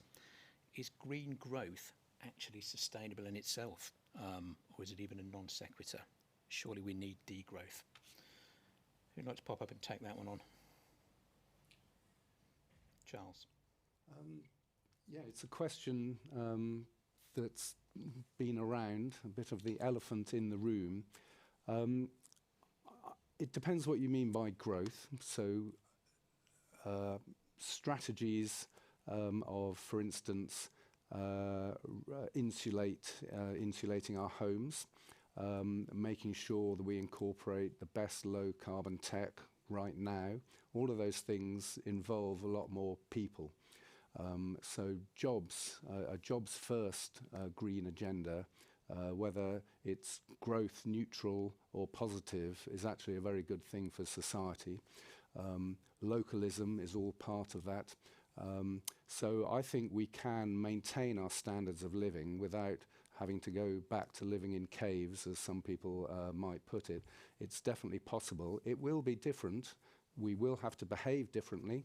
We'll have to learn to walk more, for instance, and not always hop in the car. And that the same analogy would apply for keeping our thermostat down in our homes, remembering all the hassle of recycling things. It was hassle for me kind of 10 years ago when I was getting used to it. Now it's an automatic thing. I don't even think about it. It doesn't involve any emotional effort on my part at all. When I drove an electric car many years ago as part of an R&D trial, it was an entirely different experience. Plugging it in every night when you got home That was hassle to begin with, but after 3 or 4 weeks of doing that, it just became an automatic response. So I think we can maintain a great standard of living whilst decarbonising ourselves. I don't think it's an either or. I really don't. But we will have to learn to have slightly different behaviours, that's for certain. David, you work within one of the biggest built environment consultancies in the world. What's your view on, can we balance growth with sustainability?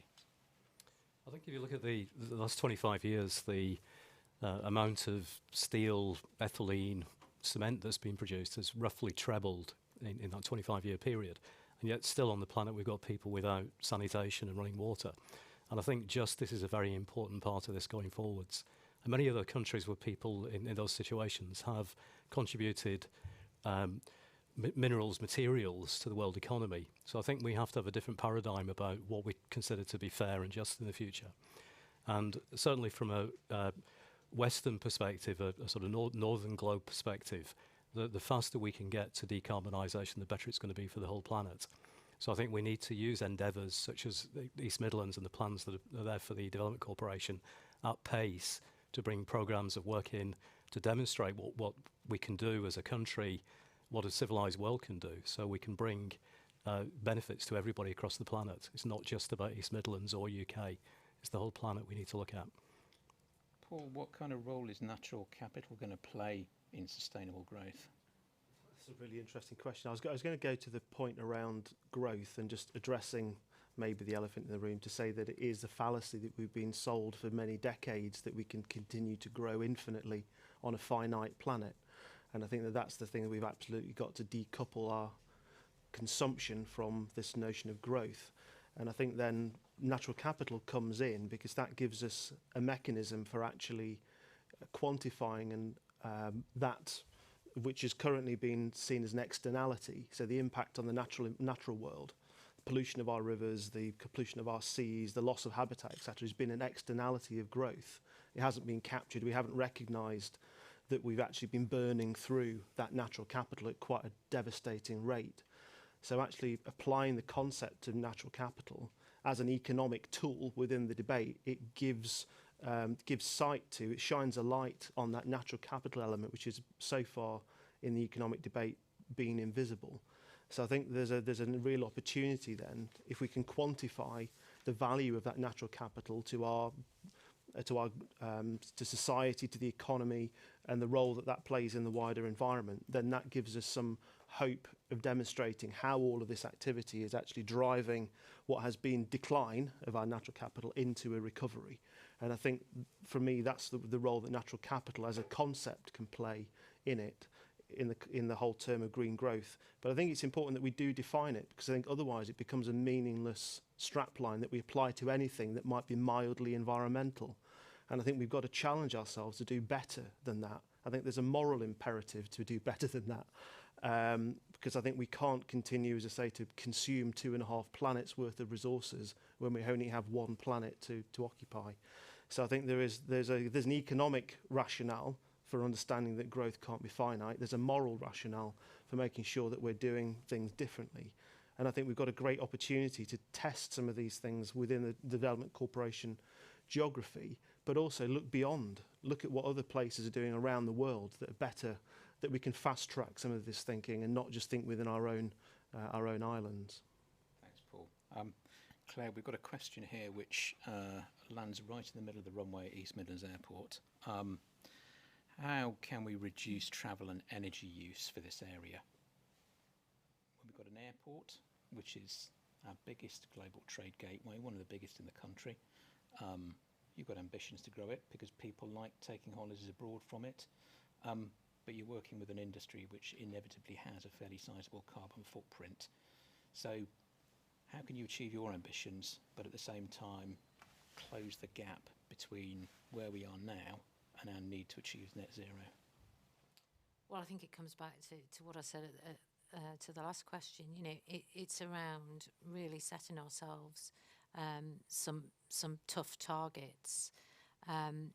Aviation is about 6% of the carbon emissions of the transport part of the emissions, so road being the primary contributor.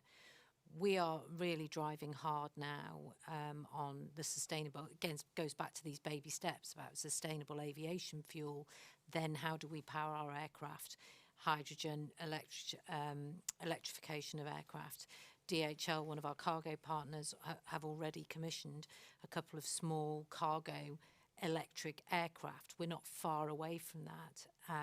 As an airport, we've put out there that we'll do 5 years worth of free landing fees to the first commercial airliner that takes off, that is a truly sustainable aircraft. So, you know, I think we've got to, there's a degree of acceptance for me. There is a degree of, and I like the point about green growth, and there is something that we've got to rationalise here, but it's about living responsibly and sustainably. You know, people want to travel. We are a global society. People want to travel. They've got families dispersed around the globe. So it's how we enable that travel, that meet-up in a sustainable and climate responsible way, which to me is about setting those real hard targets and baby steps. And we're on that journey. Thanks very much, Claire. So, Kath, local authorities are very much at the community end of this debate, and it would seem to make sense for councils to act in concert here to achieve a bigger bang for their buck. I know that's something that you lead on in Nottinghamshire. Can you tell us a little bit about that? Yeah, so over the past 2 or 3 years, I've been leading a group across all the Nottinghamshire local authorities to ensure that collaboratively and collectively we're all on track with our carbon reduction plans and action plans and targets. And we've had a couple of real successes that have come out of that. We've also, as part of our group, the universities have joined us and started working with us, and also the local enterprise partnership. And we're trying to sort of do the strategic stuff, but also make sure that we are really relevant to our residents and give them ideas and opportunities of how they can make a change in their own lives. Because it can be quite quite difficult to get your head around all of this, and you think, well, hang on a second, what can I do? What can I do in my family or at home or in my small business? So working with the 2 Nottingham universities, we have just in the last 2 or 3 weeks launched an app which is to support behaviour change, and it's called Green Rewards, and it's an app that was developed by the universities. They launched it on campus, and all the local authorities across Nottinghamshire and Nottingham, so that's 9 of us, have all developed the app alongside the universities, and so residents can actually download this app for free now. So do go on your app store and look up Green Rewards Nottinghamshire, and you can find it, you can download it, you put your postcode in and it will find where you live, and you have 6 categories where you can win some points, and points mean prizes. So basically things like looking at the consumerism question, can you reduce what you consume? Could you reduce the length of your shower? Could you walk instead of cycle? Things on transport, things on biodiversity, you know, could you make a small pond in your garden using a washing up bowl as a starting point? So all these sorts of things, small changes add up. People feel that they can do something. And by logging your progress, going to the recycling point of view, you could recycle or you could actually reduce. Interesting, you may like to know that during lockdown, our refuse crews collected the same amount of paper and cardboard every week as they do at Christmas. Huge amounts, because everyone was having stuff sent home. Do we really need all of that? So, it's been like Christmas every week. So all of these things that you can do, these actions, you gain points. And those points can then be converted into rewards at your local sustainable businesses, which might mean a free coffee at the coffee shop in your village. So you're supporting your local community as well at the same time. So please, I would encourage anyone who's on the conference today, do take a look and download. And at the universities, they had a take-up of 10% of students and staff population of Nottingham and Nottinghamshire is 1.1 million. If 10% of people download the app and make some differences and they talk to their friends and family, that is a big change, a big reach. And our friends at Notts Wildlife Trust are going to work with us on the biodiversity content as well, so we can keep it refreshed and keep it moving. So that's one way that we're really trying to work with the communities. So shorter showers mean cheaper coffee, don't forget that. And don't forget to download Green Rewards from the App Store if you're in Nottinghamshire. If you're not in Nottinghamshire, get in touch with Kath and she will have a lucrative discussion about licensing it for you. David, we're naturally focusing on how we can do the built environment in a more environmentally friendly way. One of the problems we face is that most of the built environment that's going to be around in 2050 is already here. How do we solve that problem? Well, there are initiatives around the country already, government-sponsored, but private sector involvement as well, around the strategies and programmes of work needed to address that. So principally around insulation or making homes and buildings, bring them to a standard that supports net zero, and also lighting, obviously LED lighting. So work is taking place on that, but it's a massive challenge. But what's necessary is a programmatic approach. So in the end, the funding can't all be government. It's got to be a mixture of sort of private and individual contributions from people. So to get that program in place so it can be done efficiently, done once, so you're not having to go back in a few years' time to go over it again, is very important. But work is taking place. And of course, the Development Corporation can be part of that. There are, in the area, many existing houses, many existing buildings that can be part of that programme. But I think what's very important is, as soon as we can, that new things being built are up to the standard that need to be. And at the moment in time, it's not the case. We're still building buildings and houses that will need to be retrofitted in the future to bring them up to the net zero standard. Charles, I think you want to come in on this aspect of the debate. Yes, I think there's a massive win-win here, which I would love the Development Corporation to lead on. New build developments have quite an easy task to be carbon zero because they're starting from scratch, often in a green field, hopefully more brownfield. It's the legacy world that we were just talking to that's got the really tough challenge. Insulating homes has to happen, but there are other things that has to happen. We have to remove gas boilers and install heat pumps to the most part, and we have to wean ourselves off our petrol cars and switch to electric vehicles. And broadly, that is the government's strategy. It's an electrification strategy. So everything that we will be consuming, apart from some hydrogen technology, which has a role to play, but usually in more powerful non-residential applications, everything will be switching to electricity. And therefore, we need more power in our wires on our local grids. And that's a problem. We cannot simply build more wind turbines in the North Sea, although we're very, very good at doing that.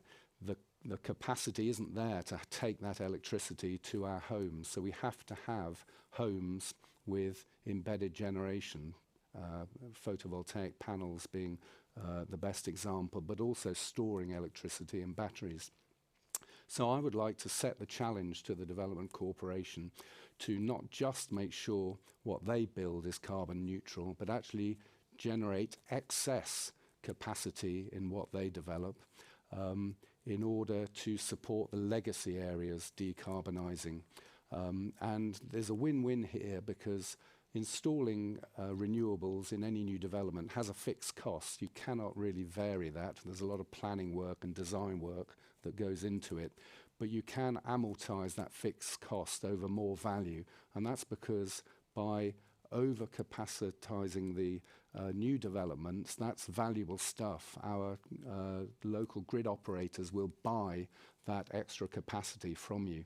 And that extra capacity can support the legacy areas. So there's a real win-win here. New developments can earn extra revenue streams from supporting the legacy areas.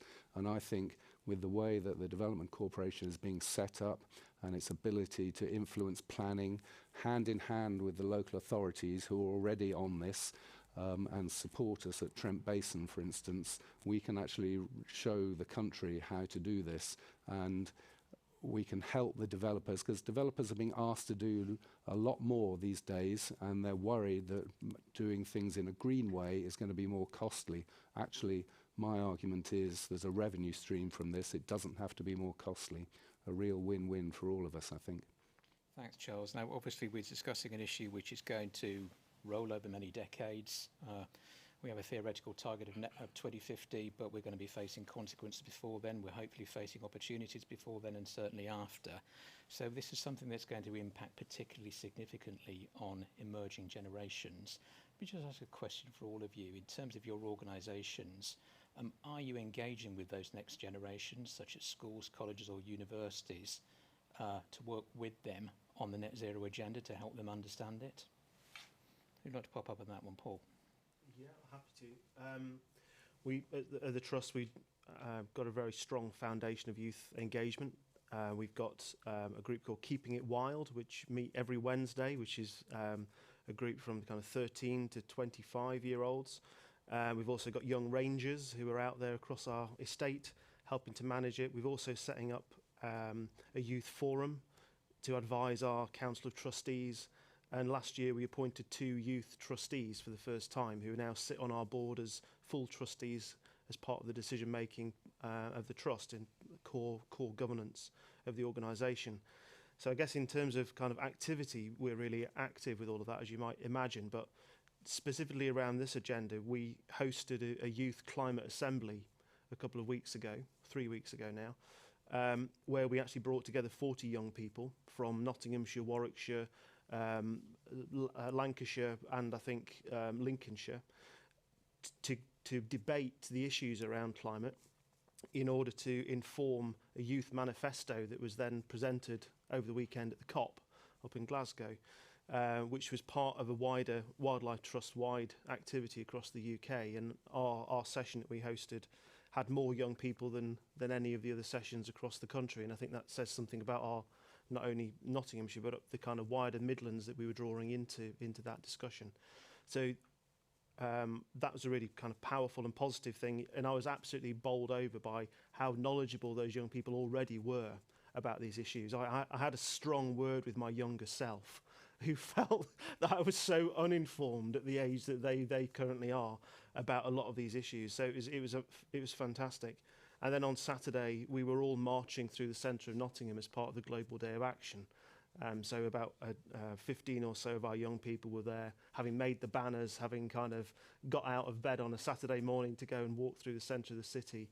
They are very motivated and very high expectations about what the grey suits are going to do to sort this situation out. And they're making their voices heard, and I think it's absolutely fabulous. And as an organisation, we're going to be gearing up our activity around providing those young people with a voice and providing them with options and ways to get involved, opportunities to engage not only at the kind of governance level, but across the range of activities in the organisation. Because I think the expectation is there and the demand is there from the young people that they want to do something, they want to see action. And I think that's been totally unavoidable this year, this last fortnight, that voice has been heard, hopefully, and we'll get something out of it in the next 24 hours. Just staying with you for a moment, Paul, that one of our questions mentions the Earthshot programme, which quite a few people will have seen. Singapore becoming a garden city. As you were walking through Nottingham, were you thinking to yourself, yes, this too could be a garden city? Well, I saw that come up on the screen. It was really fascinating because I think there's some examples like Singapore, which actually I was told this story. I don't know whether it's urban myth or whether it's the real world, but there's a river runs through. I think it was Singapore. And it was quite a few years ago now that the government, the local government at the time, decided that this river was such a polluted, horrible thing in the middle of the city that they actually put a 6-lane motorway over the top of it. Come 20 years later, the government of this particular city, it might have been Singapore, I think it was, decided actually the best thing to do would be to take up that 6-lane motorway and restore the river. And there are now kingfishers flowing down the river in the middle of this city. That may or may not be exactly the story, but I think what it does demonstrate is actually change is possible on a really big scale within the city landscape. We shouldn't just accept the fact that the buildings are there and they will always be there. Take the example of the Broad Marsh. Please take the Broad Marsh. The the ambition that we put forward at the end of last year was for that entire development footprint to be natural green space. Off the back of the COVID need for access to green space, the social inequity in the fact that the poorest people in our city have got the least access to natural green space. So there's a whole equality issue within there. There's a health and well-being issue. There's climate change. And we're really hoping that the advisory group that the City Council have set up are going to put forward some ideas in the not too distant future that hopefully respond to the climate agenda as well as the ecological agenda, and comes up with a positive vision for the Broadmarsh right in the centre of the city, right near the train station, where people are going to be arriving into the city and hopefully seeing more of a green spectacle rather than just grey. So I think that there are opportunities, and I think it's taking opportunities like the Broadmarsh and other developments that are happening in other towns and cities to demonstrate what's possible. I think not accepting just the normal kind of bare minimum, thinking about vertical green space, green walls, brown roofs, green roofs, so thinking about whole level of where you actually integrate nature into urban areas, which can then help us deal with urban heat island effects in the future. The green space can actually help cool the urban areas. It can help reduce runoff, and so people don't end up to their knees in water in their living rooms, which isn't a good look. I think there's a whole range of reasons for integrating nature into development, as well as making the fabric of the buildings as eco-efficient as possible. And I think all of that adds together into something that looks and feels quite different to what we've got now. I'd love to see the frustration that our young rightly have at the pace of progress being put to more constructive use, and I think you give some very good examples there. We have an opportunity at Trent Basin, actually. On the north side of the site, there is a primary school being built. It's in planning at the moment, and we have the opportunity to make that the country's leading eco school. I've designed an app for it to communicate with the kids, the teachers, even the parents of those pupils. We haven't quite got the funding in place yet. We're working on that, but we have a fantastic opportunity. Rather than our kids striking on Fridays, we could let them help lead our generation in learning in their everyday life at school and exporting that excitedly to their parents. We could then, in the summer holidays, open the school up for other neighbours to come and visit. Everybody could learn about this. Every school we build in the country ought to be an eco school, because we've got the opportunity very rapidly to educate everybody and make our children feel that we are actually doing something constructive and we do have a plan. You must have school visits, certainly pre-COVID, to the airport. Do you ever get asked questions about the environmental impact of the airport and how it can be better? Yeah, and I mean we've got the Aerozone where we look to provide training courses and encourage interest in aviation to the local community, and like I say, I mean EMA prides itself on its green routes, the fact that we were the first carbon neutral airport in the UK, and how we want to build forward and our plans for that, which we readily share. We're also using some of our funds from our community fund to support some local schools with eco gardens. Just playing to that point again around its baby steps and its education, and that all leads you to delivering your mission, your vision, your strategy, that clear plan and those pathways there. David, there are a few people who probably see the construction industry as some kind of bad guy in all this, because you're just piling up the bricks, piling up the buildings, etc., etc. Does the built environment industry need to completely change its mindset to deliver us a better world? I think there are major inroads being made. A lot of design principles now are built around net zero. We're seeing clients all over the world adopting that as a principal feature of new development in infrastructure and the built environment. So, of course, the pace needs to increase. Bring it back to East Midlands Development Corporation, the ability to demonstrate things work out scale is going to be very important. And many things, not a small number, but many things that can contribute in terms of modular construction, in terms of designing for zero carbon from the beginning. So it is moving, but of course the pace could increase. Thanks, David. Now, we're sort of 10 minutes away from close now, and I'm going to encourage everybody to sort of put some final reflections on this whole issue of the relationship between the development of infrastructure at scale and how we can take action and set ambitions for improving the way that we develop, addressing those issues like how can we develop genuinely sustainable growth in the future. Kath, you're on the board of the Development Corporation. You're leading some big steps on your sister local authorities elsewhere across Nottinghamshire. Is there an overarching theme in this that everybody's got their head round, or do we need some legislation that's going to set us, as Claire says, some hard targets? I do think that some legislation would help around, certainly around new build. If the government can change the building regs, set minimum targets, increase what those minimum targets are, then it is mandatory for new development to be at a certain level. The challenge we've got as local authorities is that we can do policy work, we can collaborate, we can cajole developers, but there's obviously some very willing participants, and there's also some developers who are going to go for cost and the minimum of what can be delivered and provided. To really make those changes, I think it's a combination of my preference would be that the government raises the standards of building regs as soon as possible, and that innovative companies like Charles's company at the same time are leading the way on what can be delivered over and above those minimum standards, and I think that will really put us in a much better position to be able to drive forward targets. We've got in Rushcliffe, as in many other local authorities, huge numbers of housing targets to deliver. And the point that was made earlier about can we have green growth, or is it, an oxymoron?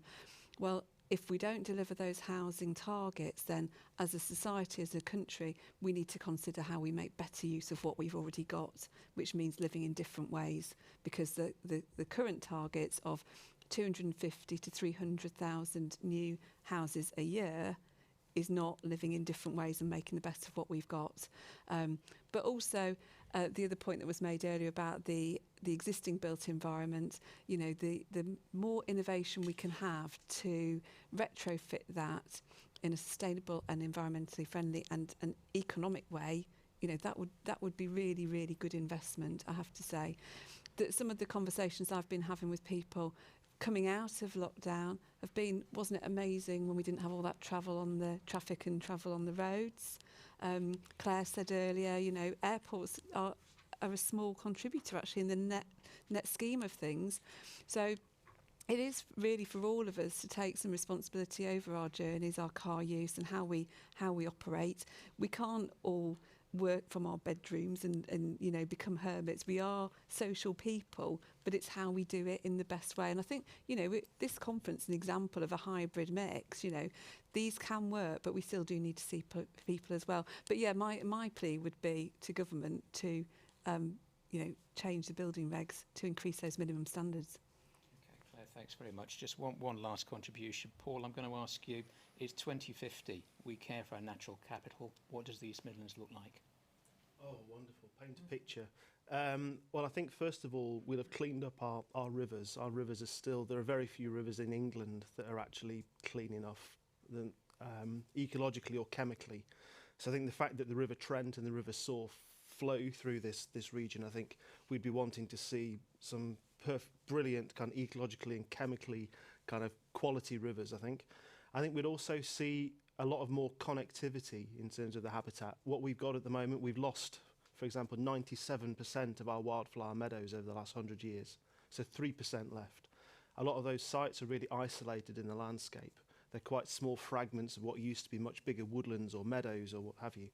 So I think up to 2050, we'd see a lot more connectivity between those sites. So we'll see bigger sites, hopefully bigger meadows, woodlands, more woodlands planted, wetlands created to help us deal with the climate issue. But those will be connecting those fragments that are there.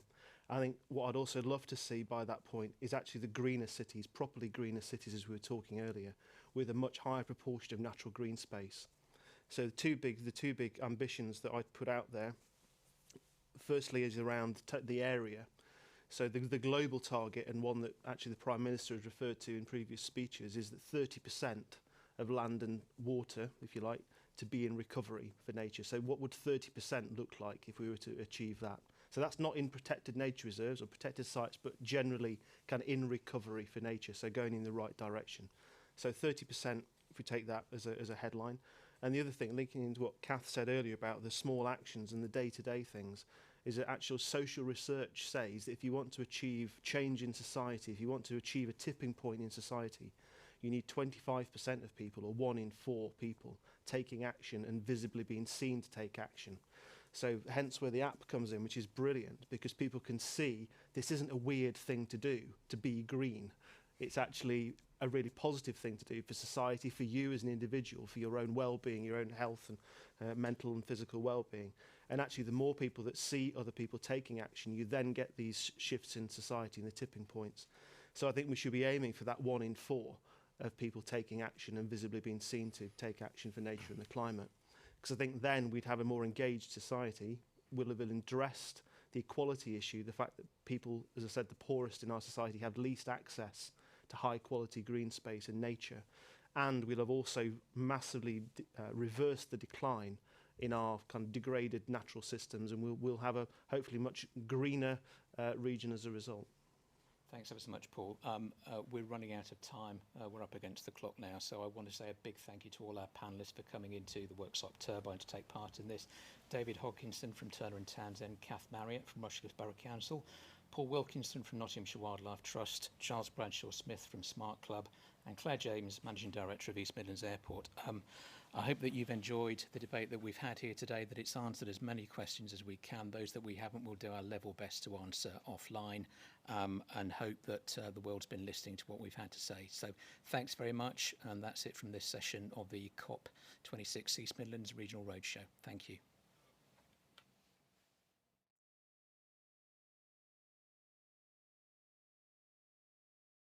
Forgive me, we're just going to do a very quick summing up of that session and the session on the DevCo, but actually on the session as a whole.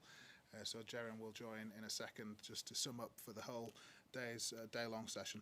I think hopefully you got a feel from both the presentation I gave and from the panel discussion there's something really exciting happening in the East Midlands, and it's something at scale. And it's both a development corporation, a new type of development corporation, alongside a Freeport agenda as well. It's an integrated approach involving lots of collaboration. There's a big picture, and that collaboration is across private sector, government in its widest sense, so central government, local government, as well as business, our universities and so on. So there's a real innovation taking place, but critically, as well as the big picture, it's important to have short-term steps, important steps that we can take on that path towards some significant change ahead of us. So we're really looking forward to working with many people on the who are listening in today, who can help us make that change a reality. And please do drop onto emdevco.co.uk if you want to make contact with us, and we can introduce you to any of the panellists and some of our work further. But in the meantime, I'll hand over to Jeren, who'll sum up the event. Thank you. Thank you so much. And that's the end of today, everyone. Thank you so much for listening, joining online, and listening all our excellent presenters. So thank you so much. So it has been a fantastic day. Hope you feel the same. You got something out of this helpful, useful, and you are reflecting afterwards. So we would like to thank every single one of our sponsors who made this happen today.